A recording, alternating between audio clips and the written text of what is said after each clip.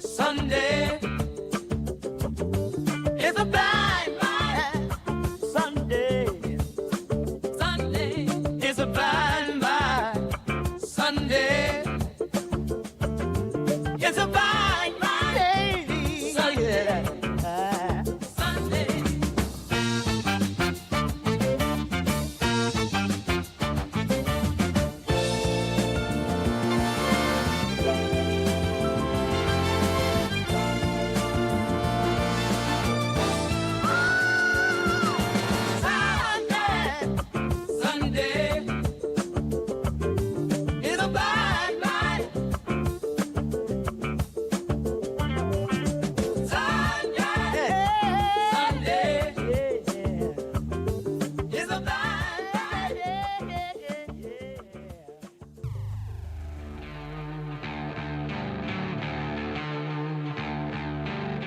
Hello, Gearheads, and welcome to the Blind Mike Project. And if you're new here, you're now a Gearhead. Welcome aboard.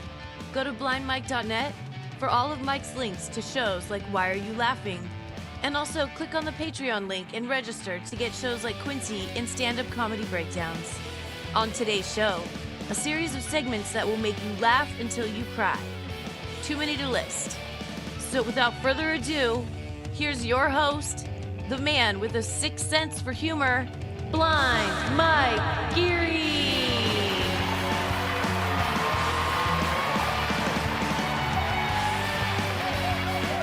I feel bad. Electra mentioning old episodes of Quincy made me think of this. Someone reached out to me the other day, and there are a bunch of episodes on Patreon that have gotten taken down over the years. Some for copyright, like the way we did them on YouTube, so they ended up getting taken down for copyright. Also, Craig just deleted some maliciously to fuck with you people, which I don't find very nice. But that's how he is. You guys love him, but that is what he does. That guy, he just likes messing with you. So I've been thinking like classic, what I define as classic Patreon episodes. We might have to redo. Because, like, for example, the Joe Matarese Mullets and Mixtapes review, gone. Just gone forever. Oh, no. So we might have to go back and redo some of those. I know me and Craig have been talking about doing the first episode of Quincy, because that's gone to the ether as well. So maybe we'll do that. So if you want to become a member. And, hey, if you're already a member, get ready to pay for stuff you've already seen. So that's exciting also. But it's almost like the first one was a rehearsal, so this one is going to be better. It really was. You can judge us. Chef Lewis can go, oh, I think they nailed it the first time. You know, it was much better last time I saw it. Also, if we put them on Rumble, then they'll never disappear. So I think it's time, Mike. It is time we do the Rumble, just as a backup. Well, Rumble's big. A buddy of mine told me that. Rumble's way bigger than YouTube, actually. So they do have that fast forward button, 30 seconds ahead, 10 seconds behind. I fucking love that thing. They need that on YouTube so bad. What do you mean? YouTube has that. I can't press a button and go 30 seconds ahead on YouTube, on my phone anyway. You can. Really? I'm looking at it now. It doesn't have that option. Well, we're live. That's a good point. Has YouTube not invented time travel yet? What the fuck, YouTube? We could stop crimes. That might be the craziest thing I've ever heard in my life. Just a reminder, woke up at 5 in the morning. This is going to be a fun one today. My God. Why can't I fast forward? You may have put your finger on why I can't. We're us. We're not watching the show. Damn it. Logic. Science. What the fuck? Oh, man. Took my breath away. I'm an idiot. On this thing.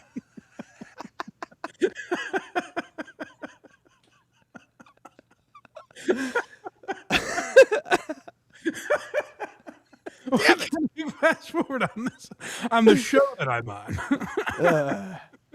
I say we do the intro and start again. It's not gone well so far for me. Oh, that's good stuff. That's why we love you. It's actually why we love Craig. I'm surprised it was a Casey Day moment, but I gotta write an apology Well, see, email to you know what? YouTube. I've never watched this show live. See if people can. Guys, what do you say in the chat? Can you fast forward, or is it Fuck just off. Casey's phone? And maybe you have to be on a laptop when you do it. The fact I differentiated my phone really makes me feel like an idiot. not on the phone. Guys, go to your desktop and see. Tell us what we're saying in 3 minutes. I try to be so smart and just all gone in 1 second. No, kidding aside, if you do subscribe, if you become a member on Patreon or YouTube, actually, this might just be YouTube members, you can watch the show in advance. So you can go watch right now the Opie segment that we're doing, Tom Segura, and then you can come back and spoil it for the chat and tell them how great it is. So go do that if you're a member. But we appreciate you guys being members. You do get early access for a limited time until Craig deletes it. So so go to blindmike.net. That's where all our links are. And that was fun. You're really surrounded by idiots, Mike. I gotta say. We need to go home. We're not beating that today. That was the best moment of the show. The episode is just titled "Fast Forward." These topics seem smaller now. I gotta say. But Well, go to HackRideStudios.com. See if they ever perfect time travel. You can see how far ahead you can watch their show. the question is, how come it works on Rumble? They do have time travel over there because the buttons are there, but I guess they just don't work. I just press them. The buttons are there. I did see a lot of HackRide Studios content. You claimed you were off, sort of a false flag. I saw a lot of content go up at HackRide. On vacation, you record a lot of pre-stuff, and then you wear sweatpants for 3 weeks. And we're about halfway through that sweatpants time, and I'm enjoying it, Mike. I might stay here. Excellent. We'll go to HackRideStudios.com, support these guys. Electra, of course, and the great Casey Day, my pal. The idiot. I think it was so shocking because it was you. I was like, because he's like, you're pretty good with technology and everything. I've never heard something quite so. And then I was like, he's got to be talking about something else. I couldn't wrap my head around it. I'm a bit of a blonde sometimes, Mike. Under all this gray. All right, let's try and recuperate and get ourselves together here, shall we? Absolutely. Where would you like to start on today's Carnival of Tards? Well, let's talk about Whitney Cummings, because we were talking about this on WATS the other night. I guess Drew Lane showed Carl this video, I think he said. What's the channel? Do you know the name of the gentleman? The channel is Apologia Comedia. And I actually, I put it in the video a couple times just to give him some credit as well. Well, check this guy out, because he did a good job. We've watched plenty of Whitney Cummings over the last few weeks, and I guess I never looked at the view count. I got to give massive kudos to Whitney Cummings, because, hey, say what you want about her. You know, the response to Riyadh I thought was a little wacky, but it is getting eyeballs. This thing is exploding. I didn't realize Whitney Cummings quietly has the biggest podcast in the universe, as this channel figured out. So let's see his video and what he found out about Whitney Cummings' latest numbers.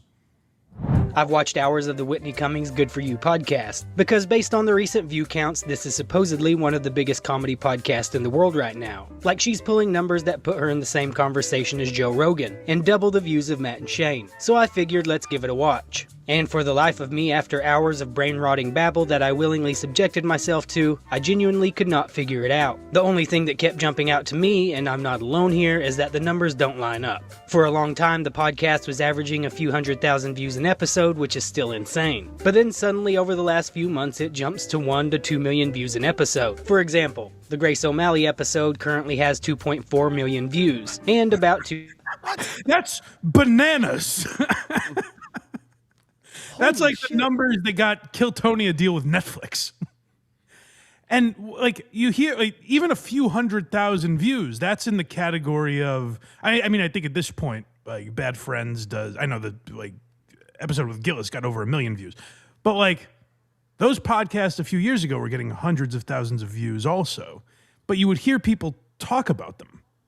You know what I mean? Like there was buzz around those shows, and it ended up resulting in those guys getting deals with streaming services and stuff like that.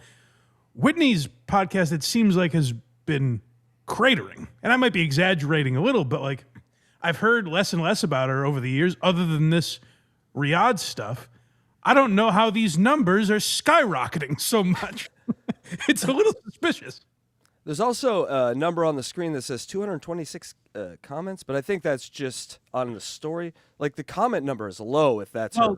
That's what he's about to expose here. It's why it was a little fishy, because if it was 2.4 million views and 37,000 comments, you would go, right. That seems about right. Yeah. Yeah, that's about right. But this gentleman is about to get right into that, I think. 230 comments, 1,000 likes, and 20,000 dislikes. And I'm not saying anything definitive here. I'm saying the same thing the comment section is saying. A lot of people are openly questioning what's going on. To be very clear, I'm not accusing anyone of scamming sponsors or doing anything illegal, but some sponsors pay based on views. So if views are being artificially inflated, then the sponsors are the one taking the hit. Not saying she is doing this is all hypothetical. I mean, who knows? Wow. And to be totally fair to Whitney, first of all, it's probably not Whitney, even if it's her team or whatever. But I have seen people fuck with channels before, like maliciously. You know what I mean? And there's a lot of people that don't like Whitney right now, and I think they know that there are people out there that know that could hurt her channel. So it could be that. I just don't know enough about how that works. Do you know any more about like buying views and stuff like that? Well, I mean, I don't know anything about that. Have you seen my view count? But do you need to own the channel, I guess is what I'm asking? No, because I have seen people buy views as like a troll for other channels. Sometimes Stuttering John or Chattel. But I honestly think this is a situation. I don't think this is Whitney. I don't think she's this invested in her show. If you watch her show, it's a nothing. She's a nothing. Certainly not from a content perspective, no. Right. And so I think this is the advertisers. I think so if she does like Money Tree or one of these DraftKings or whatever, they're going to buy the viewers for her, so it makes it look like they're investing in something that's working, and then just hope it builds organically. I don't think Whitney's investing the kind of money and nonsense. Yeah, and I don't even know if it's that. He has a good theory as to what it might be, but we'll get to that later. But some of these numbers are crazy. You know what I mean? Like, yes. I hear Stuttering John accuse Shuley of buying views because he has 1,000 people watching him live. These would make her the biggest podcast in the world. Her comment count is equal to 30,000 subscribers, not viewers, not 3.4 million.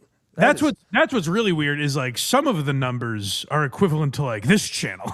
Yeah. You know what I mean? Not only is it not a massive channel, it's not even really a big channel. Now, Whitney's obviously very successful. I think her podcast does do well, and I guess she would have a lot of attention around her, like channels like this have been talking about her since the Riyadh stuff. So maybe there's more attention on her now. And Grace O'Malley would bump up the numbers, I mean, a little bit. You know, maybe from 50 to 65,000 or something. It wouldn't jump up to 2.4 million. But that's not the only example. Another quick theory is that she had 20,000 dislikes on that video. That's what I mean. Is like she is getting more attention. Yeah. So maybe that's playing a part into it. But again, that wouldn't equal 2.4 million views. No, but it does explain, like, well, let's buy some views because that 20,000 thumbs down looks bad. But if you have 2.4 million views, that 20,000 thumbs down, it doesn't look so bad. So I think there's some calculation. And we'll protect ourselves the same as this guy. We don't have any idea what's happening, if she's buying views or anything. But it just does, it looks odd. Yeah, she doesn't seem so smart. She seems like the kind of person that thinks she can fast forward real time. You know what I'm saying, Mike? Right, exactly. Yeah. What an idiot. All right, view counts. So next. Now I want to talk generally about how buying views can work on YouTube, not about any one person specifically. The first way is the shady way. You pay some sketchy website that has a warehouse full of phones or computers running on different VPNs, just looping your video over and over again. That's straight up against YouTube's terms of service, and if you get caught doing that, your channel can get kicked out of the YouTube Partner Program. And honestly, I don't think that's what's happening here. If someone were doing that, you'd probably also see fake likes and fake comments to match the views. And sometimes that can still backfire. like if the people you are paying accidentally give you thousands of more likes than views. The second way is much more common and totally allowed, which is running ads through YouTube to promote your videos. When you do that, you can choose what you want the campaign to do. You can select for views, subscribers, or website visits. But here's the thing. Getting views through ads does not guarantee engagement. It doesn't guarantee comments, and it doesn't guarantee likes. Where it can get messy, hypothetically, is if you have sponsorship deals that are based on raw view counts, and those views are being heavily supplemented by paid promotion, without that being disclosed to sponsors. Again, I'm not saying that's happening with Whitney, but you can see where there may be an issue. Moving along, the next viral upload on Whitney's channel is her comedy special. She uploaded it after Netflix's rights expired and it went back to her. Okay, pause real quick, because I want to talk about that theory does make a lot more sense to me. Like if you boost your post, it's going to get more engagement, I guess. I've never tried it on this channel, so I don't know what the percentage is. If it multiplies by 10x, that still seems very high to me. But that does make more sense than just out and out buying views. Again, I also don't know if Whitney's doing that. But there's got to be something going on that would cause this video with Grace O'Malley to get 2 million views and only 200 people were like, hey, comment, you know? It only inspired a thought with a fraction of a percent of the audience. The real enemy in all this is that goddamn YouTube advertising thing that you pay money for. It doesn't seem to work, Mike. That also doesn't seem worth it, by the way. To boost the post but have people watch for 10 seconds or whatever, like that doesn't seem worth it to me. I never understood the idea of buying fake views, because let's say today this video suspiciously has 6 million views. No one's going to believe that. But also, it doesn't equate to... I've never watched a video because, a lot of other people have watched this. Maybe I'll like it. Like, that's not how I find content. So I've never understood what the benefit to buying views would be.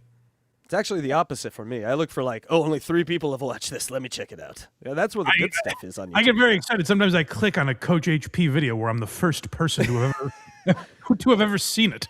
And I feel like a special boy. That guy's anti-views. I've never seen anything like it. He takes our channel down, everything he touches. He really does. Currently has over 1.3 million views with 93 comments, and roughly the same number of dislikes as likes. I can't show clips from the actual 30... So I wanted to say this about that special. 1.3 million views for an old special is insane. Especially if it instantly gets there. Like, Joe DeRosa... We just ranked on Why Are You Laughing. I won't say where it is, but Joe DeRosa's special I was a big fan of. And it's getting critical acclaim amongst comedy fans. I don't think it's at 1 million views yet, and it's been out for 4.5 months. Joe List's Small Ball, another great special that came out this year, just passed 1 million. Like, no one, and I'm talking like real names when they upload specials. Their specials don't immediately go, like maybe if Gillis uploaded Beautiful Dogs to YouTube right now, it would get like 1 million views. You know what I mean? Because he has like that type of an audience. Whitney doesn't have that. That's where it's like, not only the numbers don't equate, where like no one's talking about this, no one's commenting on it, but it has 1.4 million views. Whitney just doesn't have that. There's not an appetite for comedy out there. So none of this lines up. No, she's heading towards the locale, which might get her that 1.4, but not in the way she wants. This is not great, by the way. And again, we don't have any idea what's happening. And my real theory would be that even if something fishy is happening, Whitney's probably not involved in it. But it is not a great look to come back from Riyadh, call all of your fans racist, and then have this weird view controversy happening. This is not a great look for Whitney. No, and then throw in a what should be a private fight with your sister right online on Twitter for everyone to see. And she's in the Dabbleverse. Good on you, Whitney. You're a moron. That's really, and I haven't touched it just because I don't fully know what's going on. And Ashley Cummings seems a little, I don't know what her deal is. I don't know why she's posting. Some of it seemed out of context. Like I saw the voicemail she posted, but it's like we don't hear the whole thing. We don't know the other side of it or anything. So I haven't gotten involved in it, but yeah, it's a messy family drama going on with Whitney and Ashley Cummings. 7-minute set, or special as it's labeled, because that's copyrighted. But what I can show you is the trailer Netflix released years ago when they were promoting it. You can watch the trailer, look at the numbers on the full upload, and decide for yourself whether that feels like something that organically pulled 1.3 million.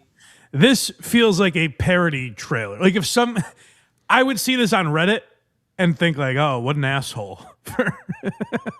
what a funny prick to make Whitney's trailer look like this. Like, obviously, that's not how it's marketed.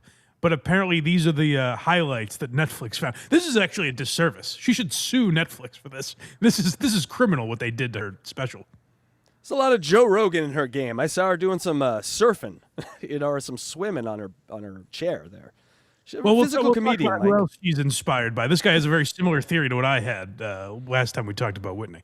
But let's see this special trailer first. It's nuts. Million views in a single month, or if it feels like something else is just helping it along. You be the judge.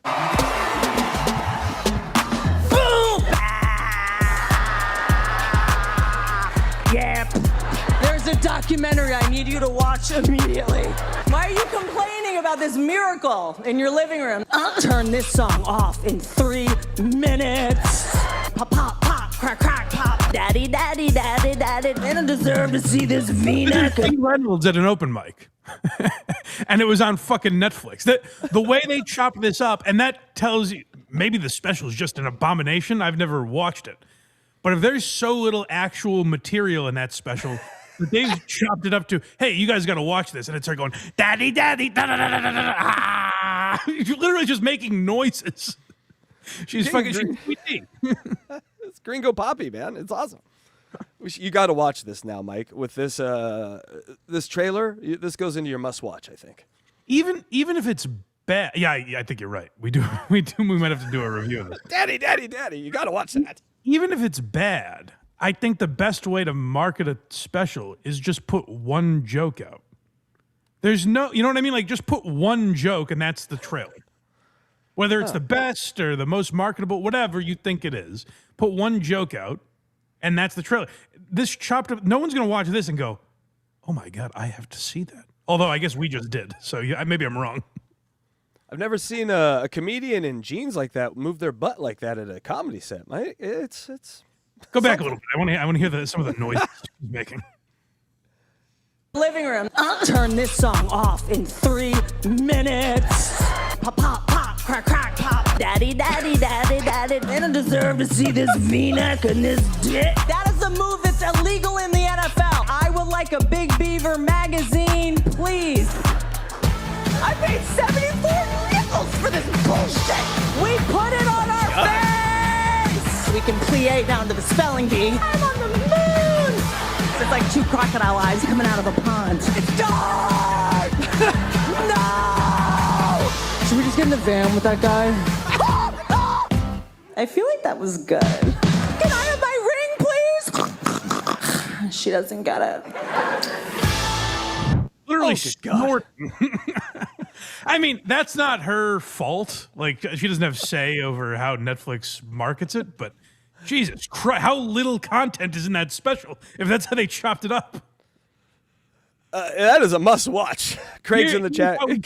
You're snorting like a pig. Krager's is in the chat saying we must do a watch along. So, yes. I guess we have to, huh? Whitney left us no choice. Let's see what 1.4 million people are raving about years later. Yeah. And now we're up to the new Rogan. Yeah, well, that's what she wants to be, and I've had other theories as well that this gentleman will kind of co-sign on. But there is an element of there's a lot of what I call Rogan speak in her podcast now, where she's kind of like gaslighting her audience into believing she's always been like a red-pilled like conspiracy theorist. And she's doing these things now to kind of seem like Rogan. I think to ingratiate herself with that Rogan, the Austin comedy scene. It seems like a calculated move. As I'm saying it, I'm trying to work it out in my head. Because it feels like a calculated move that is wildly misguided at the same time. Like, she doesn't have any of the skills to execute it, but it does seem intentional, if that makes sense. but let's hear it.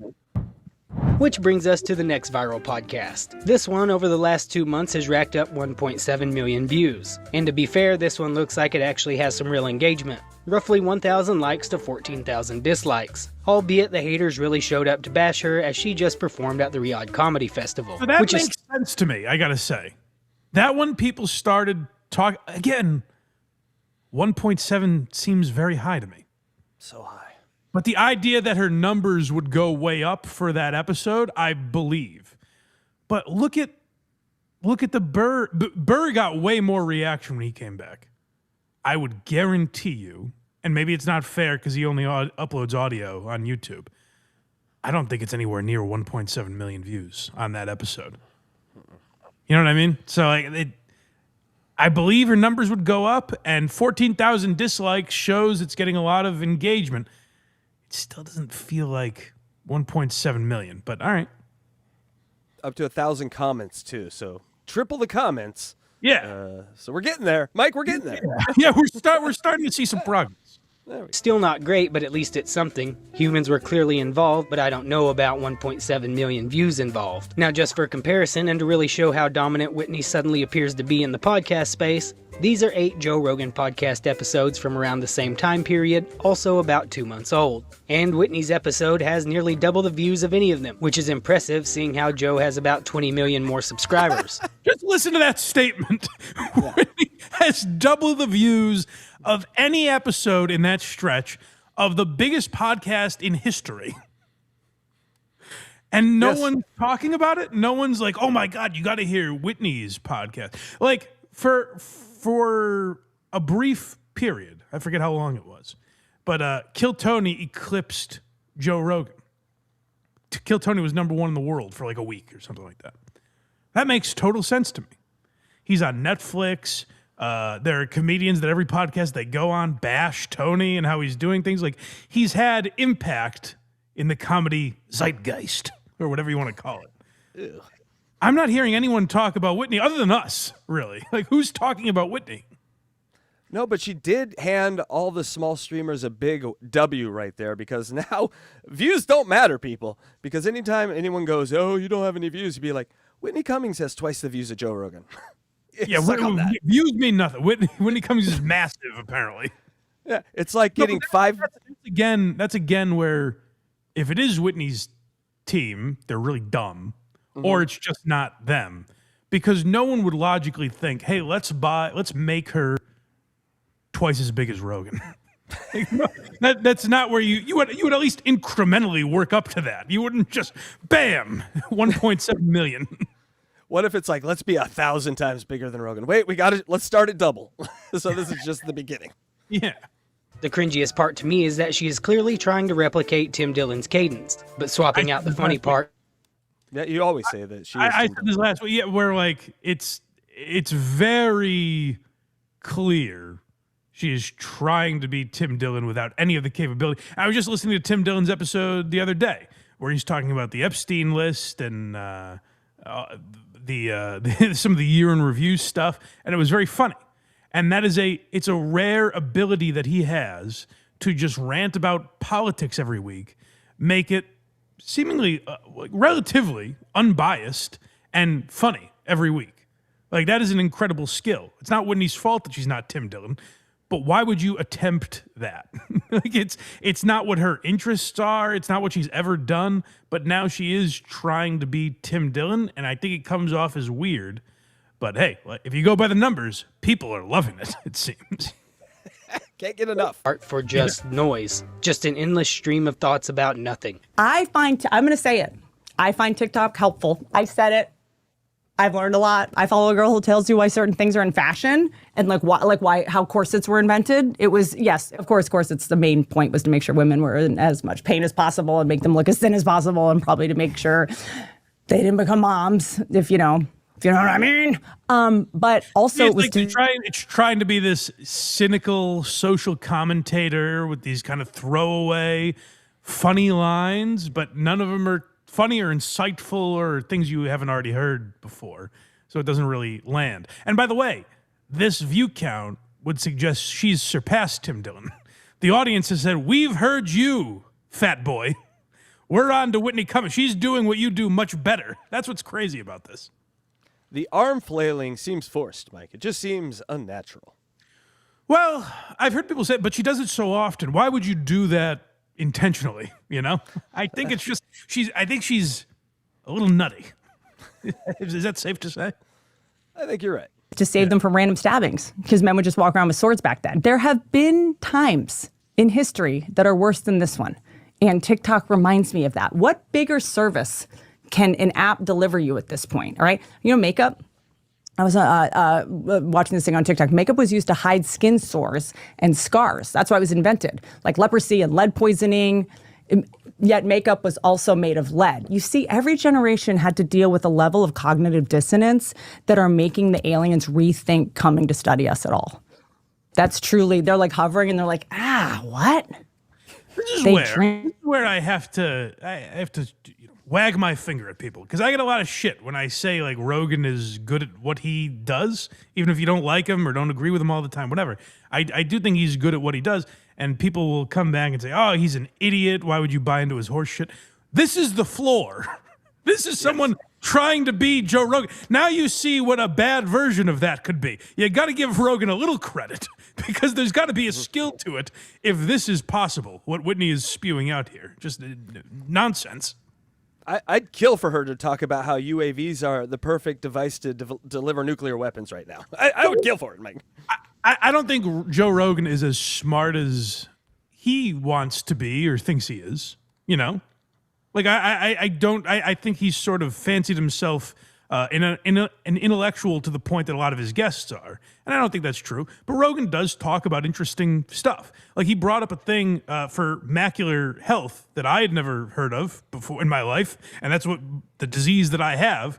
And the amount of doctors that I've been to have never suggested this. Now, maybe I go to a doctor and they say it's bullshit. It's like red light therapy that he talked about. And there's certain pills that help.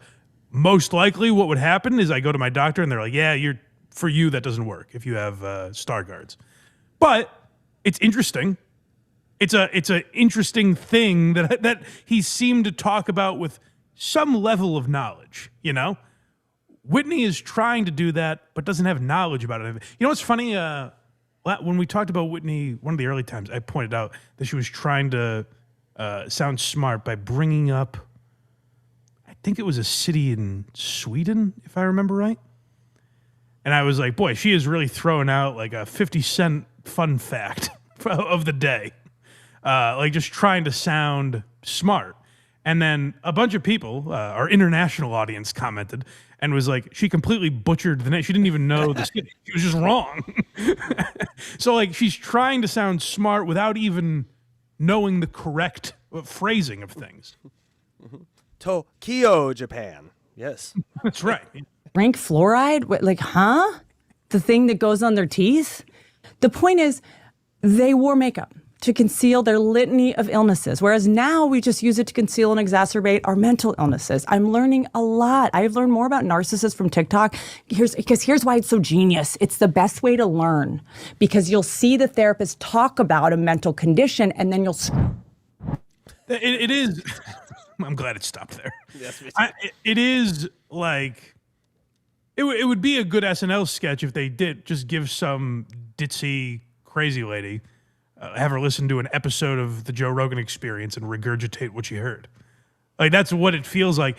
I don't know if her podcast has always been that or this is a pivot she made recently. I don't go far back enough in her catalog. I've seen clips. I've never been this repulsed by watching it. Maybe it's because we're doing a deeper dive lately the last couple months. But, like, it is very tough to get through. And I'd be curious if people go back further in Whitney's history. I'd be curious if this is like an evolution that developed over time or how she got here. Because it's been a kind of a spiral since we've started covering her. I've also found that anyone, like this is a universal truth, Mike, anyone that goes, the traits of a narcissist are, and they're not an actual psychologist, that person's probably a narcissist. They're thinking about it a lot. So. What do you mean? I don't know what you're talking about. This one's called More Viral Episodes. Yeah, well, this is big, guys. It wasn't just the couple that this man cited. There's a litany of massive episodes that Whitney has done.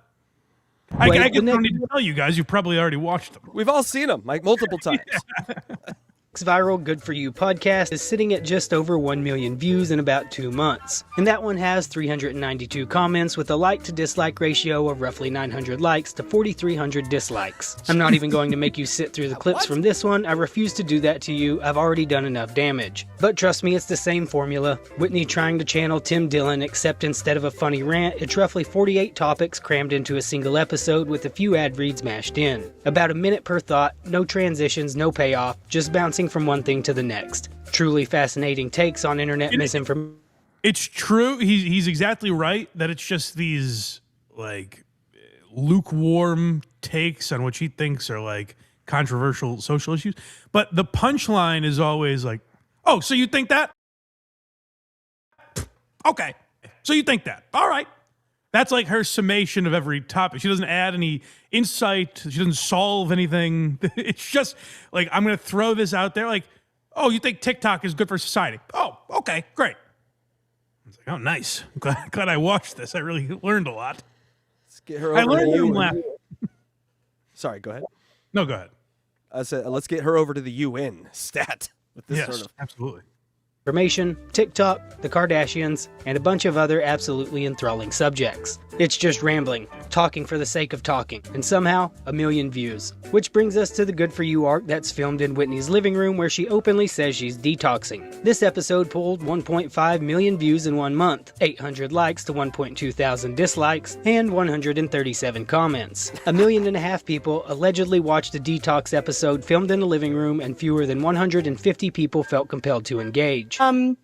That seems impossible just because if it's getting that many dislikes, like, I'm sorry, if the ratio is that high of dislikes, she is inspiring something in people. That is not normal, I don't think, right? For a video to have that many more dislikes than likes. Not unless you stutter. Right. So she's inspiring a reaction from people. So those people, and I'm not saying this is good. Like, it's a nasty little thing that happens on the internet. But a lot of people would likely be like, "Hey, fuck Whitney." Especially on an episode where she's talking about detoxing. She might look crazier than usual, whatever. Like, you would think that would get more than 100 comments if 1 million fucking people are watching. And she's wearing no bra. You would think There you go. that would get That's another people watching. 100 comments. Yeah. My brain's not working great at the moment, and I am going to come clean on why before we get into the nitty gritty of this internet breaking episode, which is that I am currently kind of in the DTs, detox tremors. Pat, I'm breaking an addiction. I was on a bender. Hold your hand up steady. Can you do it? Hmm? Can you hold What? your hand? What, yeah, To be worthless in every clip we've ever seen him in. What a nothing this fucking guy is. I mean, is he even studying time travel? What is this producer doing? Yeah, what are his thoughts on fast forwarding live video? What are his thoughts on Rumble? no, that's fine. It's Hold your not hand right. flat. Palm No, it is. down. What do you mean? What do you mean? Physical the guy. best. I'm just going to say it. I am currently 4 days into being sober off energy drinks. It's the dorkiest thing I've ever said. Okay. I'm not going to tell you what energy drink it was. This energy drink will remain nameless. All right. First of all, it did render me. Well, that is big of her. That could tank the economy. If she bashed Red Bull here, this massive audience, there would be a protest outside of their headquarters. I ain't drinking it after that. No. It could really disrupt their stock. Manic and quivering, shaking for about 2 weeks. I thought I was going to have a heart attack, but I don't want to name the energy drink brand in case they want to do a partnership. In which case, I will happily, proudly hold it up and say Jesus that. Christ. I assume she's trying to be funny, but I bet there's also a hint of seriousness in there. She sent this clip to them. Just wink, wink, if you want to spend the money. Yeah, on I mean, as advertising. much as she's joking, she's actually not saying the name. So Yes. That it changed my life in a positive way. That said, I don't even think these should be legal. She would absolutely sponsor a product that made her feel manic, is now detoxing from, and in the same sentence she says it it's just enough. Up next is more evidence. I mean, I feel like it's an open and shut case. I think Whitney's team is closing the books here, but all right, let's hear a little more. Matlock's quit the case. Said, too easy. There's no moment for me here. And Next what's viral- this guy's name again? He deserves credit. Go follow him. It's a 19-minute video, and he has a bunch of other videos. He seems to be interested in similar stuff as we are on this channel, so go check him out. What is his channel again? It's Apologia Comedia. All right, go check that out. Yes, he's way less annoying than that unique guy. I like this guy better. Don't bash Kyle. Just voice-wise. Viral podcast pulled 2.1 million views in a single month, and once again, the engagement is crazy. Just over 200 comments with a like to dislike ratio of roughly 1.3 thousand to 1.9 thousand dislikes. This is Whitney doing her best version of a Tim Dillon Thanksgiving-style rant, and somehow 2 million views. I'm going to say it. I can't take this anymore. What are you doing for Thanksgiving? I'm just going to tell everyone now. It's got to be a sloppy one. This isn't my year. It's not my year for Thanksgiving. I'm not going to go be in a dogfight with a bunch of Olivias at the grocery store over turkeys and fixins. For what? For what? Today's the year that I break the hypnosis with Thanksgiving. And I'm going to say it, and I'm looking right down the gullet of this laptop that I dropped this morning. So unclear if this even works. Turkey's not that good. I said it. It's not that good. I can't fight this hard. Ow! Did you feel that? That was a hot take. Ow, Whitney, Jesus. Tone it down a bit. My mind is blown. It also makes you sleepy. Oh, God. But it's a Tim Dillon tone with none of the substance. You know, like just if all the life was sucked out of a Tim Dillon rant. That is what she's doing. It does make you look at Tim Dillon a whole different. Like, it helps to have a brain. I've always got a great deal of respect for him. Like, same as I said about Rogan. It's like, even if you don't like Tim Dillon, look at the comp. Yeah. look at someone trying to do it who's incapable of it. For a couple bites of what I believe is like not even bronze medal. And just to be clear, those 200 comments aren't even necessarily organic engagement. I've dealt with this on my own videos before. You'll randomly get bot comments that are clearly trying to scam people. Best thing to do is report and delete them. That's not Whitney's fault, that just happens on YouTube sometimes. But I'm sure she appreciates the engagement going up, even if it's just 27 comments from a country whose name I can't pronounce. Moving along, as we get closer to her most recent uploads, the numbers get even stranger. One of the latest episodes pulled 1.2 million views in just 3 weeks. The engagement on it is about 800 likes to 700 dislikes with only 157 comments. Going down. How are the views going up? The dislikes are going down.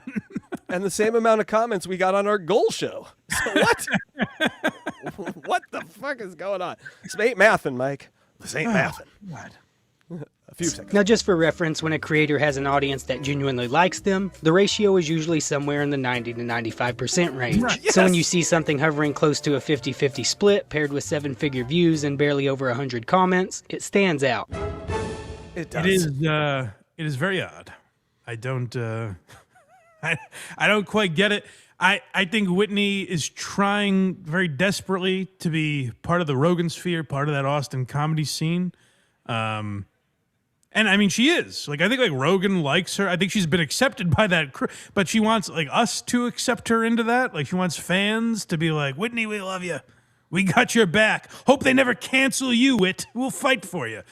But like, it's a tough thing to do when you come back from Riyadh and call your fans racist. Like, people are just going to be less likely to rally around you. And then if there's something suspicious going on with views, like, the thing is, Whitney, I don't know a ton about her career other than she can't be totally untalented. Like, she got 2 network sitcoms on the air. I think they were shitty, but like, they were on the air and people watched them. 2 Broke Girls ran a long time. She was on all those roads. Like, she has done things, whether you like them or not. There's something there, but she has just left that and gone into a world that she not only doesn't fit in, but like, I don't think has any real interest in participating in. It's just a character she's playing that she's this introspective social commentator, you know? Like, it doesn't exist within her. So I don't know why she's trying to project it outward, but I don't know.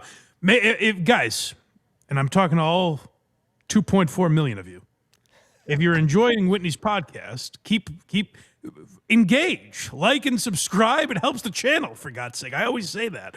I say it about this channel, and I'll say it about Whitney's. You know, show some engagement, for goodness sake. Let's see if we can get more likes on this video than a 2 million view Whitney Cummings video. It's not impossible. Mike, I have another theory. I just did a quick Google search. Yeah. You know there's 35 million Saudis? Maybe some of those millions are fans from the show. I think that's what we got. Maybe she promoted over there. Yes. And they were like, we need more of her. And they don't comment or thumb up or thumb down because they get beheaded if they do that. So they just watch. You know what? You might have solved it. That very well could be. It was just good promotion going to Riyadh. All right, Mike. You know what time it is. Yay, super chats. That's right. Well, good. That's right. Flatbush Tommy, 9681 for $5. Fast forwarded through the first few segments, and I disagree with your take on Brendan Schaub. Oh, you. Being a much more rounded comedian than Louis Jacob. For today. That's what I can't wait to see how this goes. Damn it. Thank you so much, Flatbush. And fuck you. Getty Van Halen, $5. Whitney is almost at her sister's level at this point. That's going to be fun to watch that war. Yes, that's what this behavior kind of is. And I don't know anything about Ashley Cummings, really, but it is like that sort of weird, like, fringe Dabbleverse character that Whitney is behaving like recently. Like, she's become a lol cow, and maybe she's embracing it. I don't know, but it's interesting. It's an interesting move. Can never say anything bad about Ashley. She lives within walking distance of me. I don't want that smoke. No. Oh, she's lovely. Yes, a lovely lady. Go do some yoga with her. Cameo Blind Mike 571 $1.99 says, What's your favorite Treehouse beer, Mike? Do you have a favorite Treehouse beer? I guess probably green.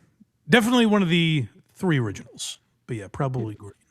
Would you consider yourself a beer guy? Are you a beer guy? A beer man? Not in any sort of snobby way, really. But I drink it, yes. All right, that's good to know about you. Don Fried Chicken coming in for $4.99. The Epstein Files get released, and Craig is nowhere to be found. Very interesting. Curious, even. Suspicious. No, Craig's great. I didn't say he wasn't great. He's terrific. So is so are Bill Clinton and Donald Trump. You know, 3 terrific guys. We call Krager's redacted now because that's his name. All those redacted files. That's why those episodes are disappearing from Patreon. They're being redacted. It says this video has been taken down by the Federal Bureau of Investigation. Damn it. Yeah. Whose expiration date is sooner, Whitney Cummings or Ozempic Schumer from Getty Van Halen? I think they'll both live long and prosperous lives. Ladies, is this the best you got? Come on. There's got to be some funny ladies out there. Amy Schumer hasn't really done anything in a while, other than get divorced, I guess. That's been her biggest, and get made fun of by Brendan Schaub. Who is the funniest lady comedian right now, Mike? Go. Jordan Jensen. All right. Way funnier than Whitney Cummings, right? I've never seen this Jordan Jensen. So. Oh, yeah. It's not, I mean, yes. Yeah. Better than Tony Hinchcliffe? Because that's the funniest she's lady I know. Hey. Very funny comedian, yeah. All right. I will check her out, Jordan Jensen. I were listening here for 5 lira, I believe. Hope you all had a Merry Craigmas, and I wish you a Happy New Geary. Hey, that's very kind of you. Merry Craigmas and Happy New Gear to you, too. That's amazing. All right, Colostomy Stephen Cunt, $9.99. Thank you, sir. She's nuts. Long live the Craigster. That's right. She's certainly wacky. Mm-hmm. A few more here. I miss you, Jimmy. $5. Merry Christmas, Mike and crew. Merry Christmas to you. I miss you, Jimmy. Thank you, buddy. That's one more thing about that Whitney thing, too, is like she started like engaging with Legion of Skanks, and she was at Skankfest a couple of years in Vegas. And that, like, when that starts, you're like, oh, cool. Maybe she's like figuring it out, and she's let her hair down a little, and she's actually cool. And then you see stuff like this podcast, and you're like, oh, it's all like a calculated thing to be accepted by comedy fans, and have people think she's a real comedian. It's phony. It's like a PR move, basically. That's right. And one more here. Droopy Balls, $4.99. Merry Christmas, gang. Merry You too, Christmas, Droopy Balls. Drew Peebles won the Havre de Grace 6. Have you talked to Tom Myers lately? Any Tom Myers interaction? No, not in a little while, I don't think. You might want to reach out to him. He's had a rough week of it. He was banned as Chad's moderator for timing Super Chatters out, and he's sad about it, Mike. You need to reach out. Oh, Tom, I'm sorry, especially for that to happen on Christmas. It is. And then one more here. Under the wire from Farley Burge, $4.99. Whitney Cummings feels performative to me, like she is chasing whatever is trending. Love the show. Yes, that's a good way to say it. Yeah, chasing what. Well, if it were reverse, I'm trying to think of how to say it. Like, if this Trump presidency happened 8 years ago, and now Obama was getting elected. You know what I mean? Like, she would be becoming very woke. It just happened the opposite, where she was, like, more woke and pro-feminist, and now she saw, I think, dollar signs and became, like I said, red-pilled. It seems like it's trendier to be on that side now, whereas if it were happening in the opposite order, she'd be doing it that way. She's Post Malone, Mike, is what you're saying. Yeah, the chatter said it perfectly, and then I muddied it with whatever my analogy was. But it's perfect. You got it. All right, up next, we got another one of these weirdos, Andrew Tate. Yeah, Andrew Tate is a guy I've never followed closely, but he is my go-to reference when we talk about alpha male. I think he's everyone's go-to reference. He is the alpha male, which is very impressive if you think about it, you know? He's alpha to all the other alphas. So good for Andrew Tate, but he's had a bit of a rough go. He's had some legal battles. His reputation has been sullied over the years. And I guess last week there was a fight. This Misfits like influencer boxing league that is going on. Andrew Tate has stake in that, and there was this like branding push to make him the face of it. Like, this was kind of going to bring Andrew Tate back. It was going to be his redemption. That he was fighting, what's this fucking guy's name? Che something? I forget the guy he fought, but he's like a reality TV guy. And by all accounts, see if you can find his opponent's name. But by all accounts, this guy it was supposed to be a walk in the park. Andrew Tate was supposed to demolish this guy. And Too Lazy to Try put out a video that piqued my interest because Andrew Tate lost in horrible fashion. And Too Lazy to Try said, like, DraftKings numbers were plummeting as the fight was going on. He was like a 90% favorite, and it just started tanking as people saw him running out of steam during this fight. And I guess it was just an embarrassing loss. Now, I don't really give a shit, particularly. Like, I give him credit for getting in the ring. But what caught my eye was the response. The response is always worse, folks. Keep that in mind. If you ever find yourself in controversy, the response is usually what people focus on more than the event itself. So Andrew Tate did a live stream right after to, I don't know, vindicate himself or clear his name or whatever he tries to do. He wants to get ahead of people calling him a loser. And Andrew Tate is a guy that's always said, hey, if you lose, you lose. Second place, you're a loser. Like, that's his type of mentality. Well, let's see how he handles it when he loses. A little different. His opponent's name was Chase D. Moore. Yes, yeah. It was like, but again, I don't know a ton about him, but based on the videos I've seen, he's a guy that, like, let's say his numbers on social media are very similar to Whitney Cummings. Mm-hmm. Put it that way. So, this was an embarrassing loss for Andrew Tate. Let's see how he reacts to it. First one's called Focus. Okay. Well, I'm sure he was very focused going into this, and it didn't seem to pay off. So let's see how he responds. So now I have my life back, which is a unique position to be in. I don't think many of you have ever dedicated yourself to something to the point where you couldn't see beyond it. To dedicate yourself to something so heavily that you literally can't see beyond that date. There is no life beyond that date. And when you wake up the following day, It's like, oh yes, it's a big wide world, and I'm in Dubai, and I'm famous, and there's restaurants and other things to do besides the fight gym. It's a brand new horizon, which is kind of liberating and kind of exciting. But also part of me... When you're like, oh, thank God I lost that fight. I feel so free.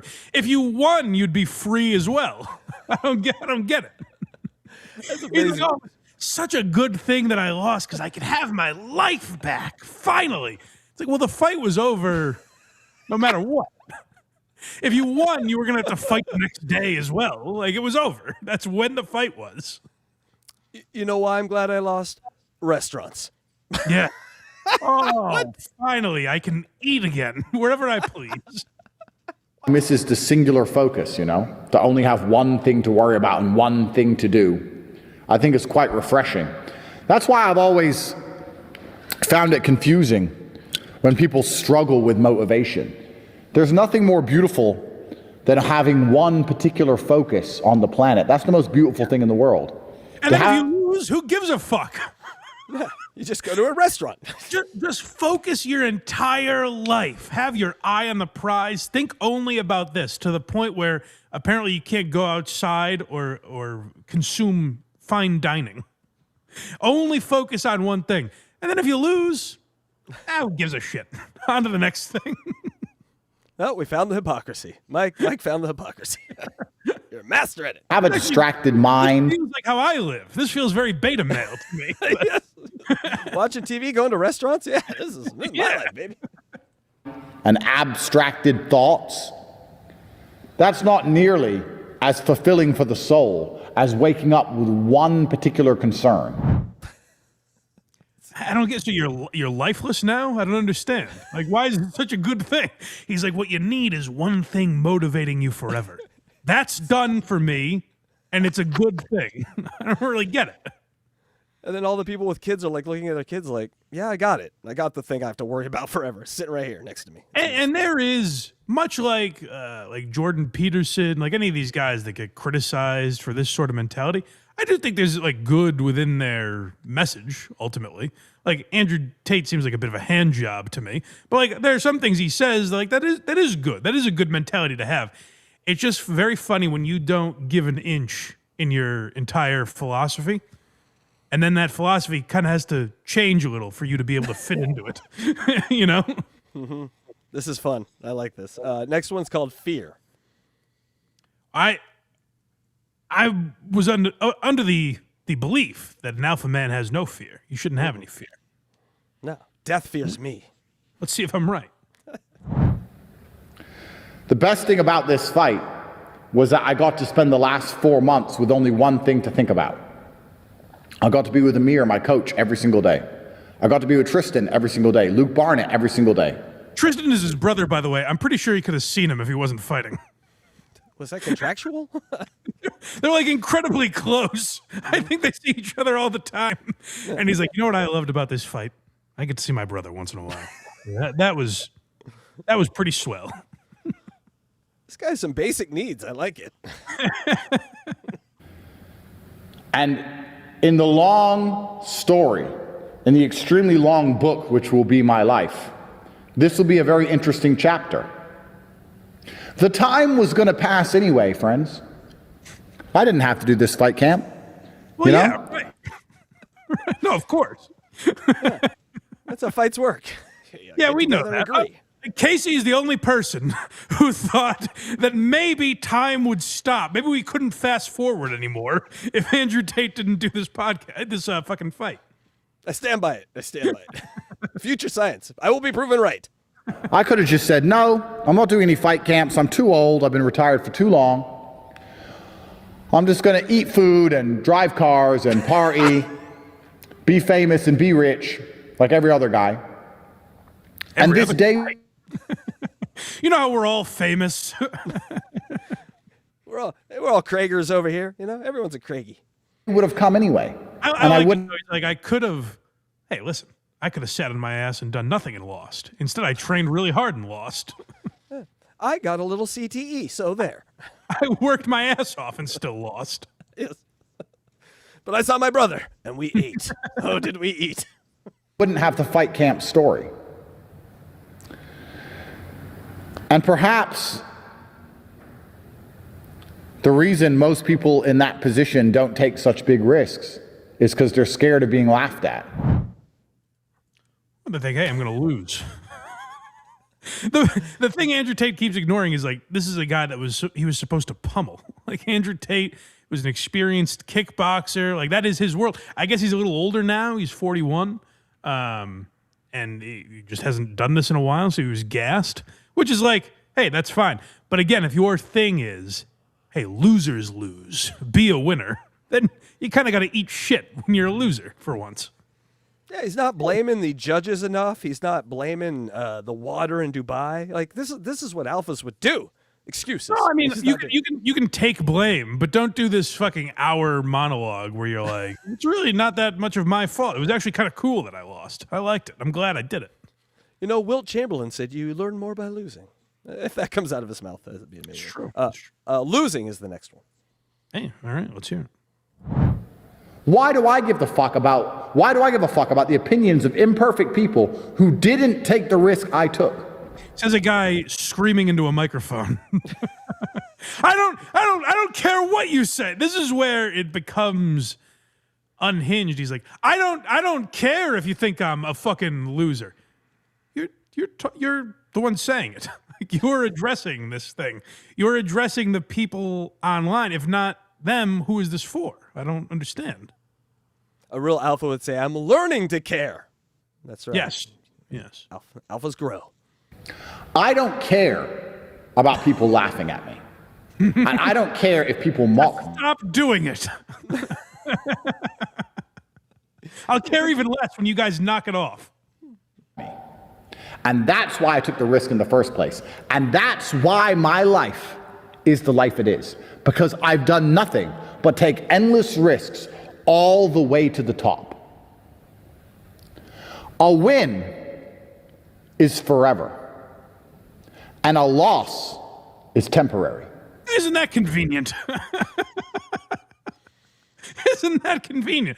When I win, I'm the greatest for the rest of my life. When I lose, who gives a shit? No one even really notices. Isn't that very convenient, Andrew?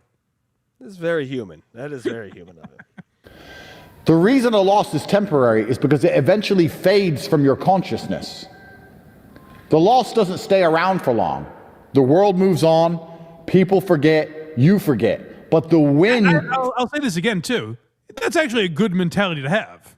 The idea, like a win is forever, you can cherish a win forever, a loss, you got to get over it. That's a good mentality, but you can't be this guy and just figure out a way that a loss is actually a positive thing. And again, the philosophy might be great, but when it comes out of you right after a loss where you're like, I don't give a fuck what any of you think. It seems like you're a little sensitive about it. You're coping a little. Mike, I know we're 3 days till the end of the year, but we have backtrack of the year right here. I was the alpha of the world, and now you know what? Maybe we should just all hold hands. Does anyone have a sourdough recipe I can use? I'd like to bake some bread. It's just a different guy. Don't I deserve a participation trophy? Yeah, it's the opposite. Exact opposite. This is the walk back of the year, people. Congratulations. Stays forever. Let me give you an example. You try and start a business, and you win. You become a millionaire. You save your bloodline from eternal slavery. You buy a Pagani penthouse to give you a free Christmas tree. Nice. You try and start a business and you lose. You lose all your money, you get pissed off and upset. A few weeks later, you try again. The loss... I don't have any money. I just lost all my money in a few weeks, apparently. What the fuck happened? You just sell one of your sports cars, Mike. I mean, what don't you get about this? Boy, he's really breezing over that loss. Mm-hmm. I've lost all my money. I'm in poverty. What the fuck happened? This seems like a significant loss, Andrew. He bought Bitcoin high. Also, no one trusts my business sense anymore. I can't find any investors. What the fuck? But a week later, it all changes. Disappears, but the win stays forever. So when you understand that wins are eternal, Tell that to every lottery winner who's lost all their money and is bankrupt and hates their family now. Wins Right. forever. Or any disgraced former champion in sports. Like, what do you mean? and losses are temporary, how can you not flip the coin? How can you not roll the dice? Like, that's the thing is, I like the attitude. Where's this guy been the whole time? Where it's like, hey, as long as you tried, you know? We might have a lot more babies right now in this world if this had been his attitude. He stopped a lot of guys from fucking, you know what I'm saying? Who cares if you fail? Go get him, champ. Yeah, you gotta have the best. Well, you can fuck that sort of heavy girl. That's okay. Where was that guy? We would have way more. It's perfectly fine. You know, I'll tell you what the scoreboard said that night. It was fun to fun, and we were both winners. This is my favorite one. God's fault. It's always God's fault. Well, this is where suddenly the onus is pushed off of Andrew. And I'm like, wait, I thought you were being a man about this. You were accepting your loss. It turns out there were bigger factors at play, unfortunately. I keep waiting for the football interview after the game with the losing quarterback where he blames God. Please let that happen one day. That's what Andrew's doing. Andrew's finally that old Cosby bit. It's finally what Andrew Tate is doing. You have to understand that there are forces larger than us people that exist. And I said that the answer was already written. Why did I get tired? I don't know. It doesn't make sense. The only thing that makes sense is that I was not. What do you mean? Why isn't there an answer for that? See, you see what I mean? Where it's like, hey, some of these states of mind, that's very good to have. How come when it comes to how hard you trained or how tired you got, why isn't that your fault?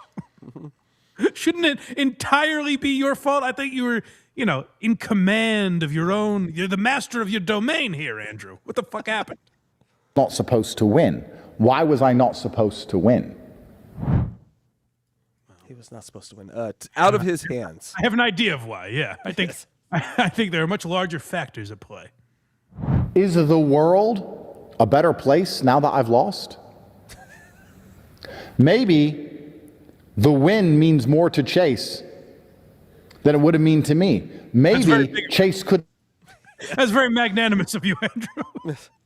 Maybe so now he's acting like he threw the fight because Chase needed it more. Just imagine the blowjob Chase got afterwards. I'm proud of the work I did there for Chase. He needed this a lot more than me. I've had my wins. Had so many blowjobs. In fact, I'm the real winner because of how many people I helped from my loss. So really, if you look at it that way, I won. He would have a whole different crew of people following him if this would have been his, strategy from the get-go. Yeah. Couldn't handle the loss.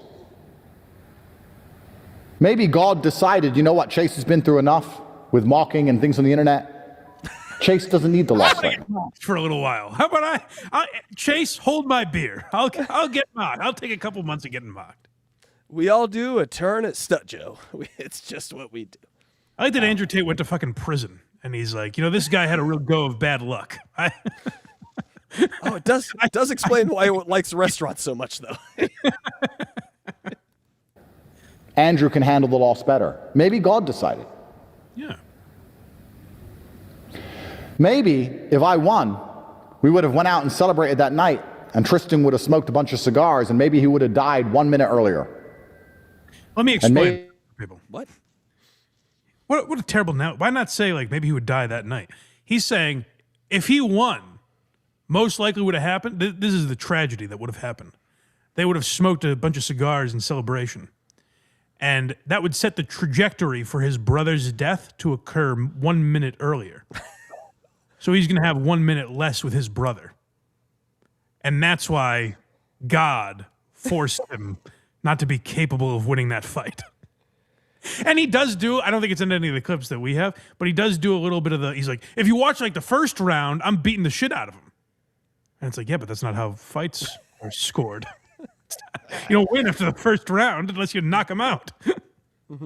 Maybe I get an extra minute with my brother because I lost. And if that's the case, then I'm glad I lost. There's no way to know that, Andrew. We don't have any fucking idea. Yeah, 40 years. Let us know how that worked out for you. Did you get that minute? This is a good thing because Tristan Tate is living 1 minute longer, apparently, based on nothing. Have faith in a higher power. There's a lesson in all of this. And I don't need to know exactly what it is. If God decides that for some reason he's going to instantly gas me when I was in perfect physical condition so that I lose, Fucking God. then I have to accept God's decision. And I'll take the punches in the face like a man. And I'm not going to bitch. I'm not going to complain. And I'm not going to cry. I'm going to take it. You were perfect and you lost. So I don't understand how that works. That seems like a little bit of bitching. I was perfect. I'm in perfect shape. And God took the loss from me. It feels like bitching to me. When I look back, there was only one set of footprints because God made me lose. God decided on that day that that's what has to happen to me, so I did it. He's acting like God is like, Andrew, come here. Are we alone in this room? It's not bugged or anything. I'm gonna need you to throw the fight. And Andrew's like, come on, God. That's not my moral fight. And God's like, you don't understand, Andrew. The world needs it. The world would be such a better place. If we could go back in time, now we would see that if Andrew won that fight, the cities would be on fire, and it would be a horrible existence if Andrew Tate won that fight. If you're going to go through life without understanding that there's a grander plan, a plan that's bigger than just you and your ego. The plan is bigger than just us and our egos, guys. The plan is bigger than just, I want to win. So I have to have what I want like a spoiled child. And what God decides and what's good for the universe and what's good for people to learn from and what's good for the general karmic retributions of the planet. Fuck all that. I want to win so that no one on the internet laughs at me. It's not how it works. You mentioned people laughing at you for a guy that doesn't really care about it. Twice. We see it a lot with on WATS. We talk about John Cirasani, where he's like, look at this loser commenting on my... It's like, well, you cared, you were sensitive about it, which, hey, we all get sensitive at times, but you cared so much that you then made a video about it and you looked at the guy's profile. Like, that's how a lot of these guys are, that tell you, don't care about what all these losers think. Here are a few examples of what losers say about me that don't bug me at all. Like, okay, you seem really unbothered by it. Yeah, this should have been a recording, and then he should have watched it and pressed delete. This should not have been a go live or right. Put this and out. you can't have this philosophy about people like, who cares what all these losers think, and then tell people what you think all the time. Yeah. Yep. It's contradictory. Maybe even hypocrisy, I think. I think we hit on it. You might be right. And I took this fight knowing it was a risk. Guys, I could have fought a tin can. I could have fought an idiot, and everyone would say, top G, top G, top G. I could have fought some nobody. The problem is everyone said he was doing that. Everyone was like, oh, this is an easy fight. It's set up for Andrew to win. And then he lost. That's the issue that Andrew's not really acknowledging. But he's like, no, Muhammad Ali in his prime came into the ring. And what was I going to do? Some nobody. But what's the point in that? Where's the lesson in that for me? Where's the lesson in that for you? Where's our lesson, Mike? Where is our lesson? It's big of him to give us that lesson. He's like, I'm going to teach the kids a little something about losing, how to accept a loss today. Next up, proud. He's proud. Oh, good. Oh, he's proud of this. All right, let's hear that now. This won't be spin at all. If you judge a teacher by the quality of his students, the fact I managed to instill and help him enough with his mindset so that he could beat even me. That is amazing. Holy shit. I'm writing this down. If I ever lose anything. Come on, Chase, I'm going to leave my jaw out here. What do you say? Give it a, come on, right there. Right in the kisser. I'm going to help you. I'm throwing a right. Duck right now, duck. Makes me proud of him and proud of myself. Thanks, coach. You're welcome. You look, I really could have tuned you up out there. But that is leaning into it. It's like Master Splinter teaching the Ninja Turtle. so well that he could beat him. I never saw the episode where the turtles kicked Splinter's ass. I never saw that one. That is very alpha in your 40s to reference the Ninja Turtles. Ninja Turtles. All right, it's time for snapping. I don't know what that Okay, is. this is where he loses it a little bit. This is where it's like, I really don't care. Like, we're going to see how little he cares here. I get to teach my children lessons. Does he say dumb fuck? Because if he does, I'm all in. I sat with my son.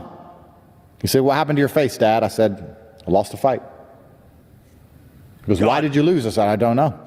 I can't explain it. I'm a better fighter. I don't know. I don't want to blame God in front of my son. I still want him to believe. You know what I mean? Like, he'll find out about God's flaws on his own one day. I didn't want to ruin the image.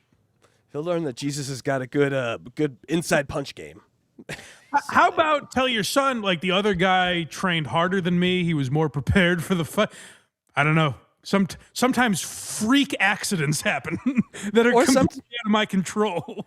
Or sometimes people are just better than you, and you have to accept that and move on with your life. On a certain day, how many fucking sporting events have you watched where if they replayed it 1,000 times, the favorite would have won? But on this one, fucking David Tyree catches a football against his helmet, and the Patriots aren't undefeated. If they replayed that 1,000 times, it wouldn't be the worst sporting event I've ever watched. But this is the world we live in. I guess it's God's fault that David Tyree made one fucking catch in his life and wrote a book about it. Anyways. But even if I knew I was going to lose, I'd still fight. And boy, you're going to have to fight. And you're going to fight whether you win or lose. And he said, yes, sir. Maybe that's why God wanted me to lose for that conversation. Maybe he wanted me to lose for this emergency meeting. Maybe I'm about to save someone's life. Maybe there's a talk show on Sunday that needs content. Maybe this will make them laugh when they watch it. Andrew, when can we revisit this? What's the period of time that you have to have not saved someone's life in for us to circle back and say, what was God's plan then? You haven't saved any lives yet. I guess he did in a way save Chase's life, where he coached him into winning. Mm-hmm. Maybe my job on this planet is just to take a fucking beating over and over again and just pay for everyone else and give everybody else what they want. To make sure the mothers of my kids have a fantastic life, and to make sure that my kids have a fantastic life, and to teach you all things. And maybe I'm just here to fucking suffer and get my ass kicked, and I'm going to do it all so I can give everyone else a fantastic life and give everyone else mindset advice. Nobody gives me mindset advice. Nobody helps me. Nobody helps me with my mindset and saves me when I'm depressed. Easy, big fella. Jesus. I thought you kind of had it all under control and didn't need any. You weren't one of these pussies. Turn into Job. You don't rely on other men, do you, Andrew, to guide you? You're not one of those homos. So he needs a leader. So technically, no one fucking helps me. This is Andrew. Again, the go-to reference for alpha males is how about someone fucking helps me for what? I hate it. Oh, that is fucking amazing. It's like watching Gladiator, and he's like, will someone gladiate for me? I can't gladiate. You guys are always being so mean to me, and it's not fair. I don't get it. Maybe I'm supposed to be the punching bag for all you people. Can a man step up and show me what to do here, please? Just any man. Oh my God. Wow. This is an alpha. I think the bank would officially give you your money back if you ever gave any money to Andrew Tate for his teachings, because he just broke them right there. I think the lesson here is like, yeah, some of the stuff that Andrew Tate preaches you should do, but it doesn't have to be 100% of the time. You know, sometimes people break. I think that's what Andrew Tate is teaching us. Thank you for playing God and showing us all that. We're all human. We all break. There is no alpha. That's what I've learned today. No alphas exist. No, maybe I'm just here to take a fucking beating like a piñata and give candy to everybody else. Maybe that's what God's plan was for me. Maybe I'm just a big fucking loser. Is that right? Just like my fucking dad said. Is that right? Is that what you guys think of me? Ooh, easy, man. You just lost a fight. Now we all have to go, hey, Andrew, you just lost a fight, man. It's not that big a deal. Who cares? He's Michael Scotting us. He's moving us off the target. He's changing it. Hey, at least he got out there and competed. Jesus. But I ain't gonna fucking cry about it. If that's what God wants me to do, then that's what I'm going to fucking do. That's big of you. Mike, when this things happen, sometimes you have silver linings when bad things happen. That's the next. Oh, yeah. Let's hear what the silver lining is. This is. So Andrew receives a great compliment after the fight. I believe it's from his brother, but people just, like, after a loss, like happens with most people, you know, you lose, and then you go and talk to people after, and they're like, God damn it, how are you so magnificent all the time? Tristan said to me,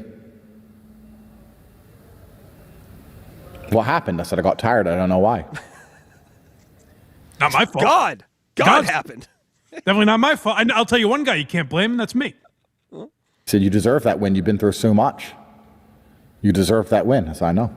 He goes, you trained so hard. You're in fantastic shape. I said, I know. I just got tired. If I didn't get tired, I would have beat him. He couldn't hit me in the first round. Well, sure. Couldn't touch me.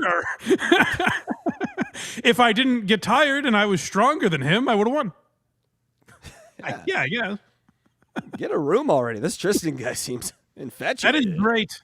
That is what fucking Stephen A. and Mad Dog, and that should be first take every morning. Is just, you know, the Chiefs lose, and it's like, well, if they played better, they would have won.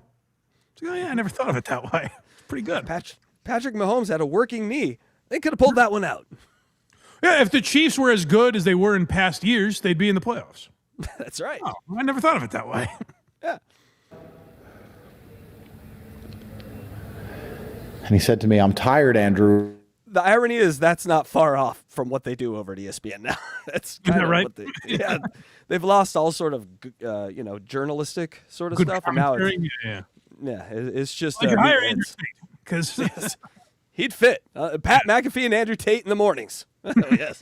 Of watching you find the silver linings in all of the clouds. Clouds. You deserve to have a sunny day. You're so good at finding a silver lining on a cloud. Every time something bad happens, you find a way to learn something or make it good. But I'm tired of you having to suffer all the time. These guys talk a lot about like losers on the internet who don't do anything. Could you imagine having a conversation with someone where they're like, how do you find the silver lining among all the clouds? Shut the fuck up, you nerd. Leave me alone. I just got my fucking teeth knocked in. And look for the silver linings. Why can't you just ever have a nice day? Why can't you ever have a sunny day? What is he, 5 years old? Andrew Tate's brother? How come there are no sunny days on Tate Street anymore, Andrew?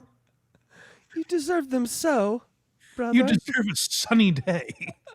What fucking children's book is this guy from? And I said, well, we've had so many fucking clouds that we've got a lot of fucking silver.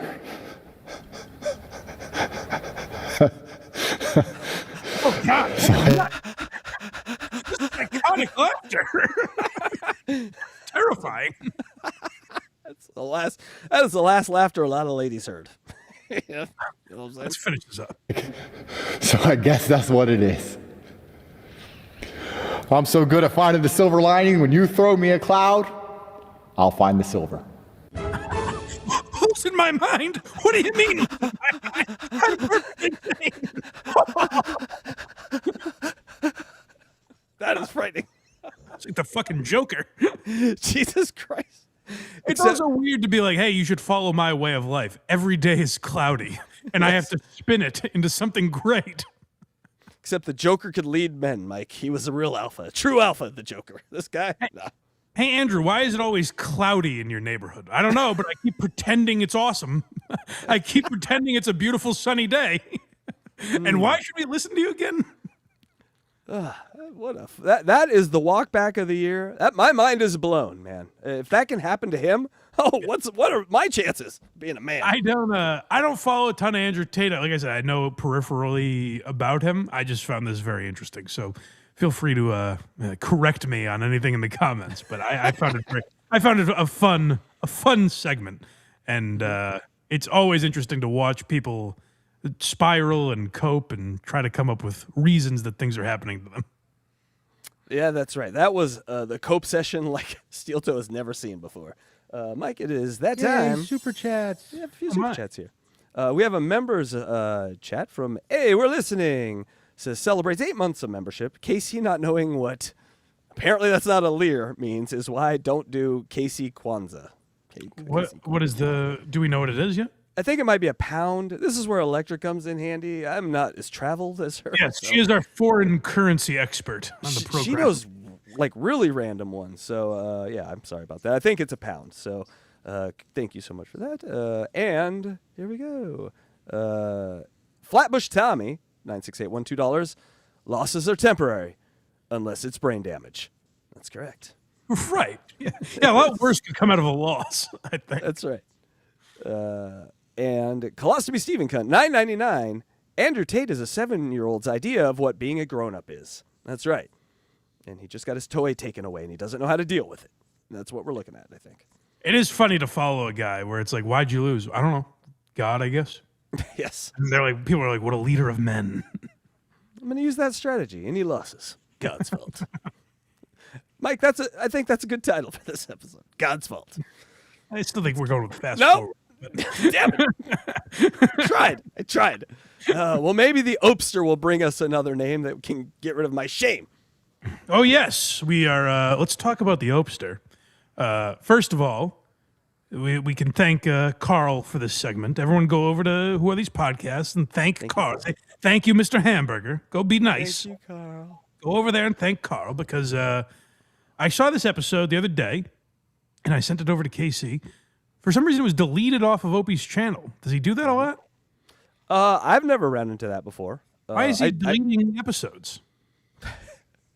I mean, we have watched it. Well, yes.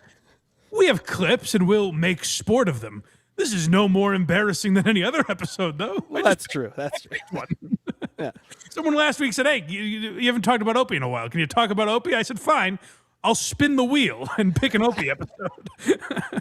I think like the alpha force has been disturbed by fucking Andrew Tate. So everyone's like, I don't know. I don't trust this anymore.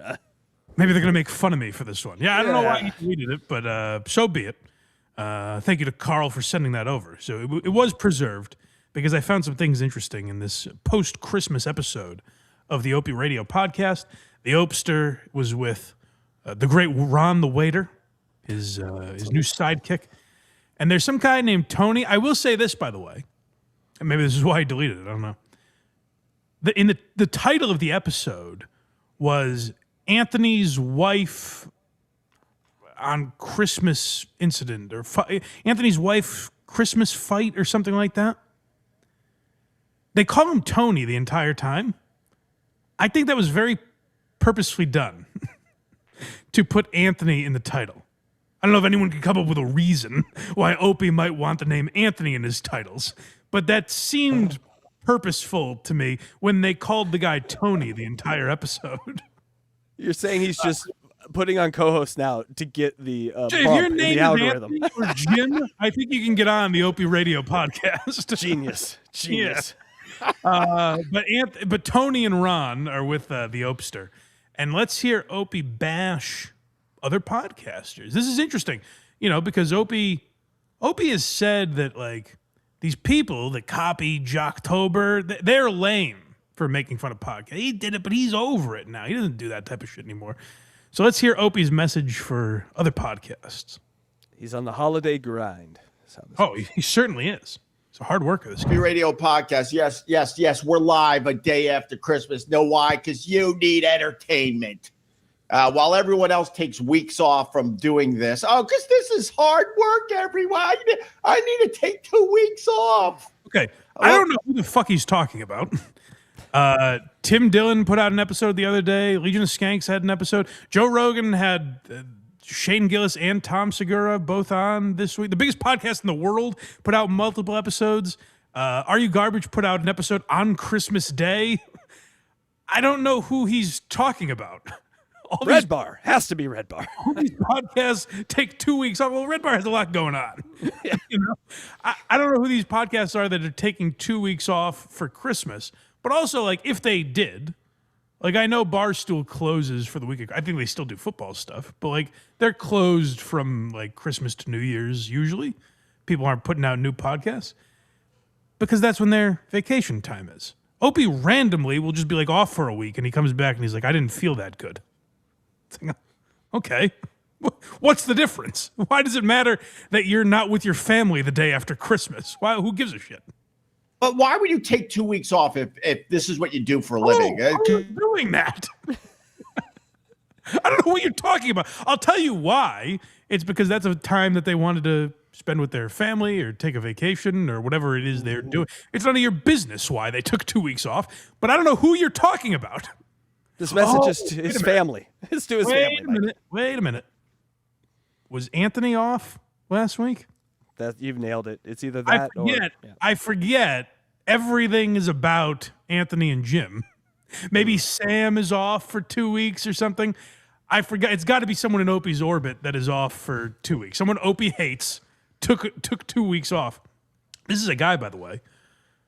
Opie took every Friday off the summer before Anthony got fired. Like every Friday, he felt like he was Howard Stern, so he deserved a day off a week.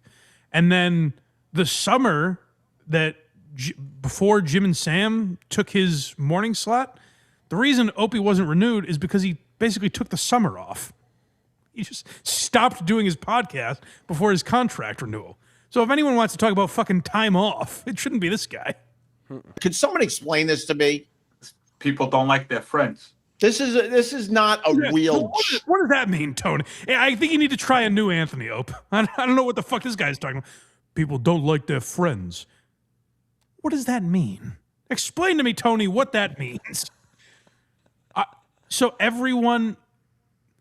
Tony is saying that everyone podcasts with their friends, and Christmas is the only time they can get away from them? Is that what he's saying? I have no idea, Mike. Opie has surrounded himself with more. He's surrounded himself with people much smarter than him.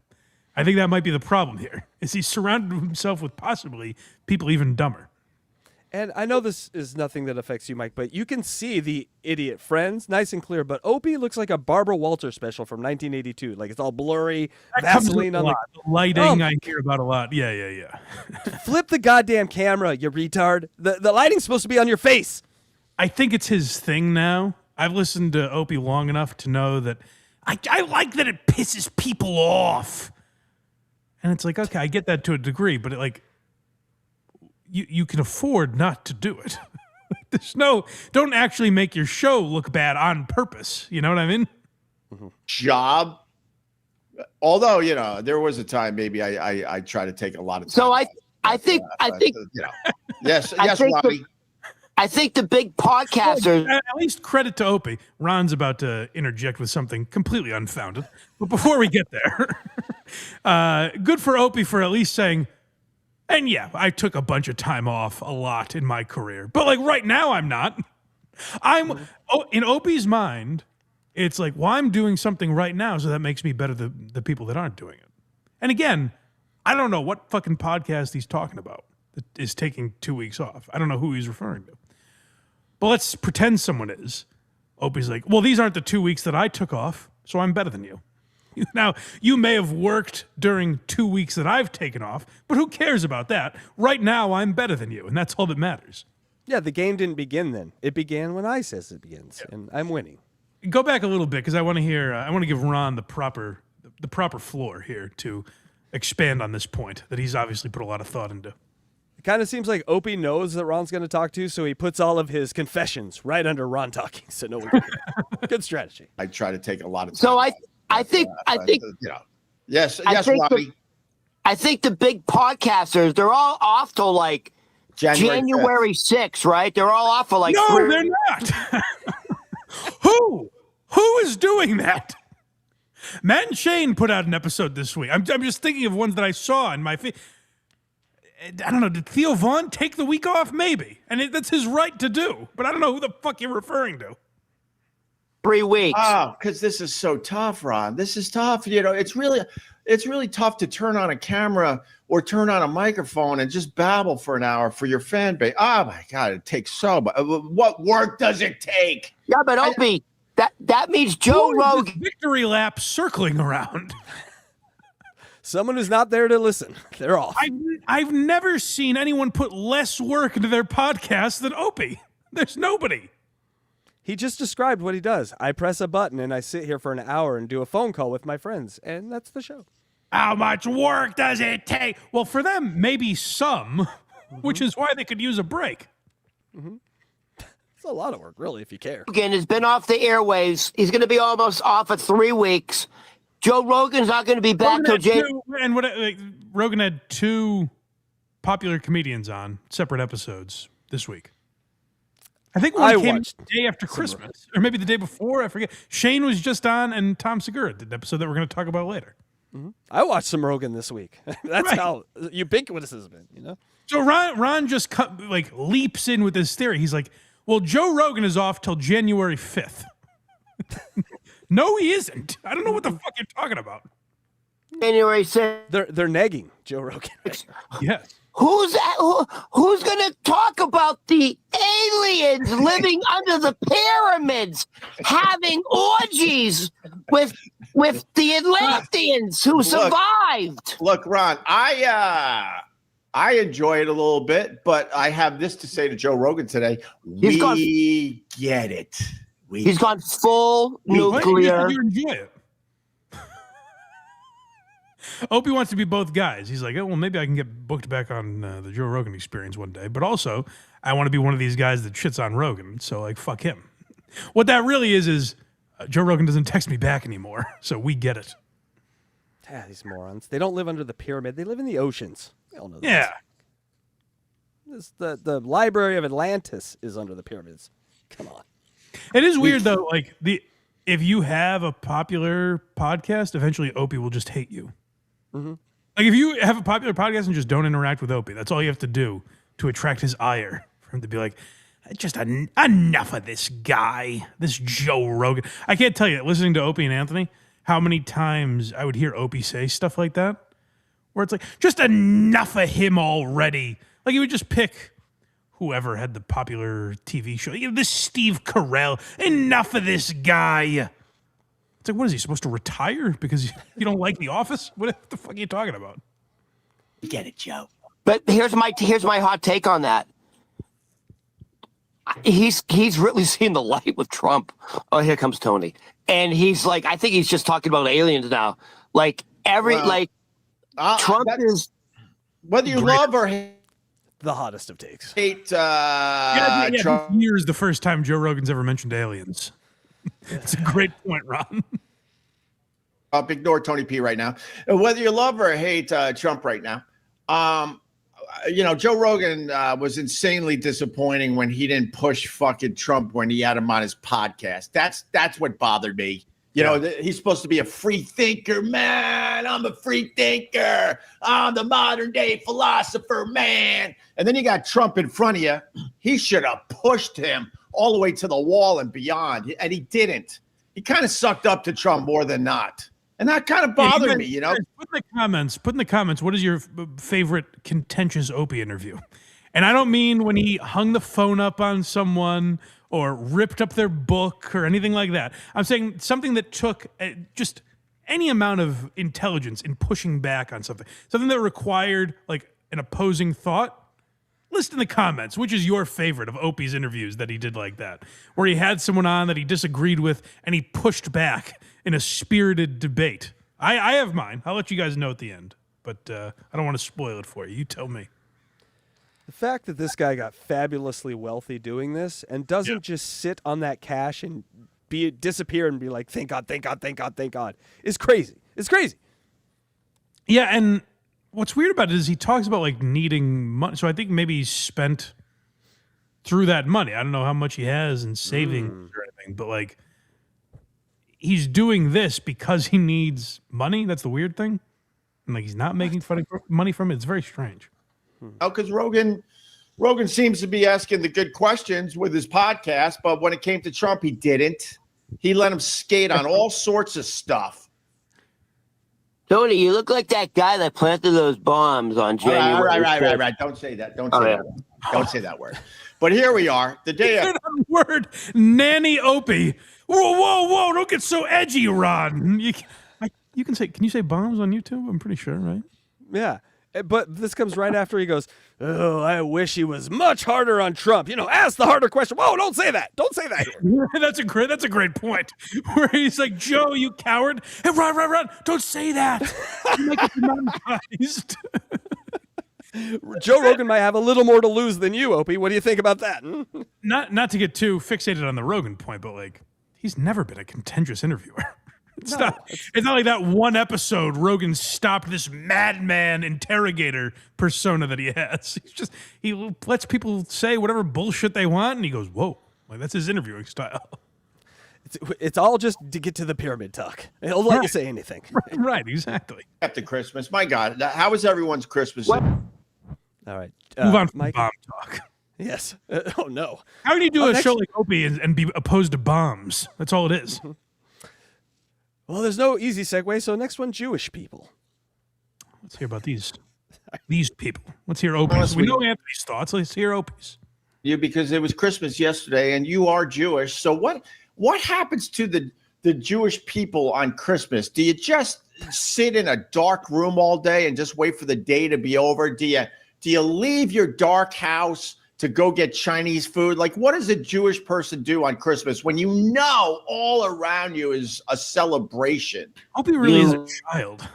What is it like for you guys? Like, what? I mean, that's if you want to say, hey, Ron, as a Jew, what do you do on Christmas? That's fine. Opie talks about it with such wonderment.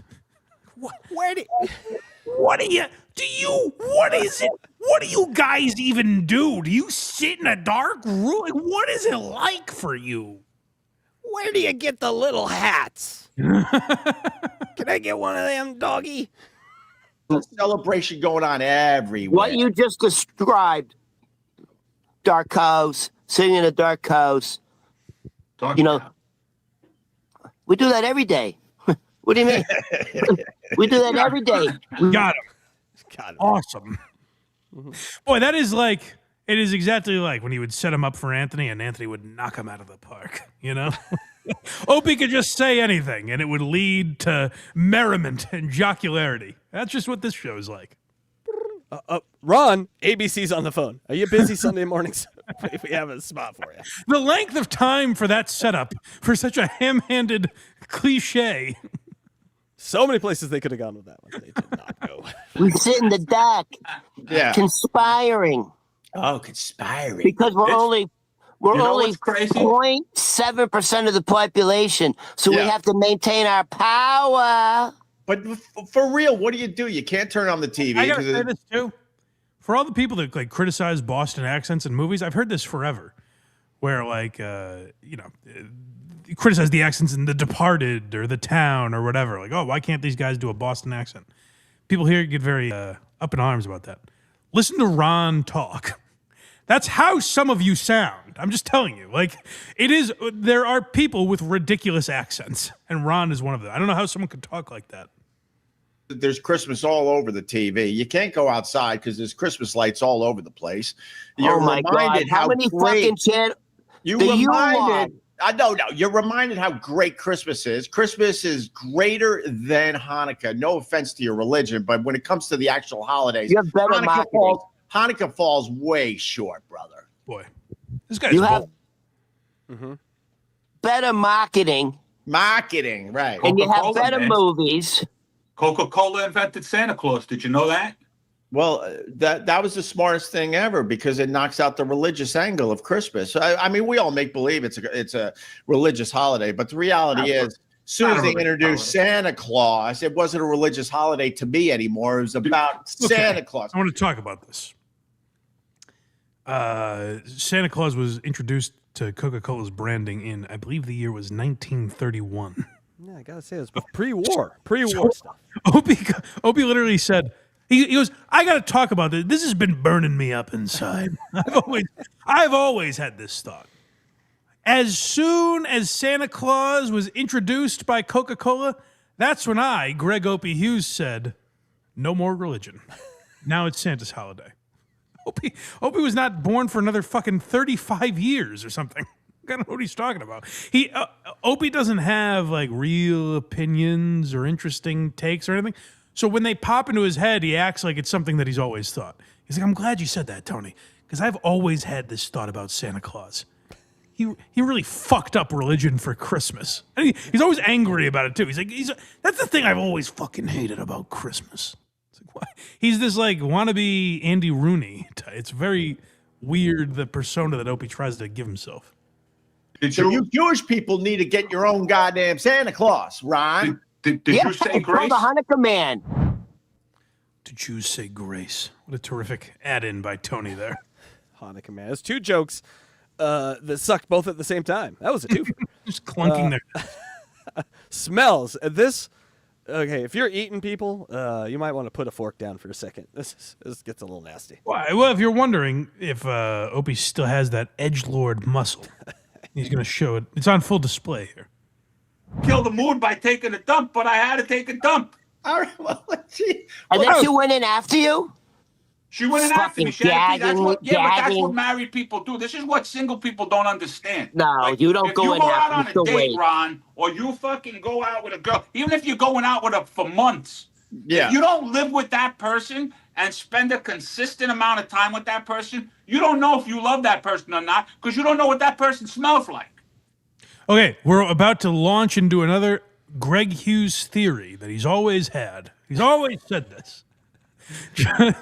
Finally, Tony has given him the perfect opportunity to espouse this. You get it? God. I got. Love has nothing to do with smell. Well, no, it has everything to do with smell. I have a whole thing about smells. I think one of the reasons why the divorce rate is so high is because everyone is hiding their natural scents with colognes and perfumes, bitches.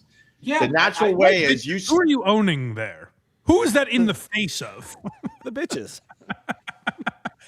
Yo, the bitches. Listen, bitches. People are masking their smells with colognes and perfumes. I'm sorry, but I'm not going to take it back. I'm here to hit you with these hard truths that people, when they're dating, use perfume and cologne. Which, by the way, that's why the divorce rate is so high. You don't think before people get married, they've been unshowered in the morning together? I don't understand. I didn't know whole smell had a direct correlation to marriage rates, but that is amazing. Opie lives in a time where people have never shared a bed together for a night. How bad do you stink, Opie? You That's the question. married sight unseen. It's an arranged marriage, and then you find out she was wearing perfume the first time I met her. It's like the only way I can keep my wife is this Drakkar Noir shit. But that is what I love about Opie. Again, I've heard this a lot over the years, where he's like, "Oh, I've always thought this," and then he just spills out the first horse shit that comes into his mind. He's never thought that.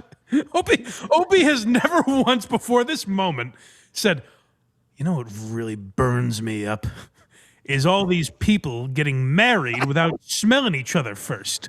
Oh, does that tee me off?" He said he had a thing, and the thing was an unformed thought. This is my thing. Oh, I'm so glad you mentioned that, Tony. I've always had a thing about this. You smell that smell, and that's when you fall in love with somebody. But we're falling in love because someone has a Victoria's Secret fucking perfume that you like. Correct. I'm with you, Tony. Correct. Yeah, bro. These guys Correct. Correct. just don't understand what it takes to be I'm fucking with you. married. Tony, you don't understand. The perfume. Thank you. Don't cut Ron off like that. You don't understand. We've gone to... Tony's so insulting to Ron. He's like, this guy don't understand what it's be like to married. You smell your wife's shit. That's what marriage is. You gotta smell your wife's fucking shit. Oh, okay. What is this podcast? They've gone too far, Mike. That is the next... Oh, no. Well, we already heard Ron drop the B word earlier, and Opie put the kibosh on that. But this is... We don't get too far into the danger zone here. Why your wife didn't want to have sex with you? Do you have a bidet, or do you, or No. you just? Your wife. Who has a So you bidet, have John? shit All spread. these podcasts, by the way, that Opie hates, for years, Tushy was a major sponsor of all these podcasts. Opie goes, who has a bidet? No one has that. Literally, they were marketing to the masses. Mike, have you used or do you own a bidet? No. I got to say, it is the best purchase I ever made in the last 20 years. I hear that, and I will say the best logic for a bidet that I ever heard was Robert Kelly, comedian Robert Kelly, who's a big advocate of the bidet. He said, hey, if you got shit on your hands, you wouldn't just wipe it with a toilet paper. And I was like, you know what? I never really thought of it that way. That's very good. Mike, for you specifically, oh my God, I haven't looked at a piece of paper after I wiped in years. It's amazing. Really? Yeah, you don't need to. It washes you, it dries you, and then you just pat dry at the end. I'd like to root around down there, but I don't want to fall in love with you. So. God damn. You would love it. Everyone go get a bidet. Join the 21st century, please. Thank you. Listen, all this ass talk, this wiping talk, it's a little too dangerous. I'm not capable of that, neither is Casey. Let's leave it to the pros. Let these guys handle that sort of talk. All over the inside of your cheeks. All right. There's no way you're properly clean. We all know what's going on. No, I have to explain it. Your wife. Your wife. When did Opie become the hole on his show? Ron, that's nuts. Don't get shit on them either. Jim Norton would come in with stories about flying to Brazil to fuck hookers and all, they would talk about the most insane shit on that show. And now Ron's like, you know what comes out of your ass. You know what you're wiping. It's poo. And Opie's like, whoa, Ron, let's keep this PG. Jesus Christ. Did the right thing. If you want to go there, your wife did the right thing. No, don't go there. Be careful with the social media. Listen, hold on. So I have a question. Ron, you're a single guy. You're a single guy. Ron's single, ladies. I'm sure that was going to be interesting. Line up. Ron single. Last one here. Suck meter. Oh, well, we get to gauge. I'm sure people have their own scoring system at home for Opie's show, but he's going to tell us how bad things are and how they should be judged. Do you use baby wipes, Mike? What are you so interested in my bathroom habits for? I'm sorry. I was curious. All right. The Netflix. And I'm like, how bad could this be? It's Eddie Murphy. There's a few other people in there I recognize. And I'm like, all right. Eddie Murphy's new Christmas movie he's talking about. He saw it, and he's questioning, how can a guy who was once part of such comedic genius, Eddie Murphy was part of an institution for a long time that a lot of people love. A lot of people still talk about it to this day. Eddie Murphy was a big part of that. Eddie Murphy did a lot of great things in his life. And now that Eddie Murphy, and again, we're talking about Eddie Murphy here and just Eddie Murphy. Eddie Murphy is now in his 60s. He's a little older. Some of the decisions he's making are questionable. He's not part of the best projects. And Opie is wondering, how can this be from Eddie Murphy? Again, just Eddie Murphy he's wondering this about. This hunk of shit. I can't with that guy. That guy. Once again, when people try to tell me I suck, right? This is my new thing. You suck, Ope. Okay, thanks. But I saw Candy.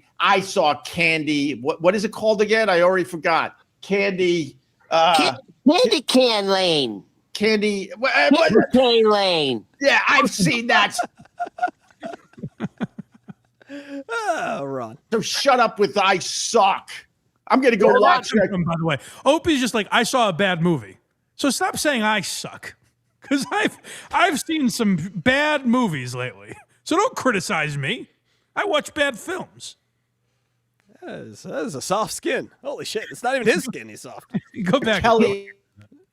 Hold on. All right, here we go. Thank you. Candy.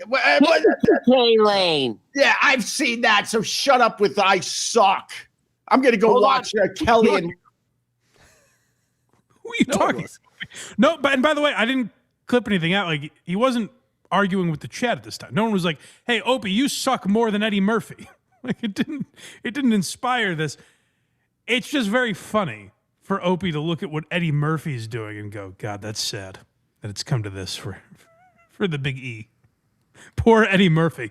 He rose to such great heights once, and now Eddie Murphy is on with Tony and Ron the waiter talking about cleaning their ass cheeks. Mark after this, and just so I know I don't suck. Hold on, can I just say something? Yes. After I... That's we cut off another Ron point. Sorry, he gave me the timestamps.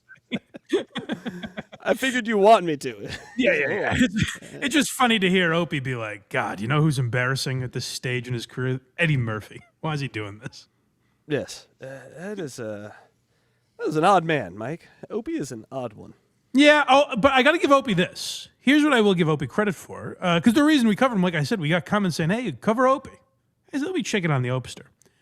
But what I did notice about Opie is he's gotten to a stage, I think he is finally comfortable with Ron as like his co-host. Mm-hmm. Which, like, tip of the cap, my friend. Good for you, Opie. Like, if you like broadcasting with these guys, don't let us bully you out of it. You know, like I think it sucks and I'm going to make fun of it, but that shouldn't stop you from doing it. If you like doing shows with Ron, keep doing them. Opie was, I think, self-conscious about that for a while, and he was very self-conscious. I remember when he would have Cardiff and Corn Diff and whatever Tookie's character was at that time. Jake Hudson. I saw Jake Hudson on there. When he would have them on, like, he was self-conscious. He's like, oh, people are going to laugh at me. I think he's embraced having Ron the Waiter on, so I say good for Opie. Like, you know, it's not necessarily crushing it, but if he's enjoying doing it, I say mazel tov. And he's the only podcast that did shows between Christmas and New Year's. So True. Good for him. Absolutely. And it's that super chats. Got a few here for us. Chris Primer, $5. I'd be curious to see if Opie could make a short podcast-only playlist of music he listens to during the week. Released once a week, under an hour long. I'm kind of confused. A podcast-only playlist of music he listens to? I don't know what that means. Yes. What music does Opie listen into? I guess is the idea there, and I would not listen. I'm sorry. I'm going to pass on that. Well, that is, Opie was like a radio DJ. And that makes sense. I assume he would have some insight into that era of music where he was spinning records and all that sort of stuff. Why doesn't Opie do a show about that? But like, he doesn't have actual interest. That's what you learn about Opie is like, he's not actually interested in anything. I think we talked about Opie on WATS the other night, and I forget the exact context, but I was like, the sheer odds that Opie happens to be interested in the 5 most popular news stories every day yes, seems unlikely. Like, he just has no passions. Yeah, he's passionless. He's a passionless pit. Yeah.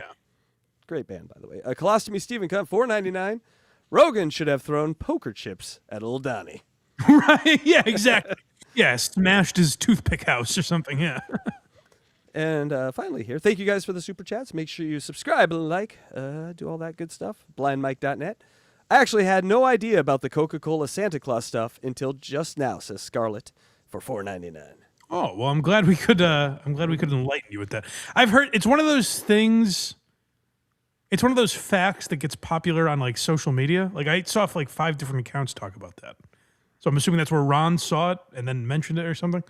But yeah, I've seen that a lot lately. That like basically Coke popularized the Santa that we know today. All right. Now let's get to the gilded era of comedy, Mike, and that is it's watch time. Let's talk about watches. Tom Segura, very relatable guy. And he's kind of he fought back against that narrative for a little while. He was doing this thing where like he hates the poors and he shit on the poors, and then he kind of fought back against like criticism of that. I think now he's embracing his lifestyle of just being a pompous douchebag.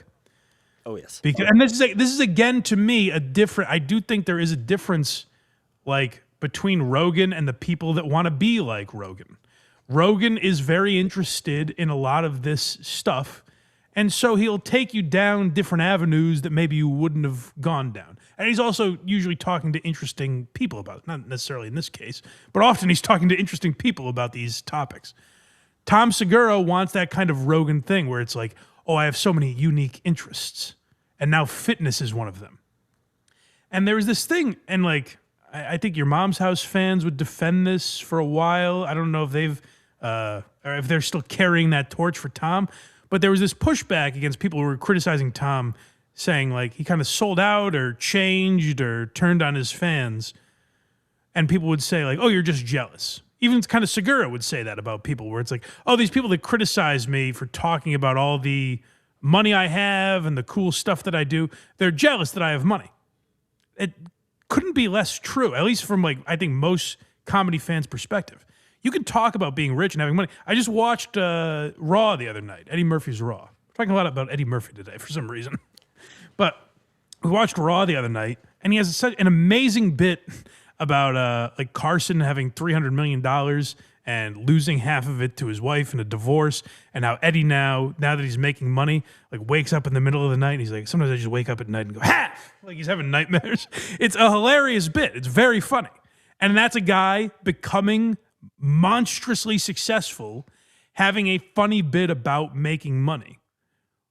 What's tough to do is what Tom does in instances where like he's on Rogan talking about his new lifestyle. It's called Morning Routine is how we're going to start this one. Yeah, so this is now like Tom, who was like this schlub. He got very funny when he was like this out of shape. He would talk about being a slob and eating shitty and all of that. Well, this is how his material has changed. And Tom's a funny guy. Maybe he can make this new lifestyle that he has very funny. So you do smaller meals that are lower in calories but high in protein. Yeah. Yep. And then I also carb cycle. So like I know if like today was legs, I know that it's a more intense workout. I'll do the full portions of these carbs, right? Which sometimes is sweet potatoes or white rice. But on a day, if it's a rest day or I'm doing like less intense workout, I'll dial back how much of those carbs I eat. Are you? Indeed, Joe. The reason people find this douchey now is because Tom did a podcast. I used to listen to Your Mom's House years ago. And they did a podcast where if someone was pontificating like this about their fucking breakfast, Tom and Christina would make fun of the pomposity of that. They would make fun of the arrogance to just go, oh, I'm so interesting that I can talk about my nourishment, and people will gobble that up on the biggest platform in the world. And you say gobble. It's well, I'm in the holiday spirit, but it's like Tom trying to add nothing to this is so against what people liked about him early in his career. He had like this everyman quality. Now you can evolve, you can change, and you can be like, hey, I was a fat shit. Now I'm in great shape. I'm motivated to live longer. I have this new lease on life. And you can also make that funny. What's tough to do is just list your breakfast and your workout schedule and be like, isn't that interesting, guys? No. Who gives a shit? Do you take a pre-workout? I have a pre-workout meal every time. So like in the morning, I've been getting up at 5:30. So I get what? Yeah. What the fuck are you doing, man? I mean, because I've been how out of touch both of these guys are. No one's ever seen that time of day before. How about anyone listening to this with like an actual job? You know what I mean? Like there's people listening to this to get through their day. And Tom goes, Joe, I'm going to knock your socks off. I wake up at 5:30. And Joe goes, what? Joe goes, what? Well, let's hear why he's getting up so early. A time never before seen by humans. In the writer's room on season 2 of Bad Thoughts. So I've been getting up at 5:30. Yeah. And so my those are you chiseling away, just laying asphalt or roofing or whatever it is you do for a living. Tom's putting the funnies on paper. Tom's thinking of a few yucks, and he's writing them very, very early in the morning. So you know, you're kind of the same guy. He is a common man in that regard. Pre-workout meal are these like, I guess it's like muesli kind of like grains, you know, with some honey, a little bit of almond butter, and then I have Greek yogurt with a scoop of whey protein. So that's my pre-workout. And after that, I go to the gym. And then during the workout, I sometimes have an intra-workout shake. Sometimes I just, yeah. Wow. But I mean, I feel... Fair to Tom, Rogan's fascination is what's keeping this going. Yeah. Rogan's like, what? He's saying the most interesting things ever. Now, Tom used to have a bit in like one of his early specials that I liked Tom's first few specials. And he had a bit about eating a croissant and then going to another place to get another croissant just to see if it was better. The idea of that bit is like he's so fat that that's what he's doing. If Tom got on stage and just said, I ate a croissant this morning, no one would give a shit. You have to come up with something that makes it interesting. You know what I mean? It's not this thing of like, oh, now Tom's eating healthy, so we don't like him. No, when he was eating fat shit before, he could also have made that uninteresting, but he decided not to. Now he's just listing his breakfasts, and we're all supposed to be like, oh my God, good for you, Tom. That's so great and interesting. He has failed to find the funny part of self-improvement. Right. Which if you do, that's awesome. But like if you don't, what you should do is improve yourself, and that's it. You can do it quietly. You don't have to tell us about it all the time. This is not the first time I've heard Tom's talk about his self-improvement, especially anytime he's with a fit guy. He talked about it a lot with Matt Rife. Anytime he's with someone in shape, he likes to show him like, hey, I'm an in shape guy too now. Like we're peers. But the people listening are like, who gives a fuck? Talk about something funny or interesting. It's a fat boy complex is what it is, Mike. When you grow up a little fat kid, this is how you act when you're not fat anymore. You still act like a little fat kid. Yeah, and I mean, I guess it would be interesting to hear how Tom, like, lost the weight. Like, that could motivate a lot of people, whatever. But, like, he's not making this plan. Tom's rich enough that he has a nutritionist, and he has people putting this stuff together for him. He has a chef, all that. Like, Tom is not an expert on this stuff, so no one gives a fuck that he's talking about it. Feel much better doing it that way. I do. And then I eat again about an hour after that workout. So that's my second meal. Then a few hours later is 3, and then my fourth one is like around 6. Wow. Not eating. Well, and here's the thing, Case. Here's what makes it so interesting. It's 4 meals, but they're smaller meals. Isn't that fascinating? Yeah. Tom's the only one that's ever thought of that. Jesus Christ.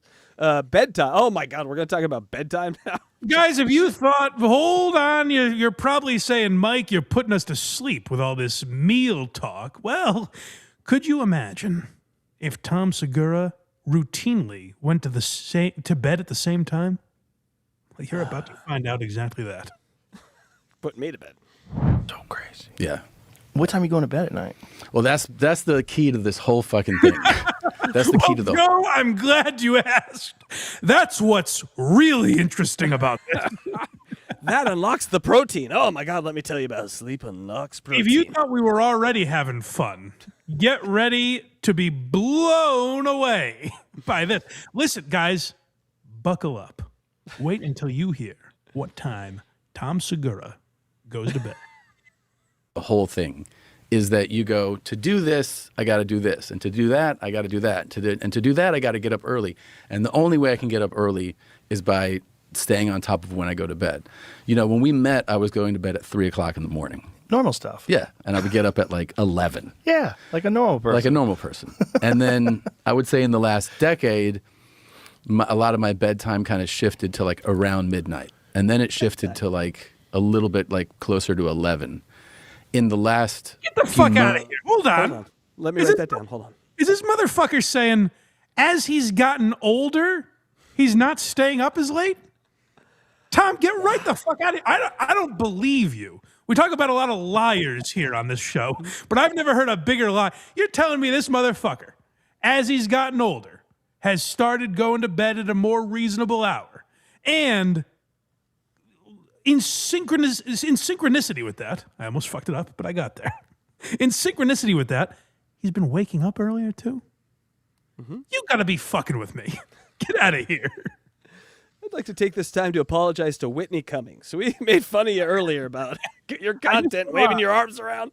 I just saw a Ryan Long clip not that long ago where he's like, I like these people that like brag about getting up at 5:30 in the morning. It's like they go to bed at like 9. Yes, it's the same thing we all do. Yeah, like that's what everyone does. It's the same amount of sleep. You're just you're living the same amount of hours of the day. It's not that interesting. Months, like sticking to this plan, I've started to go to bed sometimes at like 10, 10:30. Oh no. Tom, that's only 7.5 hours. Someone doesn't support their late local news. I got to say. Tom, you can't keep burning the candle at both ends. You tell me you only get 7.5 hours of sleep, the exact recommended dosage? Get out of here. for me is like very early. You know, it's very hard. It's the biggest challenge for me has been to get to bed. That's hard for me. That's hard. That would be hard. But I don't think I'm going to be getting impressed by all this stuff. You eat breakfast and go to bed early? What the fuck? Wow, man. Do they have breakfast at the pyramids? It always ends at the pyramids. Oh, so you have to get up so early because they don't have breakfast later in the day. It's like, no, Joe, they do, actually. They have breakfast at all times of day. When does breakfast end? Really? Getting up at 5:30 forever. This is just writer's room stuff. This is just writer's room stuff. Normally you get up when 8? 7? Yeah, between 7 and 8. Yeah. That's reasonable. That's reasonable. Yeah. And I don't have to go to bed at I'm glad 10 we came to do that. I'm glad we hammered it out live on the podcast. Why are you making comedy writers wake up so early? It seems wrong. That's a good point too. Why do they have to be up so early? I'm not funny this morning. Have you guys seen how not funny I am this early in the morning? What is going I on? didn't even think of that. That's a good point. Yeah. When my kids are in school, I get up at 7-ish. And then, usually between 7 and... Mike, this is a phone call. What time you get up? 5? Oh, I got kids. I get up at 7. Yeah, anyway, and I mean... 3 million listeners. I mean, to be fair, this is like what Rogan's podcast is. It's 3 hours, so you're going to get some of this mundane talk. But this is like what Tom gets most excited for, is like nutrition and what time he goes to bed. Like you heard at the beginning of the clip where he's like, Joe, that's where things get really nuts, is when I go to bed. And 7:15, depending on when they have to leave. And then when they're not in school, like right now, today I got up 8, which is pretty normal. 8 feels good. Normal for me. I got up around 7:30 today. Okay, good. We figured out a time that we can all agree to. Amazing. Lifestyle is the next one. Oh man, I can't wait to hear more about his new lifestyle. This is really exciting. Tom is like, it's so crazy. I realized, and Tom's 45 or something. He's like, finally I realized I go to bed at a reasonable hour, I wake up earlier, and I eat better. And suddenly, I feel better. Has anyone ever come up with this sort of thing? It's crazy. Guys, I found this thing. It's called a push-up. I was always when Tom was fat, I just lived naively under the assumption that he knew that if you diet and exercised, he would be in better shape. I just assumed he knew that. I didn't realize he was doing it out of total ignorance. Maybe all fat people don't know. Mike, maybe we have a mission to let fat people know. I'm learning something. Finally, I got to tell my friends. Guys, Krager's dieting and exercising. Krager's actually looks great. Krager's, you look great. He always that's one of the reasons why I like to do a lot of stuff. It's because I don't want one obsession. I don't want that one that brain to focus on. It's not good for mental health. It's really good for success. Like if you're really going to get really good at one thing, that's the thing. But for overall happiness, I don't find that to be appealing. I don't like that feeling. Like that Sober October feeling was kind of crazy. This is kind of why I feel like I'm trying to embrace a lifestyle that's accessible but not dramatic. Like I could go and go, I'm going to do, 2.5 hours at the gym every day. Right. And I'm sure my results would show. Right. I want to look like Iron Man or whoever. Yeah, but so to be clear, the conversation they're having is to be like the best at something, to be the most physically fit, let's say. You have to dedicate your entire life to it. And for mental health, that's not great. That's a true and fair point by Mr. Rogan. And Tom's like, yeah, that's why I'm not the strongest guy on the planet. I could dedicate my entire life to being fucking awesome, but I'm just going to choose not to, just, because. This makes him so relatable when he talks like this, and it's funny and interesting. My problem is not, that doesn't feel like, I'm going to run out at some point and be like, this is unsustainable.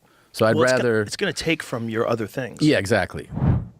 Yeah, my comedy. I don't want my comedy and podcasting to suffer. It definitely hasn't done that yet. And now to the thing that we've all been waiting for, at least when I watch this, Saudi Arabia.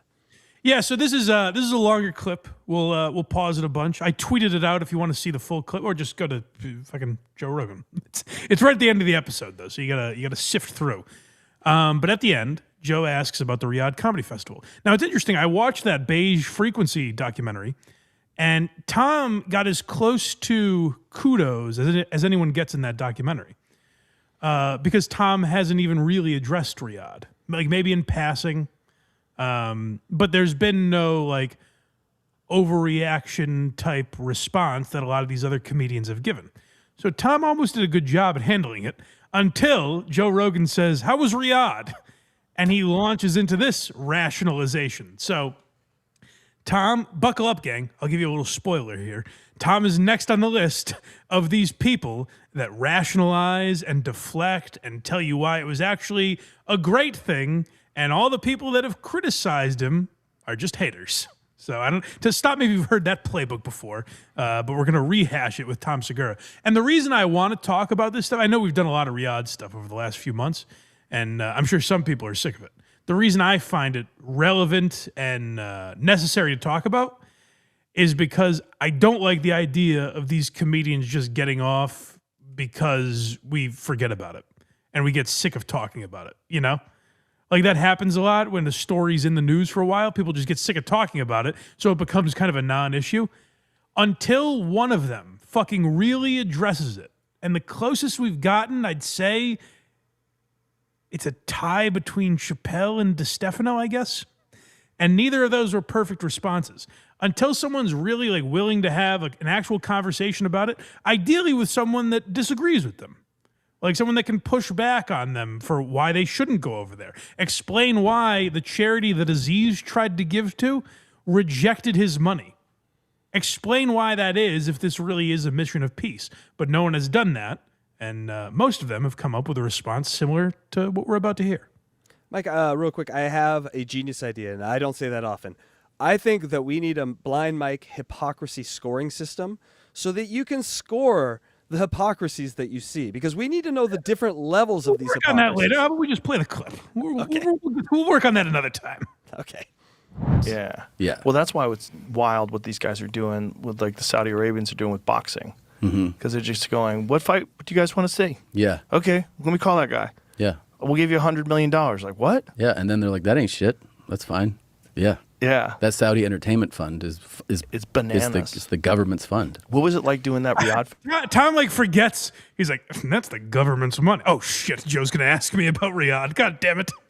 Festival. Fantastic. Yeah. It was fantastic. I mean, the people there were amazing. Like, you know, there's always like, you look at things on the news and you have your preconceived notion of like what things are. Right. But when you're on the ground somewhere and you're with people, you know, I was just meeting wonderful people. We went to they had the comedy club there. It's weird what a man of the people Tom Segura is. I'm sure when Tom went to Riyadh, he's just walking through, you know, regular Saudi Arabian neighborhoods, little villages where just everyday natives were there. Mr. Segura, how are you? Tom's walking through, kids are playing soccer. Tom jumps into the game, scores a goal. You kids have fun out there now. Tom was really dealing with the people. They're playing soccer with something, probably a journalist's head. Yeah, how many actual people, like regular people, do you think, how many regular people does Tom Segura act with over here anymore? Yes, we have no oil. Here, he's not walking through regular streets, engaging with the common man. Why would he do it in Saudi Arabia? There, we went to the club, like not what we were brought there to do. Like they have like Comedy Pod, I think it's called, and it was just like, I mean, it was just Saudi like local people, and the crowd was just citizens, just like, and they were all just so warm and welcoming, and they were such huge admirers of ours, of like American comedy and American podcasts, and they were just super sweet. Like they were so genuine. I will say that again. I will say this again. I didn't hear anyone say, how can you go over there and interact with the innocent citizens of Saudi Arabia? Yes. That's never been anyone's problem. Stop talking about how nice the human beings are that live there. That's not what anyone's issue is. I haven't even heard the most racist people say that, where it's like, how can you go over there and just talk to everyday people? Nope. They're talking about the money you accepted from the government, that money you just mentioned, that huge government fund you were just talking about. That's what they're talking about. They're talking about the government. They're not talking about the people that may have attended the show, or the people that were in the streets that you walked through, that you had such deep conversations with and found out they were good people somehow. And so what is sweet. the restrictions in terms of like language and subject matter? So everybody was highly, highly, highly well versed in not just English, but like American pop culture. So everything we talked about, they got everything. You know, Okay, they not got what Joe everything. I mean, I went. Not what Joe when asked the- even a little bit. Nope. No, but they Nowhere close. What were the restrictions? Oh man, they loved it. They loved what we were allowed to say so much. Oh, they ate up what we were allowed to say. No. I'm asking, what weren't you allowed to say? I'm telling you, all the stuff I did say and could say. Oh, did they love it? It was terrific. They really got the South Park bit. Oh, it was amazing. The night before, I went to see Jimmy Carr and Louis perform, and like I was like, holy shit, they get like even like the little throwaway lines, you know, like the Bill Burr did this too, where it's like, oh, they're people just like you and me. Wait, you guys are the racists. We didn't think that. The criticism was about the government and the human rights violations. No one was like, how can you even perform for those morons? They're not going to understand it. We were told Muslims can't laugh, and oh my God, they laughed. No one said that. And you might be saying, well, maybe Tom is talking about the language barrier. Tom has performed all over the world. It's not 2 months ago that he realized, oh my God, I can go to other countries, speak English, and they'll understand me. He's well aware of that. He's performed globally. He knows that they get comedy in other places. He's looking down at this specific nation and saying, oh my God, I talked about stuff and they got it. That's wild. By the way, I've heard like young comedians, when they go internationally for the first time, I've heard that kind of stuff where you're like, oh, you go over there, you don't know if our references are going to work. Tom's been doing that for years. So this is again deflecting. Joe asked, what weren't you allowed to say? And he goes, oh, they loved it, Joe. Great question. They really liked it and thought it was very funny. It's not what I asked. things that aren't even like the bit, like the little jokes. The only restriction that we had was about Islam and the royals. That was it, which wasn't really a. It's the people paying you and what they represent. Now the first. Just the people paying you and something they take very seriously. Just don't make fun of those two things. Now the first part of the answer makes a little more sense. A little cushion for the pushing, you know. It was, and you know what? Shame on me because I kind of accepted this answer when Louis gave it, probably because I'm biased and like Louis. But when I heard Louis say the first time, he's like, they put two restrictions on us, the government and religion. And I was like, I don't have any jokes about those right now. So like, fuck it. I was like, oh, okay, I guess I get that. Every comedian, if you're performing over there in Saudi Arabia, you would just start by talking about the elephant in the room. That's what, I don't know, 85% of comedians would have done over there. There would be some 9/11, religion, whatever the fuck it would be. Because how many comedians have we seen talk about going over there, like Tom kind of just alluded to, and Bill Burry's like, I thought they'd be wielding machetes when they landed over there. That's what's on everyone's mind, and they never addressed it because they weren't allowed to. You don't see how that's a glaring omission? You know what I mean? Like that's the problem, is they're like, oh, I don't have any bits about that. And still, Andrew Schultz said he did a joke about 9/11 and it crushed. He said he's going to put out that clip. Has he? No. Because that was the one time I was like, oh, you know what? Maybe it is looser. Maybe it is this euphoria that all these comedians are describing. But I don't think Schultz has put that clip out yet. If he has, shame on me for missing it. But I've looked and I have not found it. So if you guys can find it, send it to me. Because that would be the one thing where it's like, oh, okay, Schultz got away with that. They actually were pushing back over there and pushing boundaries. Instead, what they've done is say, yes, sir, we will not do that, and come over here, and now one by one, they've each done infomercials for the Saudi Arabian government.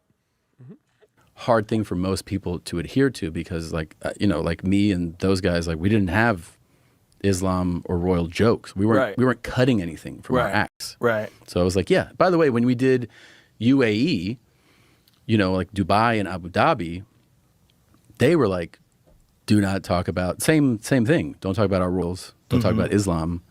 Don't be like super graphic about. But then we did do graphic stuff. All over the world, guys. I throw my morals away for many countries. Not just this is not Riyadh specific. Come on, guys. You have the money, I'll sell my soul. Whatever country. Yeah, that's fine. They're like, just take it easy on the royals and on Islam. But I was like, yeah, that's not. They said, hey guys, take it easy on us. We've been through a lot. Take it easy. Challenge right for me. But the country, like as far as like the people that we met, they were all fantastic. They were really sweet people. It's just people have a weirdness. So they didn't spit at you? What do you mean? Why would they be rude to you? Who thought they were going to be rude?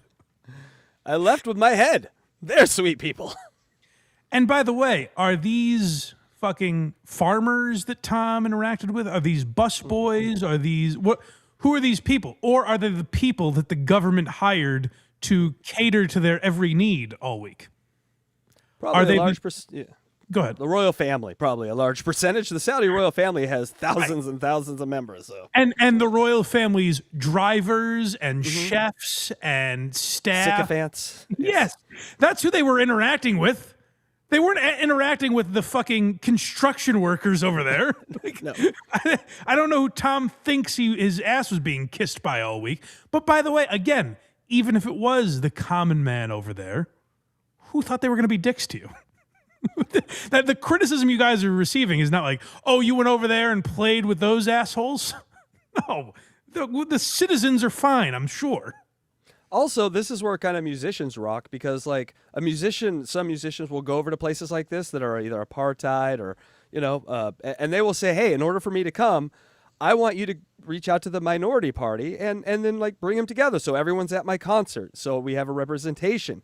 These comedians were actually in a little bit of power, and they could have gone, if we want to come over, bring some human rights Saudi Arabia groups to the concert.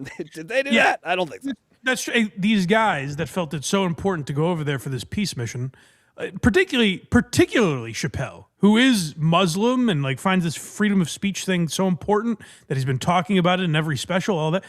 Bill Burr, another great example of a guy that should have done this. You guys are the biggest names on that list.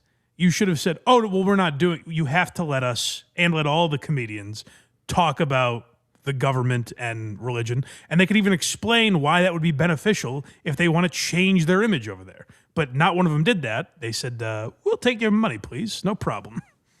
So, like, you're going over there because it's the Saudi royal family has the money, right? The Saudi family is the family that funds the entertainment fund. Right. And then people were like, they would accuse me of whataboutism for saying that that's the same fund that paid for Ed Sheeran to come and Beyonce to come to do their shows. And like, yes. that's what I'm like. When I said, what about the other people that took money, people accused me of whataboutism. Yeah, exactly. So the Saudi Arabian government, the family that has all the money, they paid me. And I said, hey, they paid Ed Sheeran. And people are like, what's with this whataboutism? That's exactly what it is, Tyler. Let's see him slink out of this one. Like, but how? That's just facts. Like, it's not whataboutism. It's you're saying what about? You're literally saying what about them? That's the money that funds entertainment. Right. And then some people will go, well, if you just say what about Ed Sheeran fast enough, it sounds like whataboutism. What about it? Ed Sheeran. But if the money came from, like, let's say a promoter, but you're like, yeah, but that doesn't exist yet. Do you know what I mean? Like, right. This is the system that's in place now. Maybe in like. So who accused you of whataboutism? Just people were so vocally upset that we went. Yeah, and I was masses, just everybody, humans with ears. Just like all my fans, and then also just comedy fans, not even necessarily specific to me. Also, if you're going to be accused of whataboutism, don't tell me that you're about to do it. Like, you just, that's like, there's a bunch of us that would have not even noticed. What I found really interesting about this whole fucking debacle, all this Riyadh stuff, it's not a huge story in mainstream media. It's not CNN or Fox News or any other publication trying to get people riled up. At least that I've seen, it's been comedy fans that are like, hey guys, what the fuck? We liked you. We believed in you. We thought you stood for something. And we've listened to you preach forever about free speech and talk about the government here. And you beat up on comedians that support our politicians, but you went over there and danced for the royal family. You don't see a little hypocrisy in that? Like, that's what this is. It was an uprising of fans, not some fake cancel culture bullshit. Like, this was an organic thing where people who like these guys are like, hey, what the fuck is going on? Yeah, but anyone who's ever met a stand-up comic knows that they're all just bile-filled bags of shit anyway. So, you know. Like, evidently, yeah. Except Shane Gillis and Stavros Halkis. You got to give them credit. They said, no thanks. Nice. Yeah. And the Cumtown guys seem kind of normal, too. Yeah. It's like, I mean, first of all, the way that I went was that I was doing Dubai. I was booked to do Dubai, which is in UAE. Mm-hmm. It was already announced, and then 3 months later, I got a call, and they're like, "Hey, do you want to do Riyadh? It's like a 90-minute flight." I'm like, "I'm in the fucking Middle East. Yeah, I'll add a show. You know, like I'm there." It was like rowdy. Did you know it was a festival? I knew it was a festival, and then they told me the lineup, and the lineup was bananas. Right. It was like Kevin Hart, Bill Burr, Dave Chappelle. I was like, oh, I was like, that sounds like a great lineup. I didn't think really like that I was doing something that would upset. I had no idea. idea. And then I believe that, by the way. I believe what happened is a lot of these comedians were like, shit, Chappelle and Burr and all these names are on it. Yeah, I'll fucking do it. That sounds cool. And they didn't put any more thought into it. I believe that. I don't think Tom Segura had this calculated. I think he got a lot of money to do a thing that a lot of other names were on and put no more thought into it than that. If he just said that, I'm fine with it. But this justifying and deflecting and, hey, it's Ed Sheeran's fault, and that's also not whataboutism somehow. Like, the answer is what's making us not trust you, not respect you, not be interested in anything you do anymore, because you look like a squirmy little liar who will just say whatever they can to deflect attention away from them and get themselves out of trouble. I love to think that Saudi Arabia knew that about our stand-up comedians and then just exposed them to the world. Massive win for Saudi Arabia. Yes. Yeah. If they tried to make us look silly, hats off to you, gang. Yeah. Whatever it cost you, worth it. Yes, absolutely. Less than one missile and you just destroyed our entire comedy section. Congratulations. And trying to do it to college football and everything. Yeah, you're a monster, Saudi Arabia. The impact it had on like golf, wrestling, all the other stuff they've done, it doesn't matter. And Rogan's going to bring this up later. It doesn't have the same impact because comedians, in a lot of instances, have become preachers, essentially. You know, they've become people that stand for something. And so when they do it, it does hit more than when Cam Smith plays for Live Golf. They really miscalculated this whole thing, all these comedians. They could have gone over there, used their chops, their fucking God-given talents to free a society or get it close to, help. They did the opposite. They have probably hurt that society more by doing this, making the Saudi government seem legitimate, and then they go torture their own citizens. Good job, guys. Good job. And so the things they could have done are either push boundaries. You know what I mean? Like if they actually talked about, if Andrew Schultz did make a joke about 9/11 or whatever, like if they did that would be something. And if their answer to that is, well, I don't want to get fucking beheaded for doing that, that should tell you why people are upset that you performed over there. If you question them and they behead you, that's kind of the issue. Like if you were actually worried about that, that's part of the problem. Imagine 20 of these comedians come out at a press conference, all these big names, and go, no, we're not going here because you're a bunch of fucktards. That would have been something, Not funny, but something. Right. And you didn't think it would be something people would get offended by. I mean, the people that were most offended were the comics that weren't invited. Yeah. I don't think that's a narrative they've pushed, and I think Rogan likes taking that shot at Maron a little bit.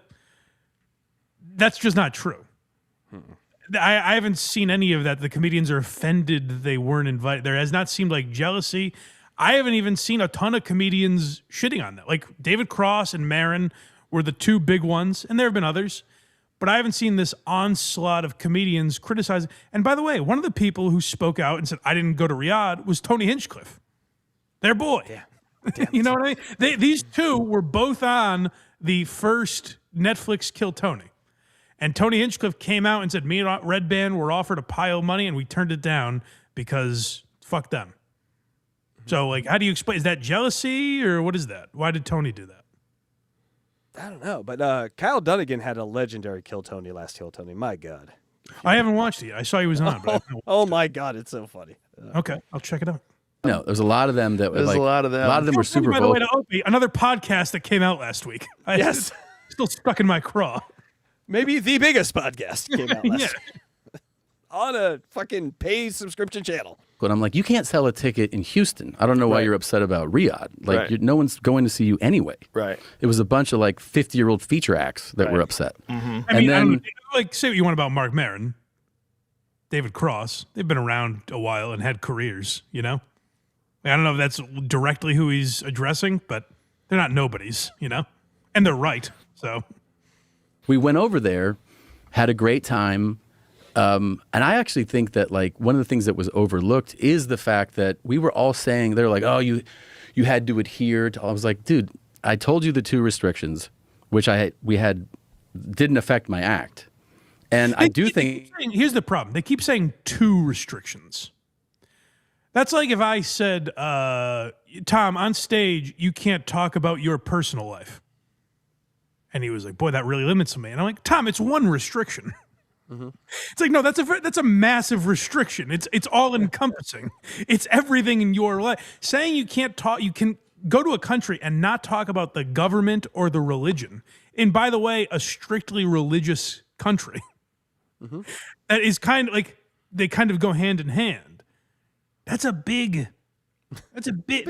buffet of things you can't talk about. Tom, you can do everything you want. You just can't use vowels. That's your 1 restriction. Go. And again, if Donald Trump called you and said, hey, we want you to do an event we're having, can't talk about any of my policies, the American government, or Christianity. Would these comedians go, no problem, Donnie. Hey, you're paying us, you know? Every country has their problems. Lest ye cast the first stone. Like, I'm not here to judge by any means. No, of course, that would be very silly. So they're being completely disingenuous when they do this thing. It was only 2 restrictions. What's the big deal? That was in the neighborhood. That was across the street. I was in Dubai. I was in the neighborhood. You're right. I think it's a sign of their progress that they put on this festival and that we were saying all kinds of wild shit, like the shit that we say on stage, we didn't talk about Islam. Right. I mean, that wasn't a crazy thing to me. Like, I think that's... No, but it is the issue there. Where are you at? Where are you at? It's the issue there. Of course, if you don't talk about the things they behead people over, they're not going to give a fuck. Showing because... By the way, maybe they're not doing that. Maybe I'm an ignorant American. So what's the concern? Why couldn't you guys talk about that stuff?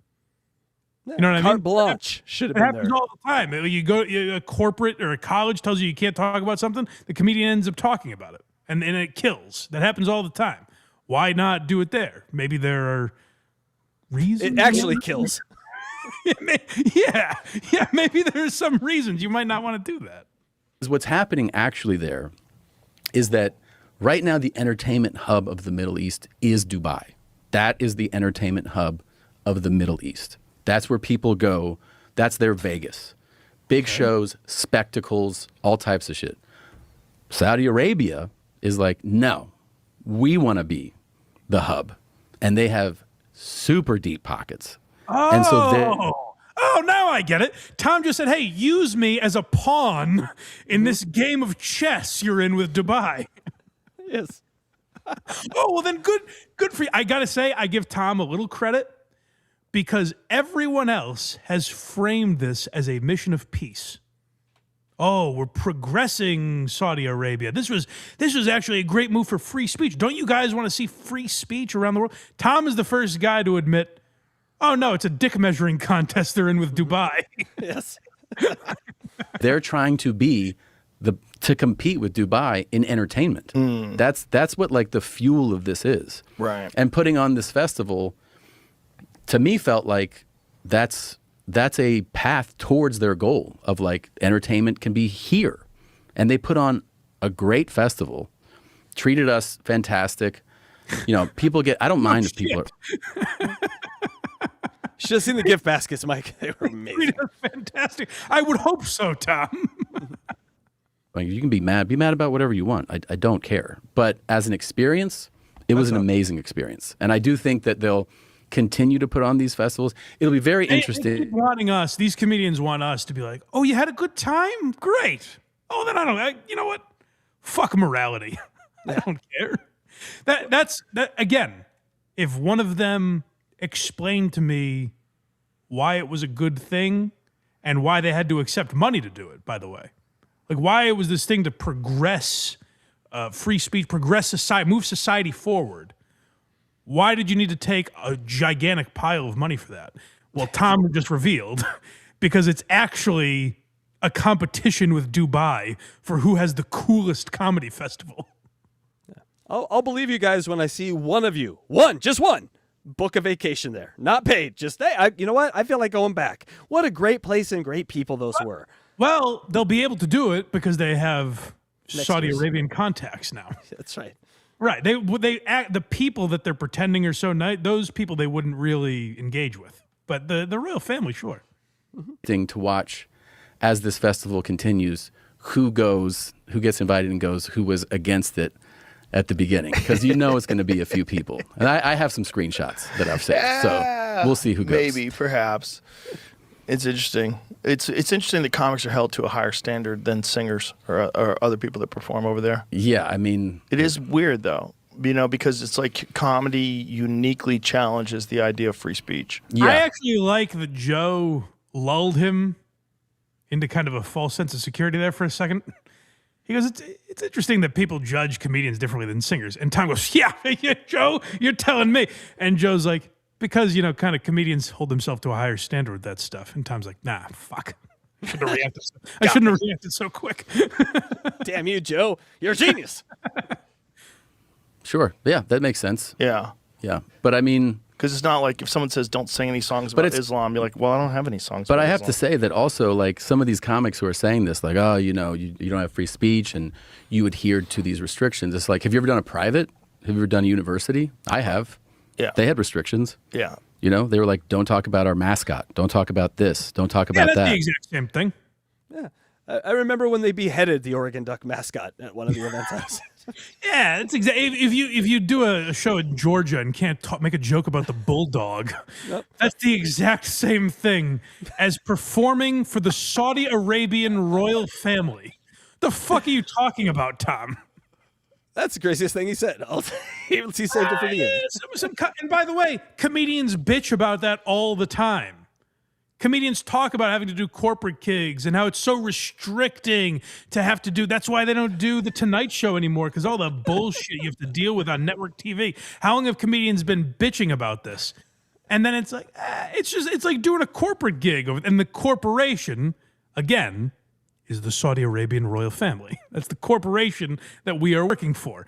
And instead of the school's mascot, we can't talk about politics or religion. Mike, I gotta say, I heard a little whataboutism there. That was a little whataboutism. What do you mean? What about colleges? What do you mean? It's just fact. It's not whataboutism. Oh, you got me there. Yeah, and specifically if you don't have that in your act already, then the question is, should you be working for those people because of what happened with Jamal Khashoggi? That's everyone's big argument. I think Dave had the best line about that. Yeah. It's like Israel killed 240 journalists last month. Yeah. I don't the definition of whataboutism. We talked about this last week. I don't really agree with that. Not like I said, people have disputed that that's not entirely accurate, but just more the fact that it's like, well, you didn't say, oh, I'm going to do shows wherever they kill journalists. That wasn't your moral barometer. Like I'm only going to places where they kill journalists. That's not what people are saying. Hey, there are human rights violations over there. You shouldn't take money from the government. And these comedians said, fuck you, we're doing it. Yes. Like, money's a human right. Hell. What are you Right. talking about? I mean, Or in it's the a- last 3 months. It's a fair point. It is a fair point. Yeah. It's just different, right? Like one guy was sawed up in an embassy. Rogan keeps fucking with. He's making these points, and then Tom's like, "Exactly, Joe," and then Joe's like, "But also not really," you know? Yeah. I wonder. I feel like Joe probably would have talked about it, but maybe because enough of his friends went, he didn't want to fucking sandbag him.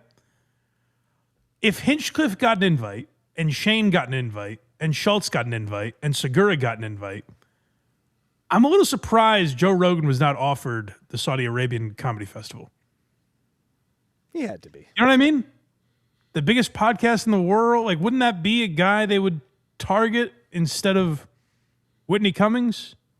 But maybe they figured he doesn't need the money. I don't know. I guess what I'm saying is I wouldn't be stunned if Rogan turned it down and hasn't mentioned it.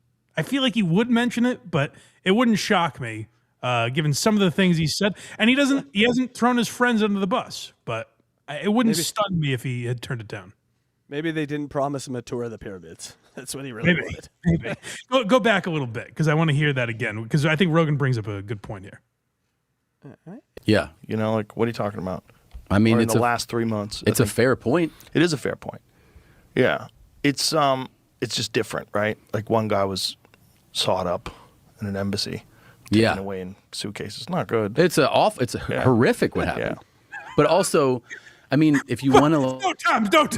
Hey, I'm a human being. Jamal Khashoggi getting sawed up and put into a box is awful. But what could possibly be about to come out of your mouth? but what? like go down that line of that argument. Then you shouldn't be working in America either. I mean, that's like, are we saying that only And their Joe, I just gave you credit, Joe. What are you doing here? They're not working for the American government. It is different. Like, it is different. And again, I'm sure one of these comedians could enlighten me on why it's not that different. But they haven't done it yet. None of them have even attempted to do it, to explain to me why playing, the fucking Wilbur Theater is the same as playing for the Saudi Arabian government. I don't get that. Bill Burr did it. He's like, what? I played London. You don't remember the Revolutionary War? It's like, yeah, that's very different, Bill. awful thing is worth well, it's fighting because against? They're funding it, right? As opposed to, like, if you work in America, it's not, the CIA doesn't fund a comedy show. Sure. Joe did it again. Hold on, go back. I forgot. He trapped him. sandbagged him again. Joe is a secret trapper here with this. That's what I mean. I do think Joe has his thoughts on this, and because a lot of his friends went, he hasn't been particularly harsh. But you can tell he lets some of his real thoughts out in this. And I think maybe it's similar to like how I feel on it, where it's like I'm not morally outraged by it, but I do think it is wildly hypocritical for a lot of these comedians, and I think the reaction is much shittier than actually going. If they all went and then didn't really talk about it or just said, I accepted a bunch of money, I couldn't turn it down, we wouldn't be talking about this 4 months later, you know? Also, the idiocy to not get all your stories straight. Like, all these comedians come back with different defenses. Looks ridiculous and scattershot. But similar. Like, there is probably something they all agreed to. Like a talking point. Yeah, talking point, because they're similar enough. But none of them, it's not cohesive. It's like they were given these talking points and they all went in different directions with them, you know? It's herding cats, comedians. God damn. that line of that argument. Then you shouldn't be working in America either. I mean, that's like, are we saying that only their awful thing is worth well, it's fighting because against? They're funding it, right? As opposed to, like, if you work in America, it's not, the CIA doesn't fund a comedy show. Sure. Gotcha, Tom.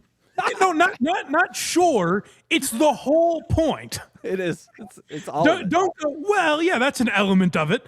It's the entire point. The CIA isn't hiring fucking Stavros Halkias to do a set.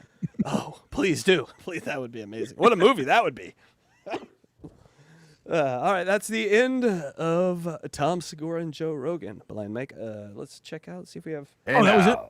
Yeah, there was hold on, Craig. Okay, sorry. There was just a little more in the clip I tweeted out, I think, where he's like, He's like, hey, listen, if that's what you think about it, good. Like, he has nothing to say about it. That's the frustrating thing with a lot of these comedians is they have nothing to really say. They're fighting us on it. And by us, I mean people commenting, fans. They're like pushing back against us with nothing. Yes. It's weird. They have fucking sock 'em boppers on. And you're like, you're punching me, but it's not, I don't feel anything with it. It's not hurting me because there's no substance to it. They're ghost punching us, Mike. That's right. All right. This might be the chat of the day here from Chris Primer, $5. There is an idea of Tom Segura, some kind of abstraction, but there is no real me, only an entity, something illusory. Yes. It's very possible. It's very possible. Yeah, who was the real Tom? Was it the old schlub or this guy? Morals move around quite fluidly in comedians, apparently. So, Labyrinth Mystic, $5. Oh, shit! I pulled a John and forgot what day it was. It's a Blind Mike Sunday. We're going to talk about that. Don't worry.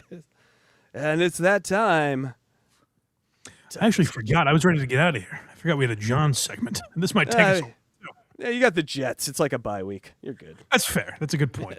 All right, let's talk about Stuttering John because there's some controversy going on. John's got himself in a bit of a mess again. Mm-hmm. This was weird. This is one of those. And you guys know me. Plenty of times I say, oh, I wouldn't talk about this or I wouldn't go there, whatever. I don't really understand what the big deal is. It's very sad for John. But John's going to cast this thing like people are going after his family. This to me seems like a John story. Like, it does not seem out of bounds to me, but people are trying to frame it that way. I don't know. Maybe I'm biased because you guys know I love the Tookster.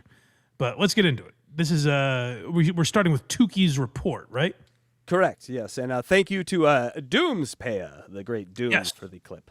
Thank you, Doom. And I appreciate Doom and Stalin 19. We have clips from both of them. Oh, and Pest, I think, is a new one yes. that we also took clips from.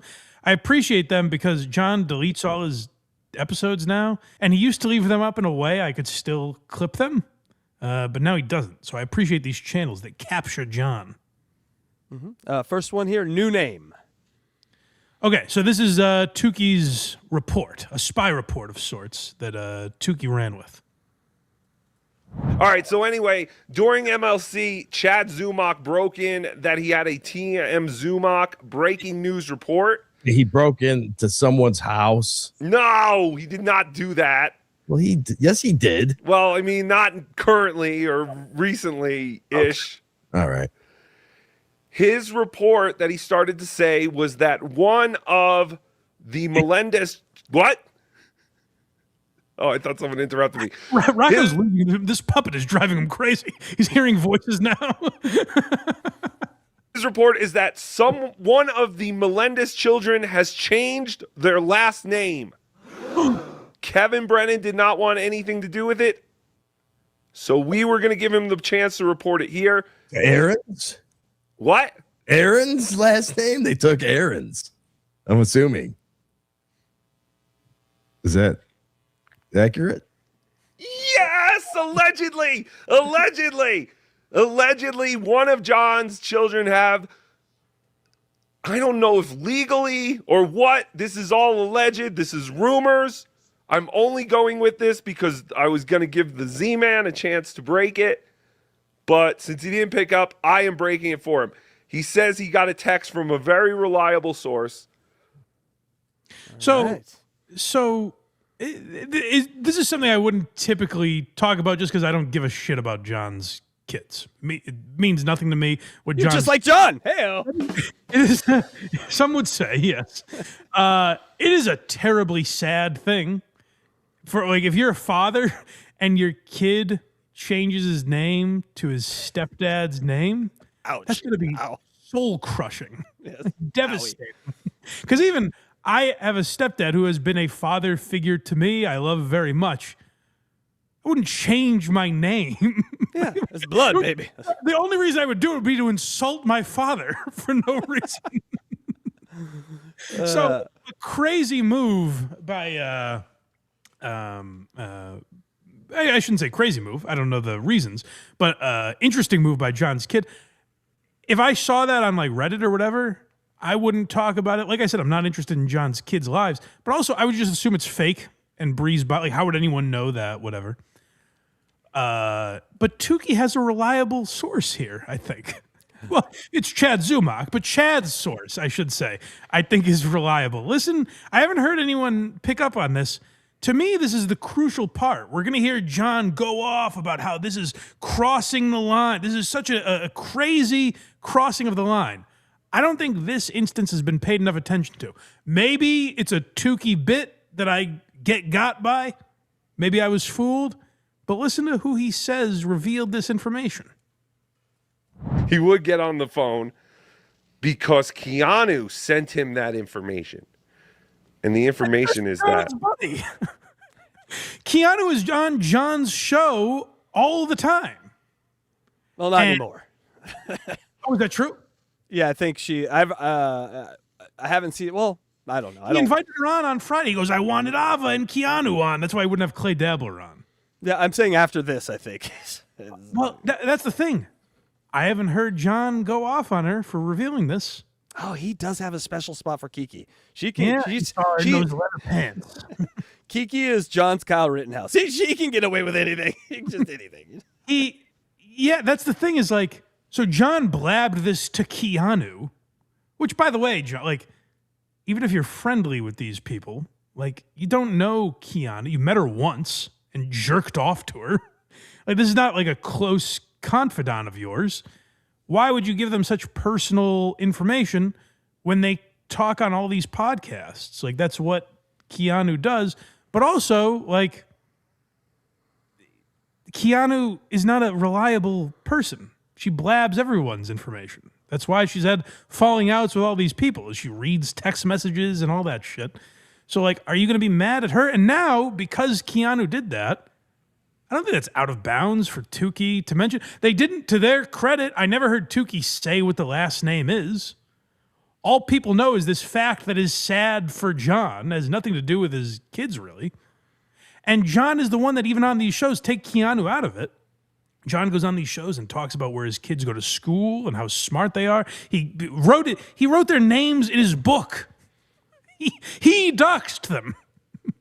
Like, John put all their names out there. That's why you kind of keep that shit private if it's not something you want people going into. Like, I say the skirt in reference to the old ball and chain. And if you listen to the Kirk Minahan show, you know her name. But I've tried to tone down on that shit because, like, it's not anyone's. I used to think, like, oh, you have to tell everyone everything. You know? Like, I would listen to these shows growing up, and I'm like, oh, you have to let people into your personal life. And then I'm like, no, you don't. Not always, you know?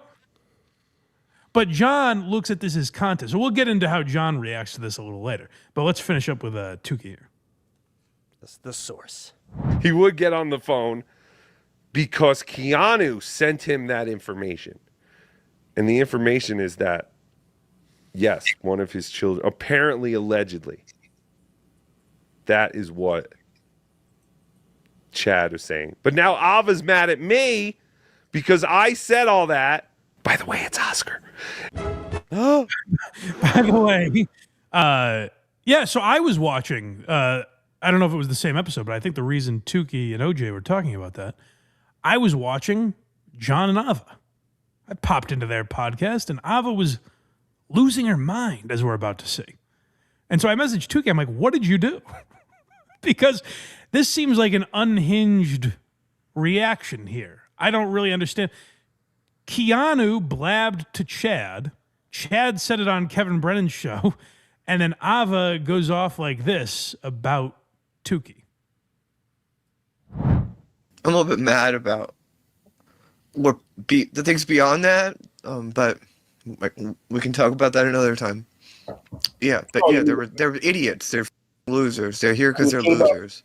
Well, they can't stop with the family nonsense. No, that's no. Yeah, and I'm sorry, but like you just showed, like, you just took away every argument you've made against people like me that talk about you, Tookie, and you're a worthless, low-life scumbag piece of shit, And to me, this like, are they going to go off on Keanu and Chad like that? Why is it Tookie's fault, really? And again, to my knowledge, Tookie didn't say he said Oscar, but we all know that's one of John's kids' names.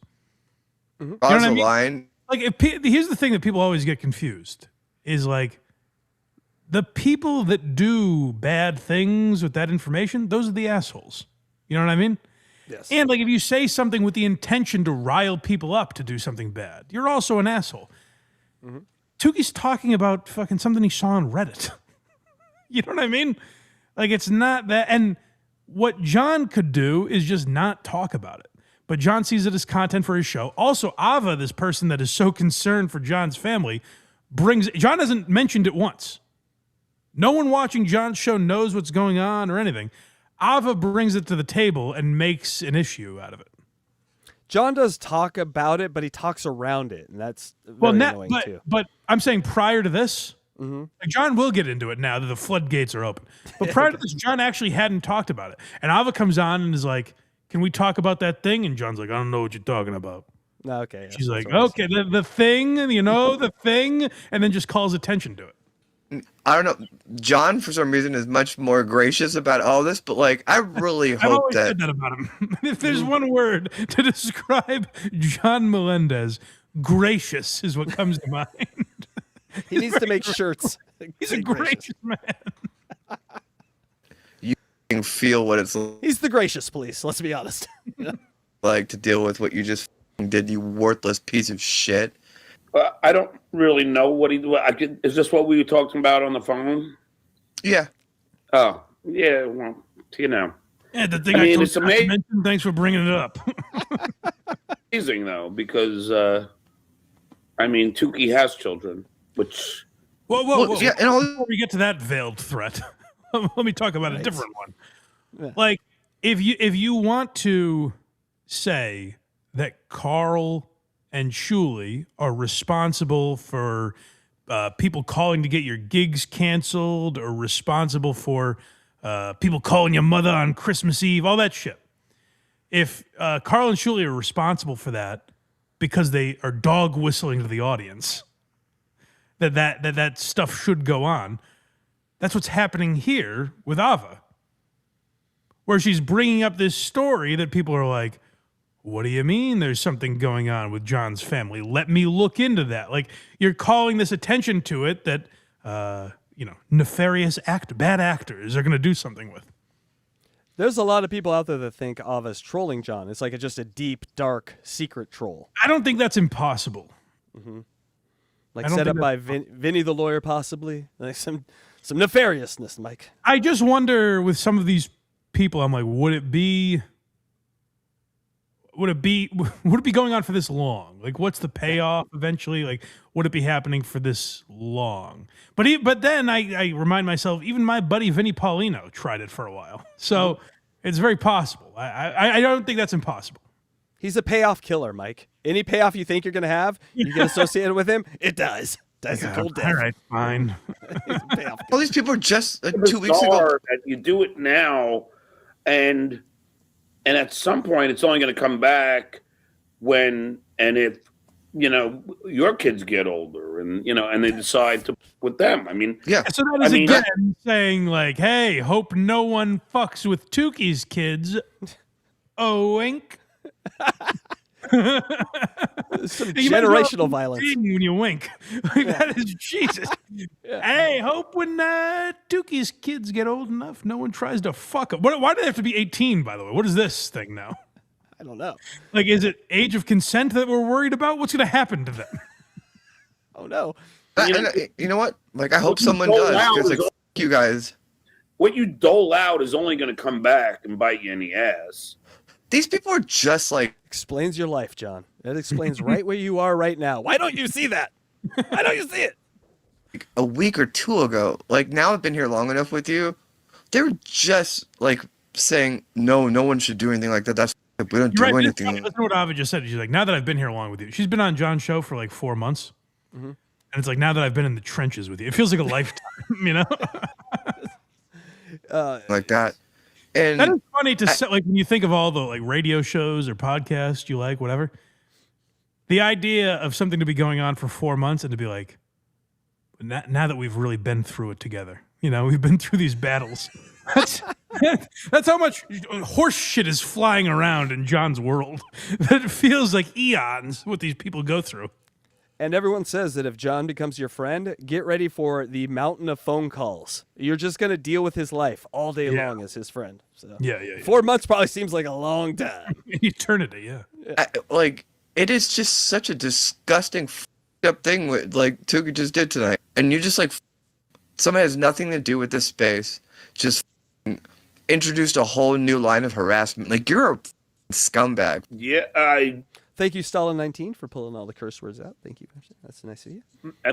I'm not sure exactly everything you're talking about because I know we talked briefly, but did I'm sorry. John's kind of like, why are you so fucking mad about this? That's the most reasonable he's ever sounded in that 2 seconds right there. I'm not exactly sure what you're so pissed off for, but all right. I get you going after my enemies, so I'm all right with it, but tone it down a little. I'm okay with the hate. I'm confused on who we hate now. Who do we hate?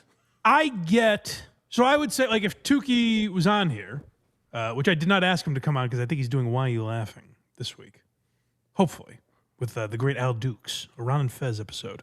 Because I didn't want to bother him twice in a week. But if Tookie was on here, or I get the chance to ask him, I would say, I would just not have gone on air and said that just because, I don't care about Oscar's life and I don't want people looking into what his new name is or any of that shit. You know what I mean? And Tookie would probably have a reasonable answer and maybe even understand that point. Then at the end of the day, who really gives a fuck? We might disagree, but is it that big a deal at the end of the day? What John has done is put these kids' lives out there over and over again. He has used them as pawns repeatedly, and so it's going to come up for some people. And you could even say some immoral people, if that's what you want to call Tookie or whatever. But John has used them as weapons so often that once in a while, when someone finds it on the ground, they're going to pick it up and use it, Yes. I'm sorry. No. It's okay. Did it expand? Well, can I talk about that? Talk about whatever you want. I'm excited to talk about this thing that was so despicable that Tookie brought up.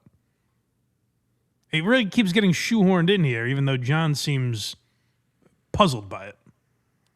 I mean, yeah, hey, maybe don't talk about John's kids and any decisions they make in their life, because if anything, maybe they're making those decisions because people like you point everyone towards them and with their lives that have nothing to do with this space, and you're a low-life scumbag. Don't talk about ethics about striking, or don't talk about ethics about anything. You're absolutely scum. You're totally the reason this kind of shit happens, and don't act like it's just because someone else said something or someone sent you something. You just broadcasted something. I didn't know until you just said that, and it just opened a whole new. You have no idea, what if that. I don't really get. This one is about John again, where John kids go to school, whatever the fuck. Yeah, I get why that's over the line. This is kind of about John in a way. You know what I mean? It's like, John's kid was so embarrassed of him that he changed his last name. Also, that might not be true. We don't fucking know his motivation for doing that or anything. But it doesn't seem to me like this massive crossing of the line. Am I missing something? I think that she is making this a bigger issue to then what she just did, defend her channel striking. She's like, oh, but moral equivalency. Yeah. So that if that what that meant when they did that, and what you bringing that up is going to mean about how much more complicated it will be for this person to have privacy. You are such a low-life piece of shit. And I understand that you're off of your game and you don't have any good bits, but if you want to make fun of John, make fun of John. But it's so fucked up that you're still on his family. You. And yet I have never done anything to his family. That's the weird thing. He didn't give out their address. He gave out where they lived many, many times. I know where Tookie lives because of John. This is a masterclass by Ava here. She is trolling the shit out of John. My God. I think so. I've thought that for a while, but it's just gone on so long that I'm like, maybe I'm wrong. She has learned that, hey, I'm a West Coast lib. liberal aggrievement is John's kryptonite, right? Like, so she's a trans who's I'm aggrieved by this, and he can't be like, what are you aggrieved by? That's not that bad. He has to float with her down that particular river. She's got him. Yeah, she's got him. I think it's a good strategy. And I talked to John on the phone. Even if it isn't the strategy, Mike, it could become the strategy. That's the fun part about it. Beautiful. Earlier, and his response to it was so sane and sober. As again, John to a T. Sane and sober. As he drunkenly listens to this. What are you talking about? He has never been so lost. He is confused. He doesn't know. Sane, sober, and gracious. These are words that will be on John Melendez's tombstone.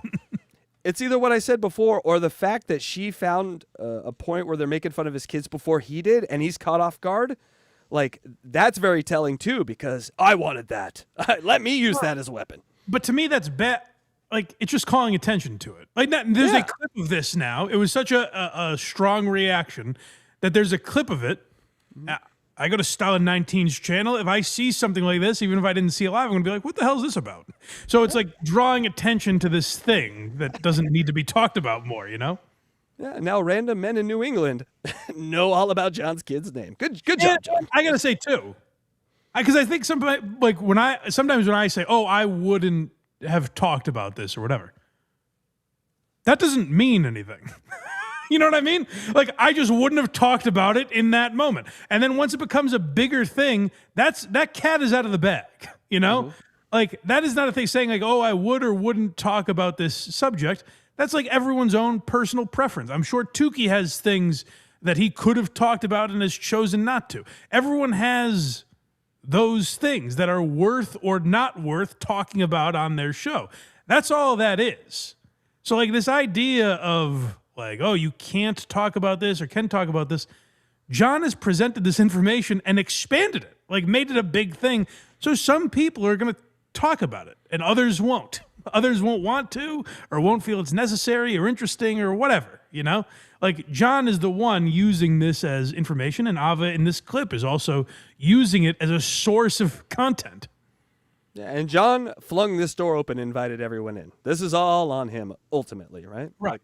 That's what I guess that's what I'm trying to say is, like, we can talk, oh, I have said that. Well, we got to get past that at some point because it's now been said and it's been talked about on every fucking show. So let's get past whether or not Tookie should have said it. Maybe he made a mistake. Maybe he didn't. We can debate that all day. Now it's been said. It's up to John to not make a bigger issue out of it. Yes. I blame Zumach. Said I'm not gonna. Yeah, like, seriously, yeah. But I hope he changes his mind and gets evil, because, like, you're a worthless piece of shit. Yo, who changes his mind and gets evil? You. I hope you change your mind and just get evil. Yeah. Maybe I'll start suing other creators. About as evil as you can get. And just literally just listing out mistakes that you've made. And none of these people can do that. To go along with John, I'm not picking up on any of them. He's sweet, he's kind, he's gracious. We're talking about the same guy. What's going on? They hide behind all kinds of bizarre bullshit ethics. They're scumbags. They can't admit any mistakes they made. And what was your punishment for doing that? Like what Tookie just did. Well, what I mean, why do people need, again, like I said, why do people need to be punished? Again, I don't see the huge problem with what Tookie did, but let's say I was having one of my fits, you know? The way I've said, like, oh, Shuli shouldn't talk about that. The reason I'm saying that is, like, I don't think it does you any good to get down to that level. Have I ever thought they should be punished? Of course not. Like, why? There's always this thing of punishment with these people, where it's like if you disagree with someone or you think they were behaving wrong, there should be punishment for them. No, they're all adult. They can go about their lives. How you deal with them is up to you. You don't get to punish them. I don't get to punish people I disagree with. None of us have that authority over people. You can criticize them for it. You can make fun of them for it. You can do whatever. That's the power that you have, is this here microphone. That's your power, is like criticize them, make fun of them, whatever. You have to stop thinking like, how can we punish these people? I want to bring them to court. I want to sue them. I want to take their house. That's not how it works. You made fun of me, so I get to punish you now? That's not how any of this works. It's not how it was supposed to work, and you shouldn't want it to work that way if you're someone that does a show talking about other people. You shouldn't be championing that. John, covering you is punishment enough. Leave everyone alone. We are already in hell. Thank you. You're talking about what we talked about on the way. I mean, like... Yeah, I'm really mad about that. Is that what you're angry about? I don't really get it. The kid changed his name. It was a big deal. Which kid? They have so many different names now. I don't even remember. I'm sorry. There's nothing really I can say. I don't want to... You're being... Unlike the way he's presented, John's being responsible about this, and I'm bringing it up by talking about it. Another adjective. He's an idiot. He doesn't know what you're talking about. Therefore, he's being responsible. I think you're right. And that's what's happening right now. Well, and also it's part about being a good father. I'm not doing it. Yeah, and literally, it's the night. Yeah, you aren't. You aren't doing. You are not being a good father. That is a quote, Mike. Good father. I'm not doing it. He's not doing it. Walk right into that one. Before Christmas Eve, it's the night before. I'm sorry, John. It's the night before Christmas Eve, and you're just gonna go for John's kid like that. Sorry, John. No, I mean, really has the stick on this show in many ways.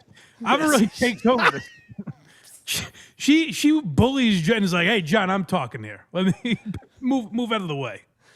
We know who the Andrew Tate is on this one, John, the beta. Sure. I mean, there are legal ramifications that I will. I hope you do. Do what I hope you do whatever you can. Trust me. Enough with the lawyers. You're gonna sue Tookie now for saying John's kid changed his name? What law is what is the statute? What are we talking about now? Mike, someone's here is at the door. Oh, I just got served. Mike, we just got served.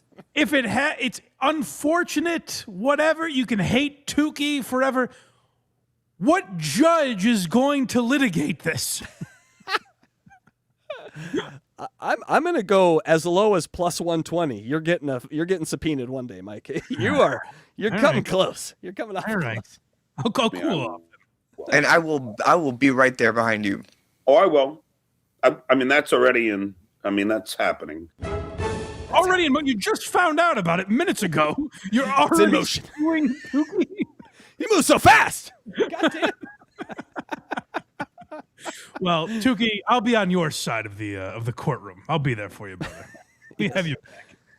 All right, it's time to get to Clay Dabbler and the kids. Thank you, Pest, for cutting this clip. Yes, thank you, Pest. This is sad. John is coming up on a retirement. This is we're gonna see the last of John. He's doing a show New Year's Eve, and then we're never gonna hear from him again. He may already be off that. I don't know if he's still claiming that or not, but very sad. So we got to cover John while we can. You know, God knows after New Year's Eve, that'll be it. We're not gonna hear from old John anymore.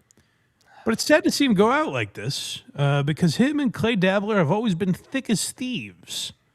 But there's apparently been a riff. You just saw there. John's most loyal compadre lately has been Evo Riza.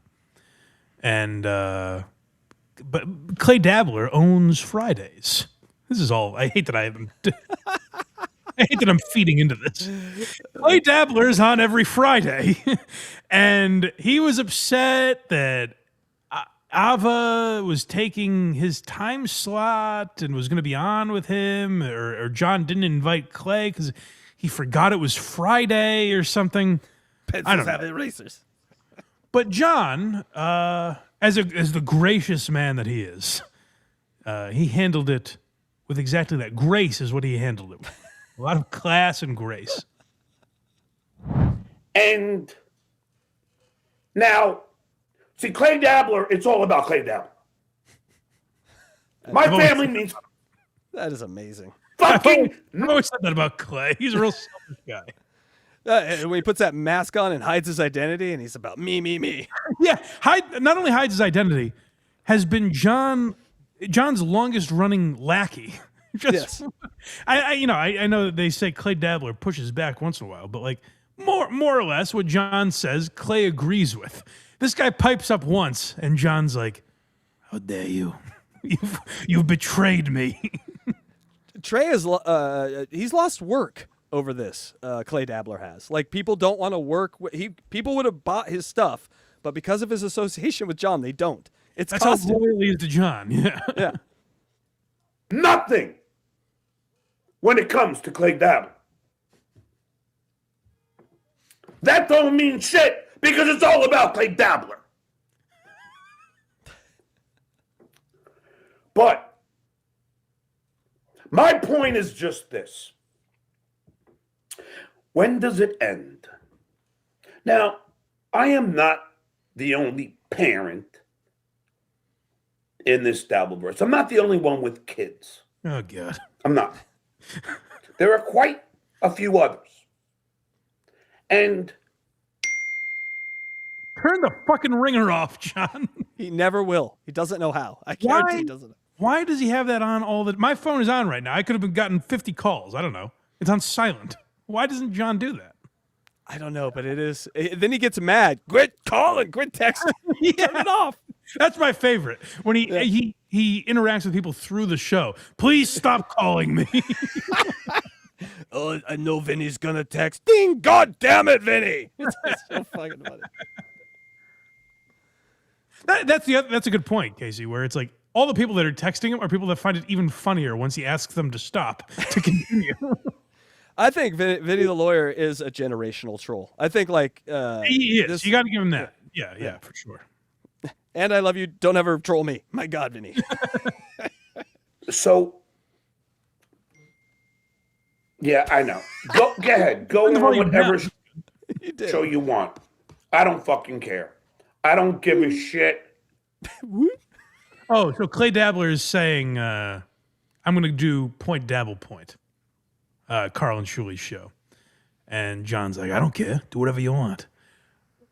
I don't think Clay is going to do the show, but let's say he does. It'll be fun to watch John not care over the next week. Mm-hmm. Like he didn't care when I think Vinny did the show once. Right, of course. Yeah, anyone that goes on and shits on John never cares.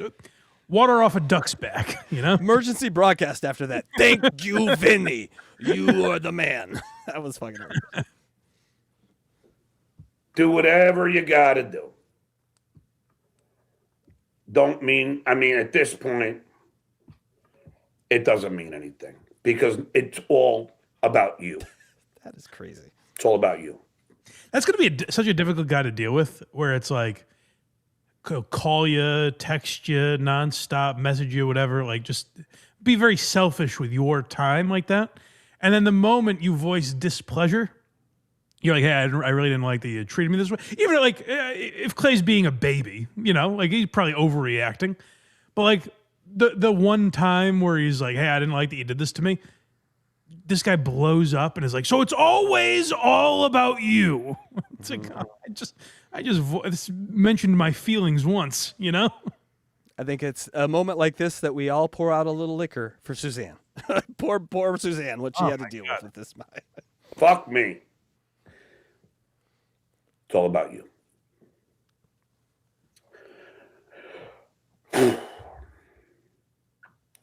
But the point being is right now, it's about me. And let me just say, I'm not the only person with family in this Dabbleverse. You keep saying that. It's almost like you're gearing up for a threat. Why do you keep mentioning that? And I know where some of these families live. I'm getting a little worried, John. I have a family. Why do you keep mentioning that? You are actually the only one that isn't around your family. Now I'm a little worried about all of us. Damn it. The people with children. And I hope to God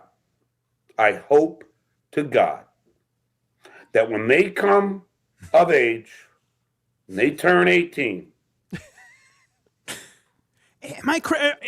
Is John threatening to send them off to war or have sex with them? Why do they have to be 18 for this? I think both, actually. Sex with John is war. You know what I'm saying? Hey, gotta fight those warts. You motherfuckers who like to fuck with family members don't do it to their kids because I will never. There is one thing that is certain, and I guarantee I won't fuck with your family. I hope nobody does. Starting now. Right now. Hope nobody fucks with your families. Again, a wink, a wink. That beautiful kid who lives by the lake, by the highway, swims at 4 p.m. every day. Key this. Tookie, when your kids come of age, when your kids turn... Why do they have to be... What's happening?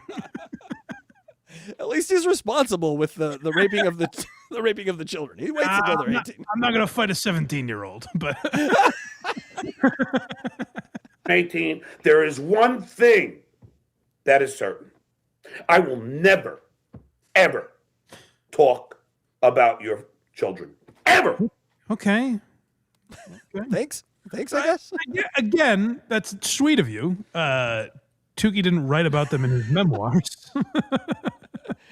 The first page of Tookie's book isn't all about them.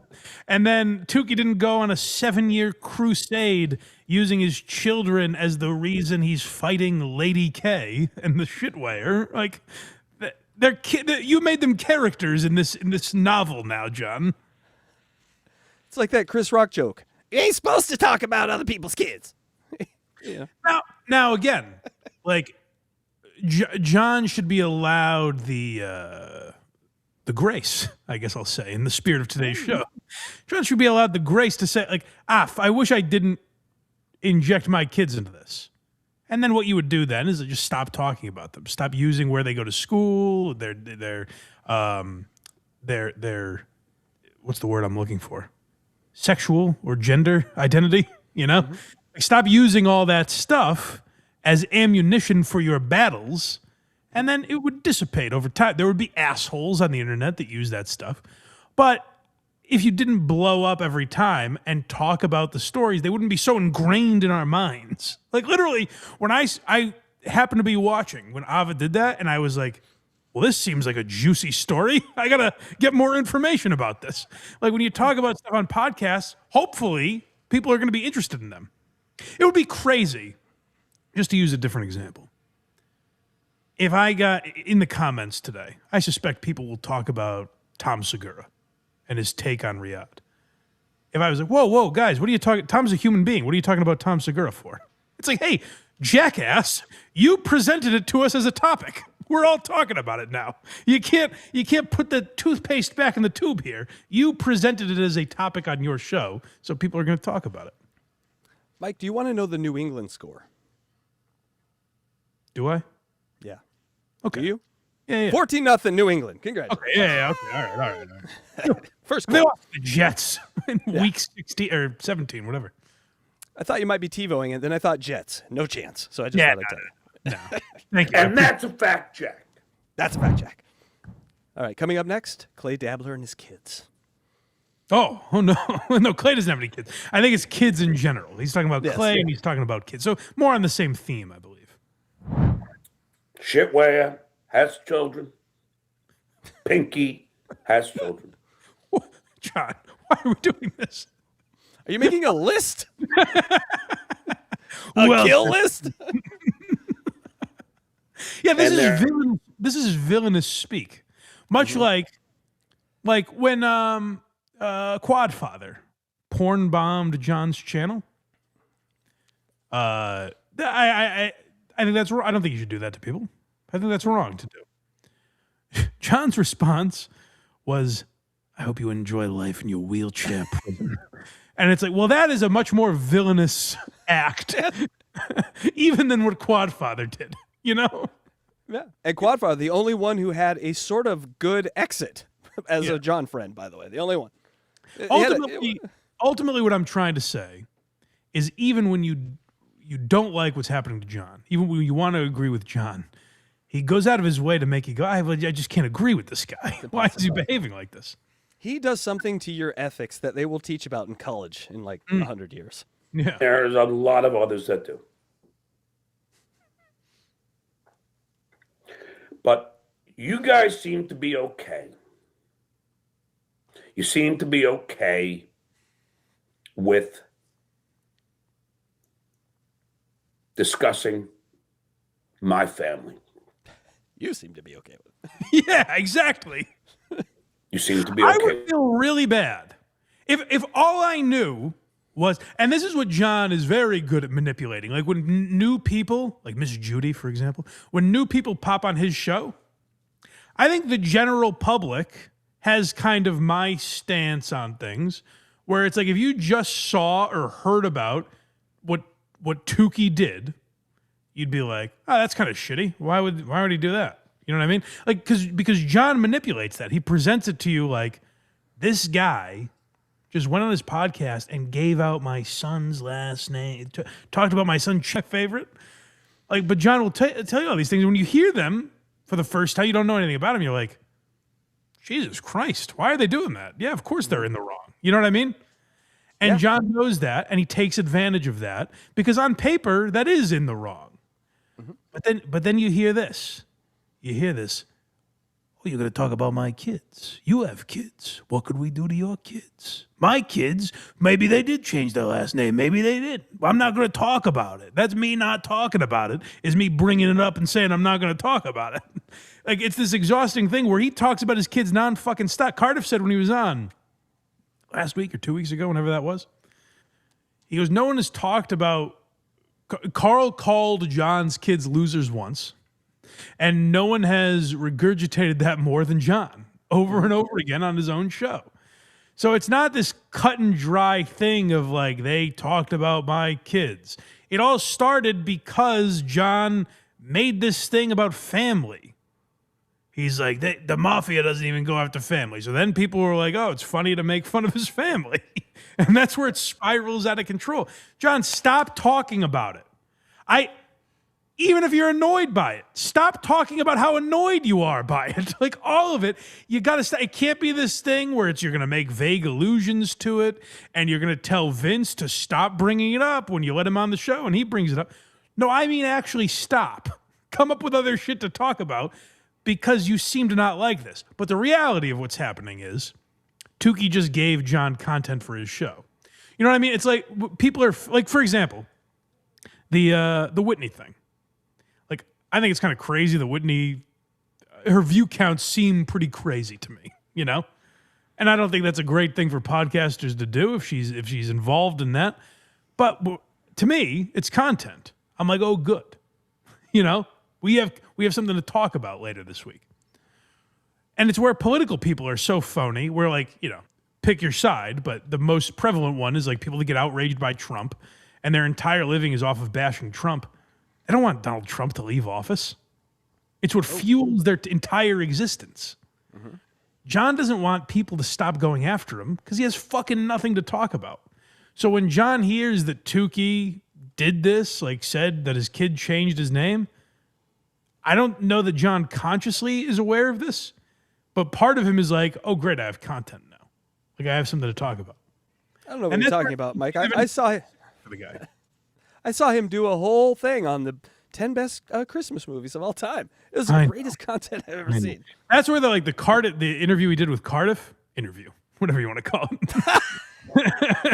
The thing he did with Cardiff was so frustrating because Cardiff will say something like, well, John, you also talk about these guys, Shuli and Carl. Like that's what your whole show is about. You're mad that their show is about you. Your show is about them. It's kind of the same thing. And I do plenty of shows. I do shows about the top guitarists of all time. Yeah, you spent a quarter of one show on that subject, and then the rest of the show was littered with insults to the shitware, you know? John's hoping this all argument is for like the judge, right? He's hoping that he can just find a judge he can give this top line argument to. Look at how they screwed me. And the judge goes, you know what? I've heard enough. I don't need a second side to this. I don't need to see what you said. That sounds wrong. You win. That's in John's head. That's how it's going to go. Exactly. Yeah, that's a great way to say it. Okay with that. God bless you. I guarantee I'm not going to ever talk about any of your children. He's doing it right now. He's doing it right now. good, I guess. I'm not going Yeah, to you're talk right. about your kids. Which I'm doing right now. That's do it. Now you could also look at it the way John should have always looked at it, is like, you can say Tookie has kids, right? I don't even know if that's true, by the way. He's a breeder. Tookie is not a person that we're talking about. It's a fucking puppet. that too. But like, okay, does Tookie, or the guy that plays Tookie, does he have kids? I actually don't know. But even if he does, we're talking about it in this way where it's like, those are characters. You know what I mean? Like, those aren't real. But I don't know Tookie's kids, so we're not even really talking about a real thing. So like, John also could have approached it that way. We're like, he's talking about his kids, but he's also not really talking about his kids, you know? Like the way Howard would talk about his wife back in the day. I mean, Allison was part of the show, so it's, you know, that stuff gets messy. But it's like, you can make jokes about family and stuff, and it not really be about them. Does that make sense? Yeah, and there was a time where Vinny would come on, and all John would do would bring up his kids, and like talk about Devin and Alexandra. Devin, yeah, I don't know those. No, because John named them over and over again. Exactly, he is a kid namer. God damn you. On whatever show I am doing, it just ain't happening. Liar.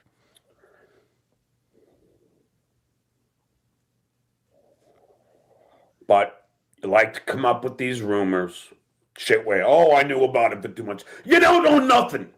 Double negative. You don't know anything. Hold on. Whoa. So Shuli, I guess, Shuli said, yeah, I knew, I've heard this rumor and I didn't talk about it. Seems nice of him. Shouldn't you? Yeah. Shouldn't you be thanking Shuli? You should have come out months ago and told him how my kid hates me. You coward. What? You should have got ahead of this story. But for even saying that, you're just as guilty. How? You're Baby talking fat. about it now, John. How is Shuli just as good? First, again, to reiterate, I don't think Tookie did anything that bad. But how is Shuli as guilty for someone going, hey, did you hear what Tookie said? And Shuli goes, yeah, I heard about that a couple months ago. Just as guilty. Guilty. I heard about it a couple months ago and didn't say a fucking peep about it. Oh, you're just as guilty. Did you hear about Kaylee Anthony murdered her son? Yeah, I heard about that. You did it too. You did it. Guilty. Casey Anthony murdered her daughter, who was Kaylee, just to be clear. Damn it. To make up this fucking... See, I don't know kids. That's good. I shouldn't, right? If these guys fast forwarded through the show, they could have warned you about the mistake. Yeah, they lied about that. or they just wanted to see me fail. Fuck you. Fuck you, assholes. Horrendous bullshit. And yeah, it's on fucking Reddit, so it must be true. This guy spends a lot of time on Hold Reddit, on. Mike. It better be true. If it's not true, why are you spending this much time directing people to your kid's name? Holy shit. Imagine if it's not true. If it's not true, oh my God. If it's not true and he made this much of a spectacle out of his kids, he's way more to blame than Tookie. If he did this and it was, those kids are changing the name. It's a self-fulfilling prophecy. If it's not true, what Tookie did is give people a false flag and say, hey, have you ever seen the name Oscar Melendez? That person doesn't exist. Nope. Tookie just threw a fake breadcrumb out there, and John's like, it's actually bullshit, but I'm going to spend an hour getting really angry about it. Tookie pump faked, and John jumped out of the gym. Yeah. If it's not true, that's crazy to react like this. But it doesn't end with this. Just doesn't end. You guys can't help yourselves. Another thing is certain, yes, I love my family.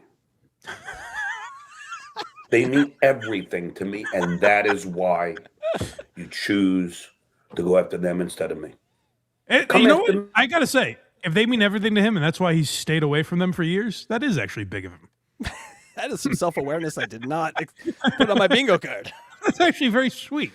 I'm a monster, so I stay away. He's like Frankenstein. He stays away from the town. Yeah. Me, Tookie. Just me. I'm right here. I'm a grown man. I don't hide behind a mask. I don't hide behind a fucking puppet. This again. I hide behind alcoholism. John must have really hated Jim Henson. Do they have the same derision? A lot of people did. I found that out by being an Avatar. A lot of people had hate for puppets and cartoons. It's crazy. So you want to fucking come after me, potato? Come after fucking me. Isn't that the wrong guy? The potato apologized, but he still wants to. He still wants to eat from the potato. He's friends with the potato now. I can't keep track. Just me.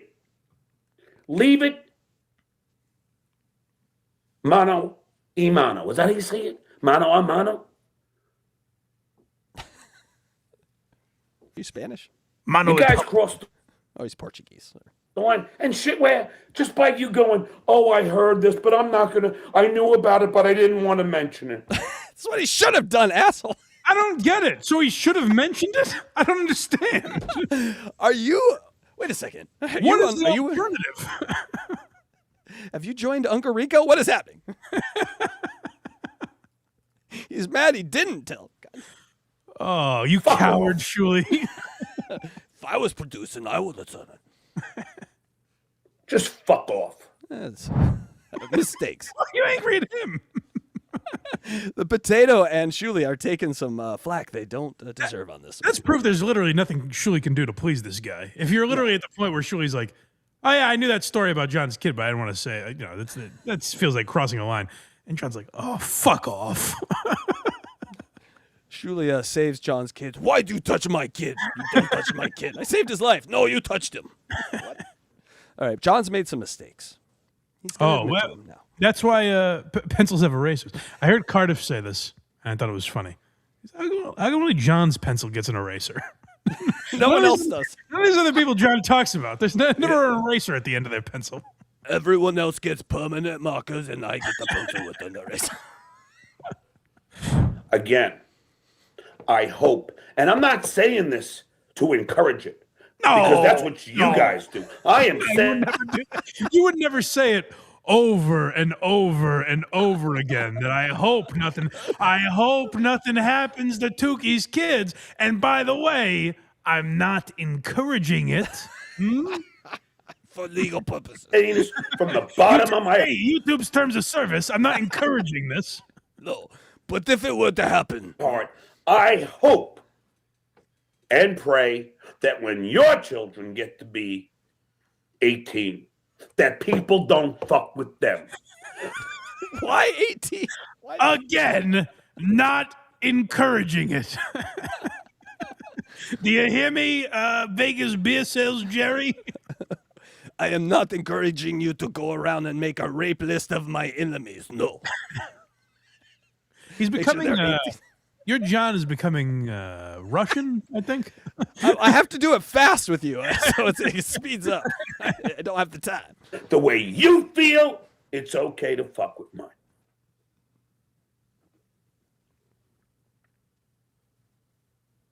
Hello? Now, this I haven't done a show since the 23rd. So, you know, I guess Ron the waiter was right. Hey-o. That's true. Everyone takes weeks off. This whole fucking rumor has been bandied about for quite some time, and I'm not going to address the actual rumor. I think Julie was lying that he heard about it. I don't get it. Why wouldn't you tell people the things? It's obviously sly. Come on. I mean, what are you doing? And by the way, this John's talking about it, but he's like, you should look into it yourself. That's what you want people doing. I'm not going to say it. You should start poking around into my kids' lives. It's called research, people. Look into it. I think we all know. But it's bullshit. But why even are you if reacting like this? Views. Weren't, who the fuck are you to fucking... I mean, come on. I got to tell you this. Make up all the rumors you want about my kids. You know what this would be like? When John when John was going to sue me. Or no, when he doxed me. It's when he doxed me. Mm-hmm. When he said, "Oh yeah, Blind Mike, I found out your last name, Mike Geary, Geary." And then people, and then he said something very interesting because of information people were feeding him in the chat. He said, "I know about your sister Rachel too." Oh, Jesus. Now, I've lived a lie for too long with you people. I'm usually pretty truthful with you, but I'll admit I've been less than that on this subject. I don't have a sister. What? I know. People really believed into that canon for all this time. What have I been jerking off to every night then? Hey, listen, I'm sorry, pal. Damn it. But it would be like when John did that, if he's like, "I know it's about your sister Rachel," it would be like if I really, like in earnest, like not a bit, like if I really was like, "Hey, fuck you for talking about my sister Rachel. And by the way, she doesn't even exist." And I love my family.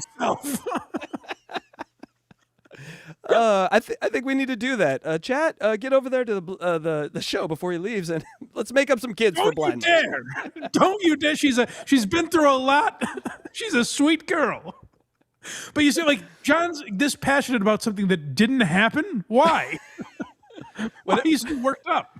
Guys, whatever you do, don't let John know about Mike's Down syndrome kid. Don't do it. It might be fun. Come on, right? Just do it. This is just fun and games, right? Shitwear. Always funny, never personal. Why is Shitwear being dragged into this? You weigh shit one time, man, and they just never let it go. I don't agree with Shuli on everything. His hands seem pretty clean here. No shit on those hands. I don't get it. Isn't that your motto? Yeah. There was a time in retaliation for all this nonsense, I would goof on, never your children, but other people. No, you said you had a picture of them, and it'd be a shame if that got released. I guess it's not goofing. It's more, again, more villainous than anything. Violent threat. Really? You know what? I did it. I didn't draw First Blood, but then I realized, you know what? I'll never do that again. I sketched it. I sketched First Blood on. I wasn't drawing it. It's 10 seconds like that the judge will see and be like, "Okay, I know what this case is." God damn it. You had me there going. You said they did all these things, but now that 10 seconds, you're a moron. Get out of my courtroom. I don't care what you fucking guys do. I'll never do it again. I should have never done it. I should always rise above. John, no, for the love of God. Stop saying that no matter what people do, because there are idiots out there. There are assholes that will cross the line. Stop saying that no matter what you do, hey, no matter what you do to my family, I'm not going to react. Stop making them call your bluff. I challenge the working group Anonymous to come after me. John, I am not fucking Bugs Bunnying you to walk into that little box propped up with a stick. I'm not trying to fool you here. Stop threatening people. Stop daring people to troll your family. Because I'm smarter than you. Okay. And I'm better than you. And I should always rise above. I should not come down to your level, and that was a mistake. And that will never happen again. Okay. That's good. I like that. That's good. Okay, now I like what I'm hearing, John. That's good. I hope that remains true. Albeit as brief. That was after you started with family. That was I made a way mistake for 1 second, and then it wasn't even really that big a mistake. But I did make a mistake. Don't show this to the judge. You started with family. All About Clay is the next one here. It's always about that motherfucker. He's always getting the attention, that Clay. You know how often we're talking about Clay Dabbler on this show? The only reason Lady K and Shitwear have income is because of Clay Dabbler. That's all it ever is. It's just nonstop about this motherfucker Clay Dabbler. People can't stop talking about him, and that's what John is so revved up about here. Now, make no mistake, I love you, Clay. I do. Oh, good. And I said, I have everybody on tonight. I want to. So Can I have now Ava and the girl that told Chad about my kid that I'm so angry about? Now, with everyone I love, I will abuse you. Have Av on. Av has been dealing with this rumor. What? Vegas Bear Sales Jerry has been dealing with this. Now, So I can be ignorant to this stuff sometimes. Does John mean that Vegas Beer Sales Jerry?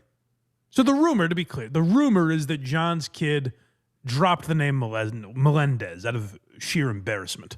I don't want to be associated with that guy anymore. That's the rumor. Am I to believe that Vegas Beer Sales Jerry and Ava have been dealing with this rumor in regard to, like, they've been reeling from it, like they've been emotionally hurt by it and they're trying to recover? Or are they working behind the scenes to exact revenge on Tookie? Yes. Which is it? Because that would really the second would really fly in the face of everything you've said about how you're not going to go after people anymore. You're going to take the high road. But the first seems so unbelievable that Ava and Vegas Beer Sales Jerry have to in some way deal with this rumor. I can't imagine what they have to do in their personal lives. Like, I do a show with Carl. If there was some horrible rumor going around about, I'd feel bad for my buddy, but I'd go on with my day. It wouldn't be something I'm dealing with, I guess is what I'm trying to say. You see?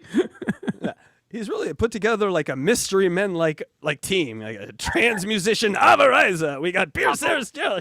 And it's almost like we're supposed to feel bad. Like Avariza and Vegas Beer Sales Jerry have so much more on their plate now, thanks to Tookie. That we're supposed to feel bad for them. These guys were just going along with their careers, happy, and then all of a sudden they got to deal with this. My henchmen have so much more work to do now. And henchwomen. No offense, Ava. Me, Clay.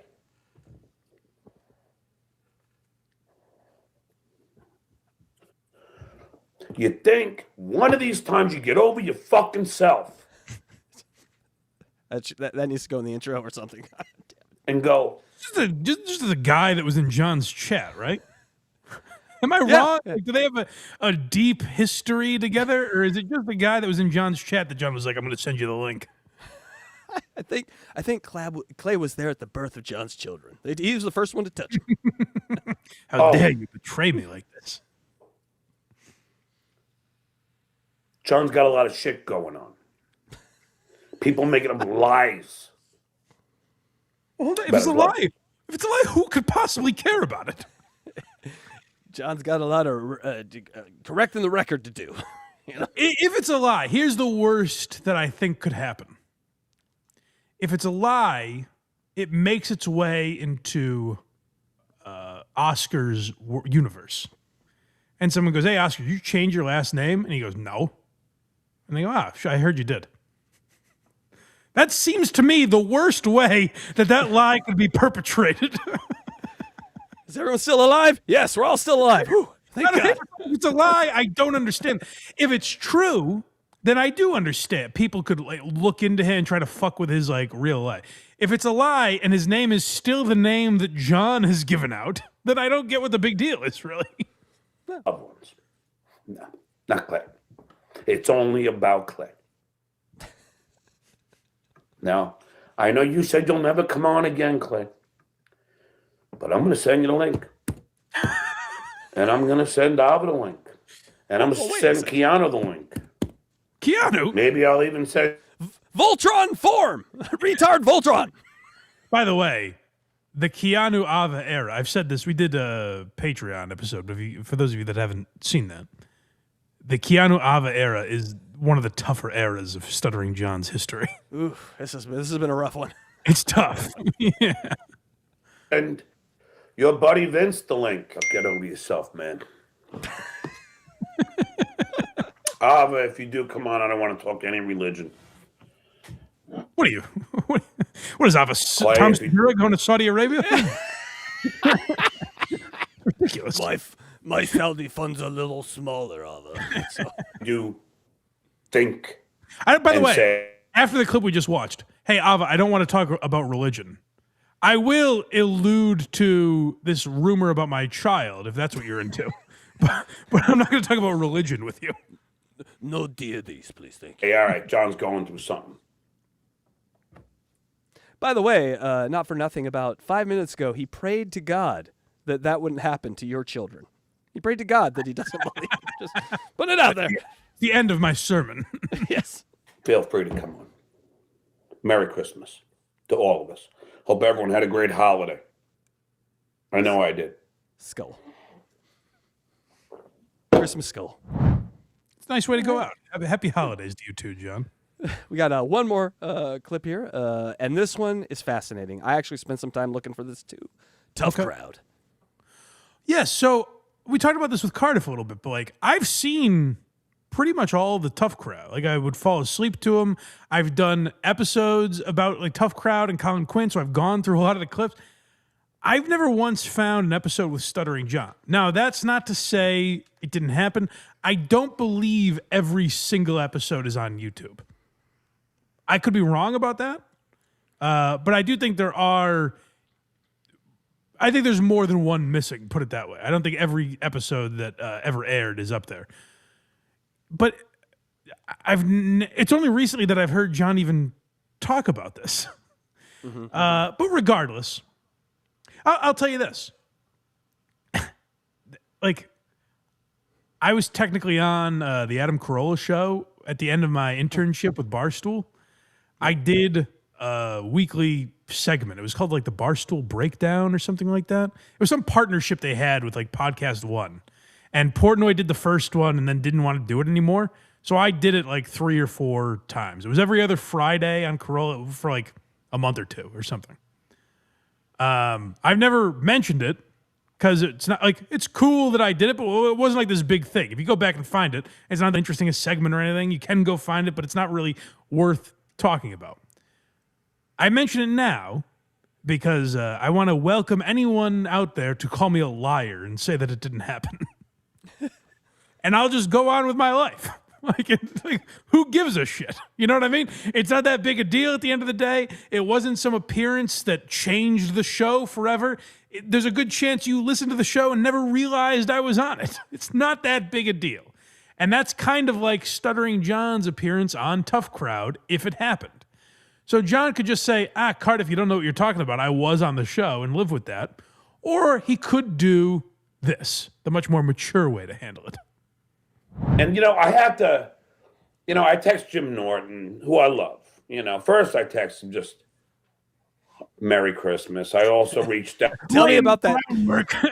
Laying the groundwork for what I really want. I asked him, how is that tranny dick, by the way? I have this new friend, Ava. I was thinking of trying it out. I messaged him Merry Christmas. Now that, of course, was a decoy to get into a conversation with him where I can ask him about Tough Crowd. Of course, this came with an ulterior motive. It wasn't a genuine Merry Christmas. I was first nice to see if he was still talking to me, and he replied. And I was happy. Can you imagine? By the way, anyone that doesn't know, the reason... so people are saying John was never on Tough Crowd. John is saying, no, I was. And Cardiff Electric bet him $100 that he's never been on. So John is desperate. $100. And John is desperate to find this video. So much so that he bothered Jim Norton on Christmas to see if he could help him win this this C-note. Out, Vince, if you're watching, I reached out to Jim Florentine to let him know that Miss Judy has a crush on him. And on Christmas? Just bugging everyone. Jim Florentine said, you don't know who this is, but Miss Judy likes you. Do you like her? So listen, I'm a man with no family, and I'm just calling around random people for the holidays. That's basically what he's Jim Florentine has a fucking son. Yeah. He's concerned about you or Miss Judy on Christmas. Would you like some Asian tail on this Christmas, Jim? he might want to do her show, but... And then I just happen to say... because of the ridiculousness of this horse shit that you guys so love to do. Like Lardif. Oh, John was never on Tough Crowd. Really? Man, I must be fucking delusional. I must have fucking, holy shit. Finish the sentence. I must have been sitting there. It must have been a dream. Damn it. I must have been sitting there with Patrice and Colin and Greg Giraldo. I must have been sitting there. What a dream. It actually does sound like an odd dream where it's like, yeah, it was the Tough Crowd set, and it was Colin, Greg Giraldo, Patrice O'Neill, and John Melendez for some reason was also there. It does sound like a weird dream, John. A nightmare to some. It's like Dorothy from The Wizard of Oz. That wasn't you, Tin Man. What is this? What is this character he's doing? Out of breath. I don't care. You weren't there, Scarecrow. That wasn't you, Cowardly Lion. Okay, let's get to it, John. I must have been fucking on some. Hey, John, I believe it's possible you were on. Does that give you any solace on the holidays? Like, it's possible. I believe it's possible. It's not the craziest thing in the world. If that episode comes up and John was on it, it's not stunning to me. Colin was a frequent guest on Howard. That's not that crazy. I'm sure Artie was on Tough Crowd at some point. That's not nuts to believe. I love that John has backed himself into another no-win situation. A, it's not there and he's lying and he's just a liar. Or B, it is so bad that they have buried it below the internet. And we're going to have a great Tough Crowd episode to dissect. And it's going to be so bad for him that we found this and he brought it all on himself. Pride am incredible. Incredibly strong. Drug that I somehow got a delusion. We got it. It's a delusion. We understand. We get the comparison. You cannot finish this metaphor. You just can't. Thing where I thought I was on Tough Crowd, but I wasn't on. There you go. I believe. Although I remember it so vividly. Because I was there. Listen to this. He's about to launch into a thing that, again, makes it seem not believable. When he launches, I believe him. And he's doing everything he can to discredit himself. If you were going to pick a Tough Crowd group of people to be there, wouldn't those be like the ones in your dream too? Like the people that are always there. Patrice, Giraldo, and you don't remember the other person? Because the way Tough Crowd worked, you'd have the two, Colin was always on, and then you'd have two regulars, Giraldo, Patrice, DePaulo, Keith, or Norton, and then two random comics. So in this case, John would be one of them. And John doesn't remember the other person. That is odd. It is. I could do that too. Watch. I was on an episode of Tough Crowd, Casey. Ask me which one. Which one were you on, Mike? There was a lot of them. It was Colin, Nick DiPaolo, and Jim Norton. Proof. There. Don't you believe me now? I think you're missing person, but I do believe you. 3 people that are on the show all the time. It would actually be more proof if John knew that last comic. If he was on, and it would give people a way to find it, so John could get this $100. I'll give you one even better. I know it's bullshit because if it were true, he always has one specific that we don't care about. I was at the Kareem Abdul-Jabbar's writing notes for Bill Walton. Like there's always that one clue, and there's no clues to this. He would have a line that had Patrice in stitches. Yes, and said, "Hey." Greg Giraldo and Patrice said, "Hey, John, we're not going to be around forever, but we're glad you're here to carry the comedy torch." Yeah, it's missing the one lie detail that he tells us. Yeah, right. He doesn't remember a segment on it or like he may have just gone to a taping. Yeah. Next door or something, Yeah. Because even the way he's saying it, he's like, "But I vividly remember being there." It's like, yeah, I believe you. Colin invited you to a taping. It just doesn't seem like you were on the show. I know you're a young guy, so this probably hasn't happened to you. I'm a little older than you, but it has happened where I remember something distinctly and vividly, and then I've been proven wrong that it was a different memory, and it really kind of freaks you out. I have a buddy who was telling a story once about me with me in the room. He was telling a third party this story, and he's telling it, but he reversed our roles. Okay. You know what I mean? Like, so I was in his position and he was in mine. And he's like, Mike did this and I did that in response. but it was the opposite of how it happened. And I was listening, but he wasn't lying. He remembered it that way. You know what I mean? Or even if or I remembered it the opposite way. You know what I mean? But it was this weird thing where it's like, I know that happened, but the exact opposite actually happened. Like that is a thing that happens with memory that might actually be happening with John here. It's very rare someone could tell you a thing that like really only they know, like a vivid memory they have. And it's this widely disputed, and the people that are disputing it have more credibility, you know? Right, and then soak your brain in 30 years of alcohol on top of that. Right, exactly. There's going to be some holes up in that. In fact, how many times have I told the story that I was in a cab on the way to Tough Crowd when...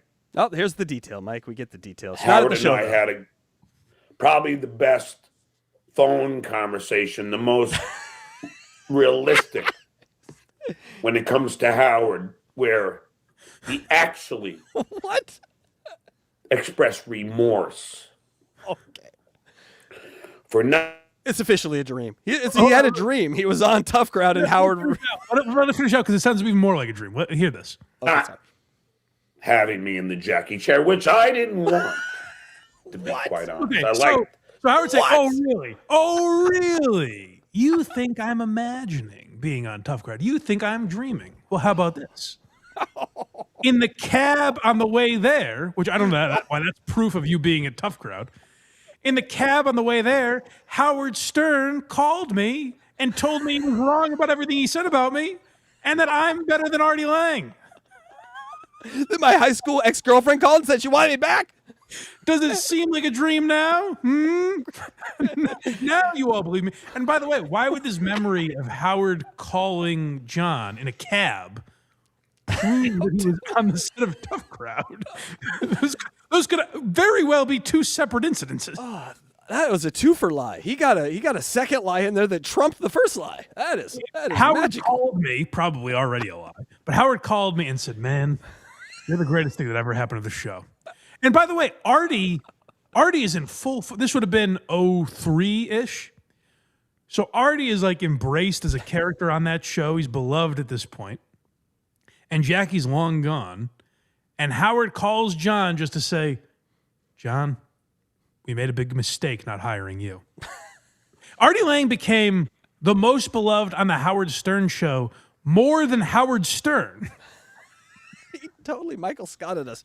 Mike, he lied, and in the same sentence, he created a lie that was bigger than the lie he told before, so we'd be thrown off by that lie. You motherfucker. Oh, Jim and Pam are pregnant. Okay. God damn it.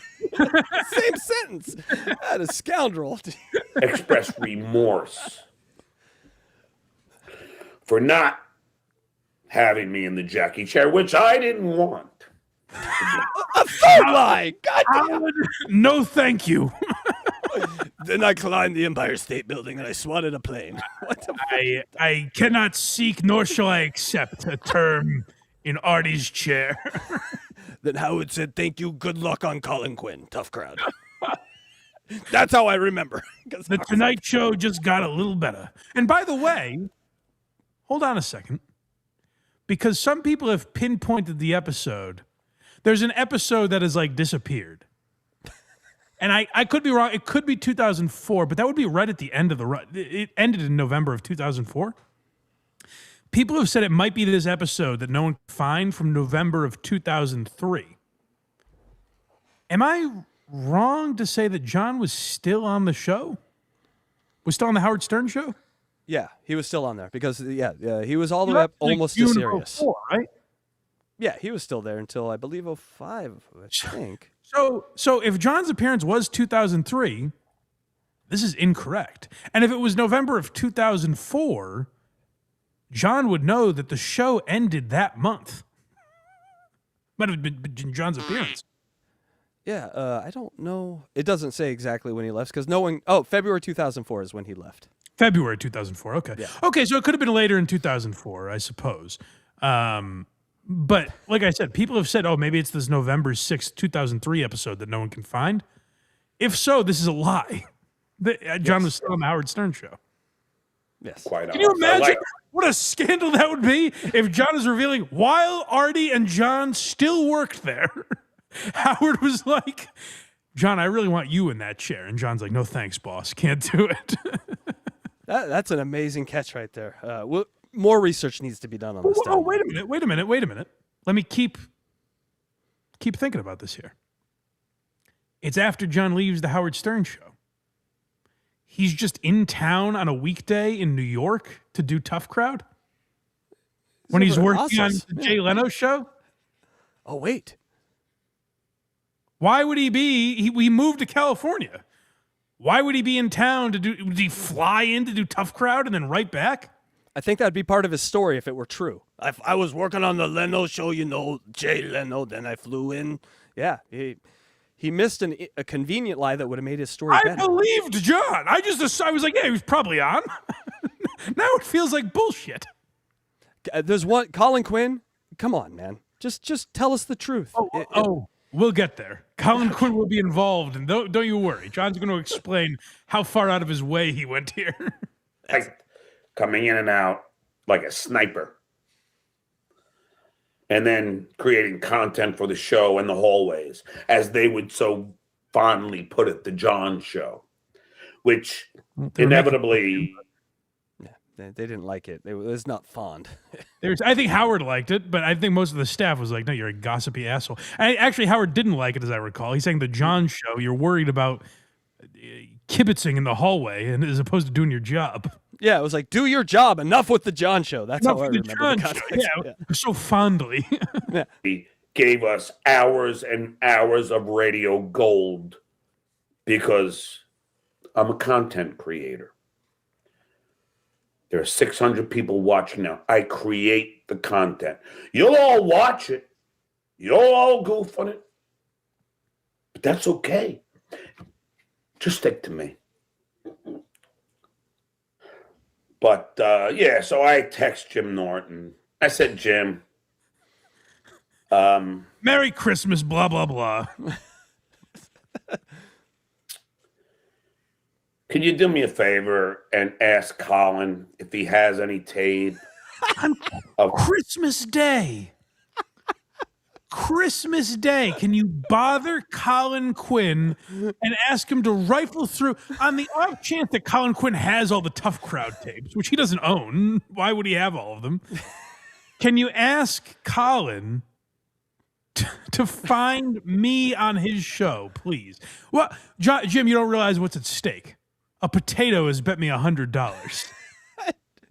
Jim's like, John, it's Christmas. I'm blowing my wife. Leave me alone. Of Tough Crowd when I was on, so I have a bet with somebody for $100 because it's Why the would same. You tell him that? Just tell him you need it. Just I need that footage. It doesn't matter why. People post old content all the time. Maybe you want it for social media, whatever. Anything is less embarrassing than a guy bet me $100 I wasn't. I've fallen so far that people don't believe I could have been on Tough Crowd once. Jim, this is how little I think of you. A potato bet me $100. Help me out. How little I think of your time. Imagine wasting Jim Norton's time like this. That's right. He's got things to a friend. Got things to do. Thing is just do it. It's like I have to fucking, I have to provide video proof before he'll pay me. Oh, that was the best. So they're talking about it, and Cardiff goes, I've looked for this, John. I don't think you were ever on Tough Crowd. And John goes, I was. And Cardiff goes, I don't think you were. And John goes, you want to bet? And Cardiff goes, yeah, I'll bet you $100. And Stuttering John goes, okay, I was on. Now you owe me $100. Pay me. And Cardiff's like, well, no, you need video proof. And he goes, oh, now I need to give you video proof. My word's not good enough. No, the bet was your word. I don't believe you, so I'm betting you're lying. That's the bet. Now prove you're not. Thank you, Cardiff, for giving us this. This was awesome. Yeah, thank you, Cardiff. So thank God somebody was able to find it. I don't know if it was Richie Wilson or Doug Goodstein, but somebody was able to find it. So, by the way, so what happened there is like Carl bet John the same $100. Carl was like, John kept talking about this interview he had with O.J. Simpson. He said, I interviewed O.J. Simpson and asked him to sign my knife. And Carl said, I've never heard this. I've never been able to find it. I don't think you did. And John goes, want to bet? And Carl said, I'll bet you $100. And John said, well, I did it. Pay me my 100. Same formula. Same formula. Same exact formula. But then when they found the video, it's OJ like getting into a car and John yelling. There is a gray area. Like, that's not an interview. Right. You know what I mean? And like, I Gary, obnoxious to passersby as well. That's not an interview. and technically Carl wasn't wrong because Gary Garver also asked that question, but directly to OJ. So it was like John got the question from Fred and asked to OJ. Or asked from distance, and Garver got it and asked directly to OJ. So John just another place where he's a pussy. Right, but like I mean, John is right. John deserved that $100. Technically, yes. In the sense that he was that happened. Whatever John was remembering happened. Much like I'm sure he was at Tough Crowd, and maybe he was on an episode or in a scene or whatever. It's even possible. I'm trying to think if they ever did anything like this. If John was there, like in the audience, like watching, and they acknowledged him or something, I wonder if John counts that as, because it's probably something like that. Like they say, oh, Stuttering John from the Howard Stern show is here, and they show him for a second. Like that's very possible. And then John's going to take that as a win, even though it's some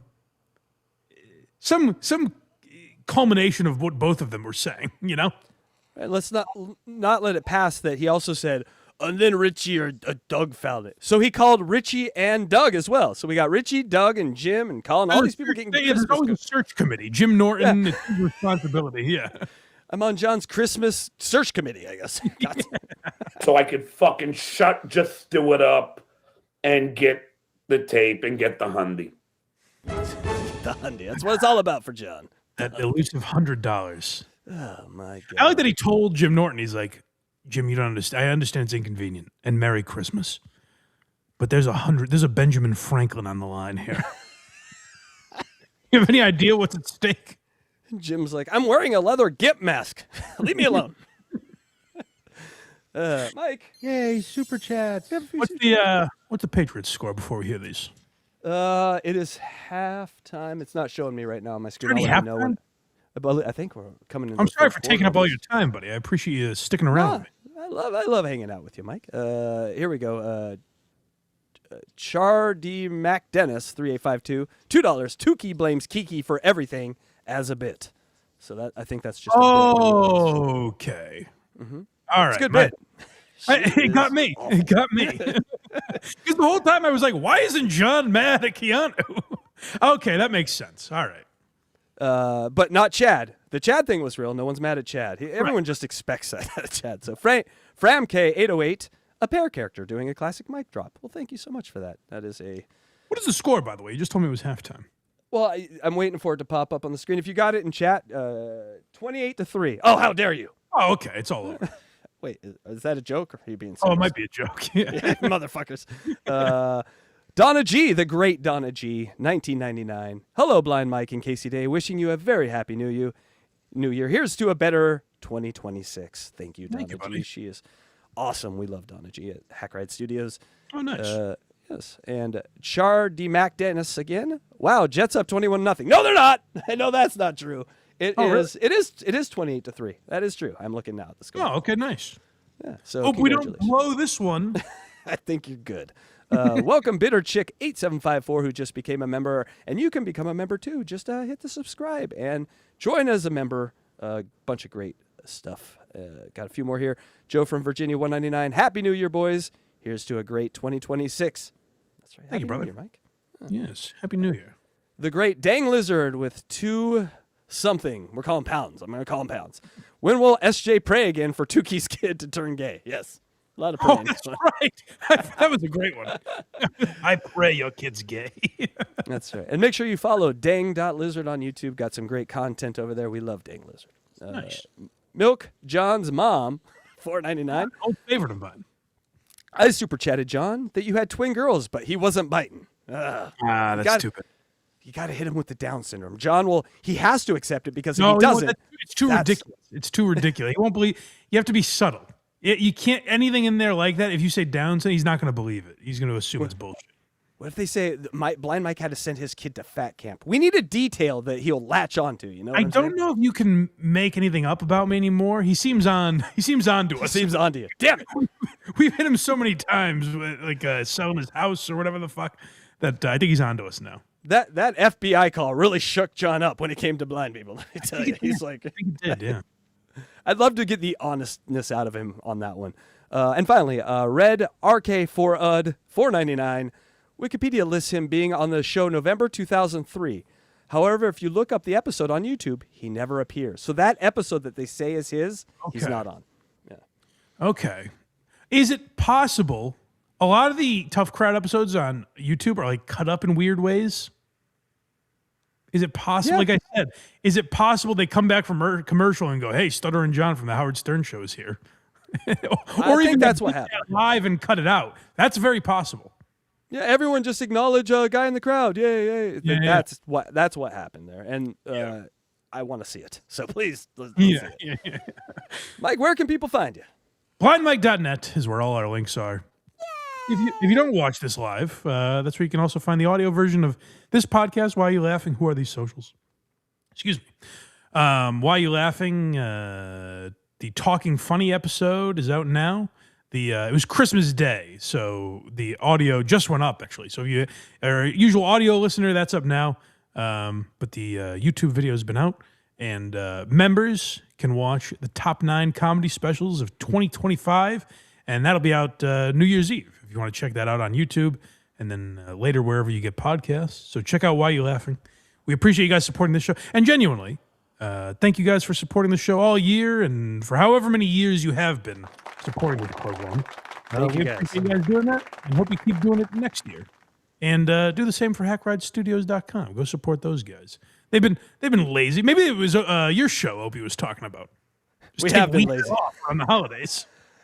I just extended it another week. My God, these vacations, they're amazing. Holy shit. No one told me you didn't have to do this. It's awesome.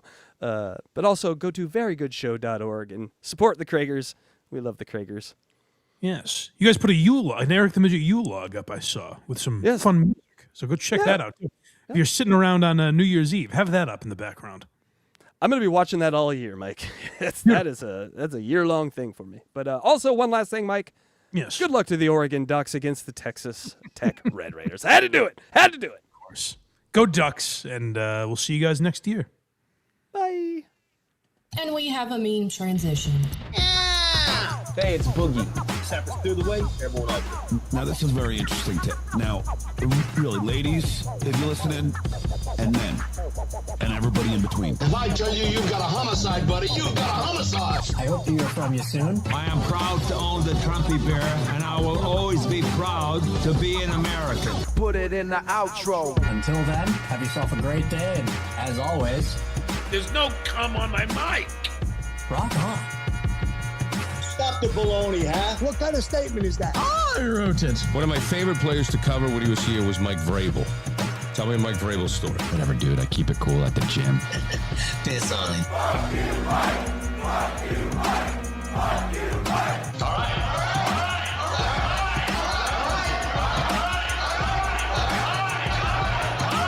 Stop, my belly hurts. My dad was in the military. Was that, sir? Can you please kindly F off, please? If a person is on a bridge, threatening to jump, how do we know that he wants help? Okay, I hope nothing bad happened. Money, money, money, money, money, money, money, money, money, money, money, money, money. Fuck, please. Anyway, God bless America.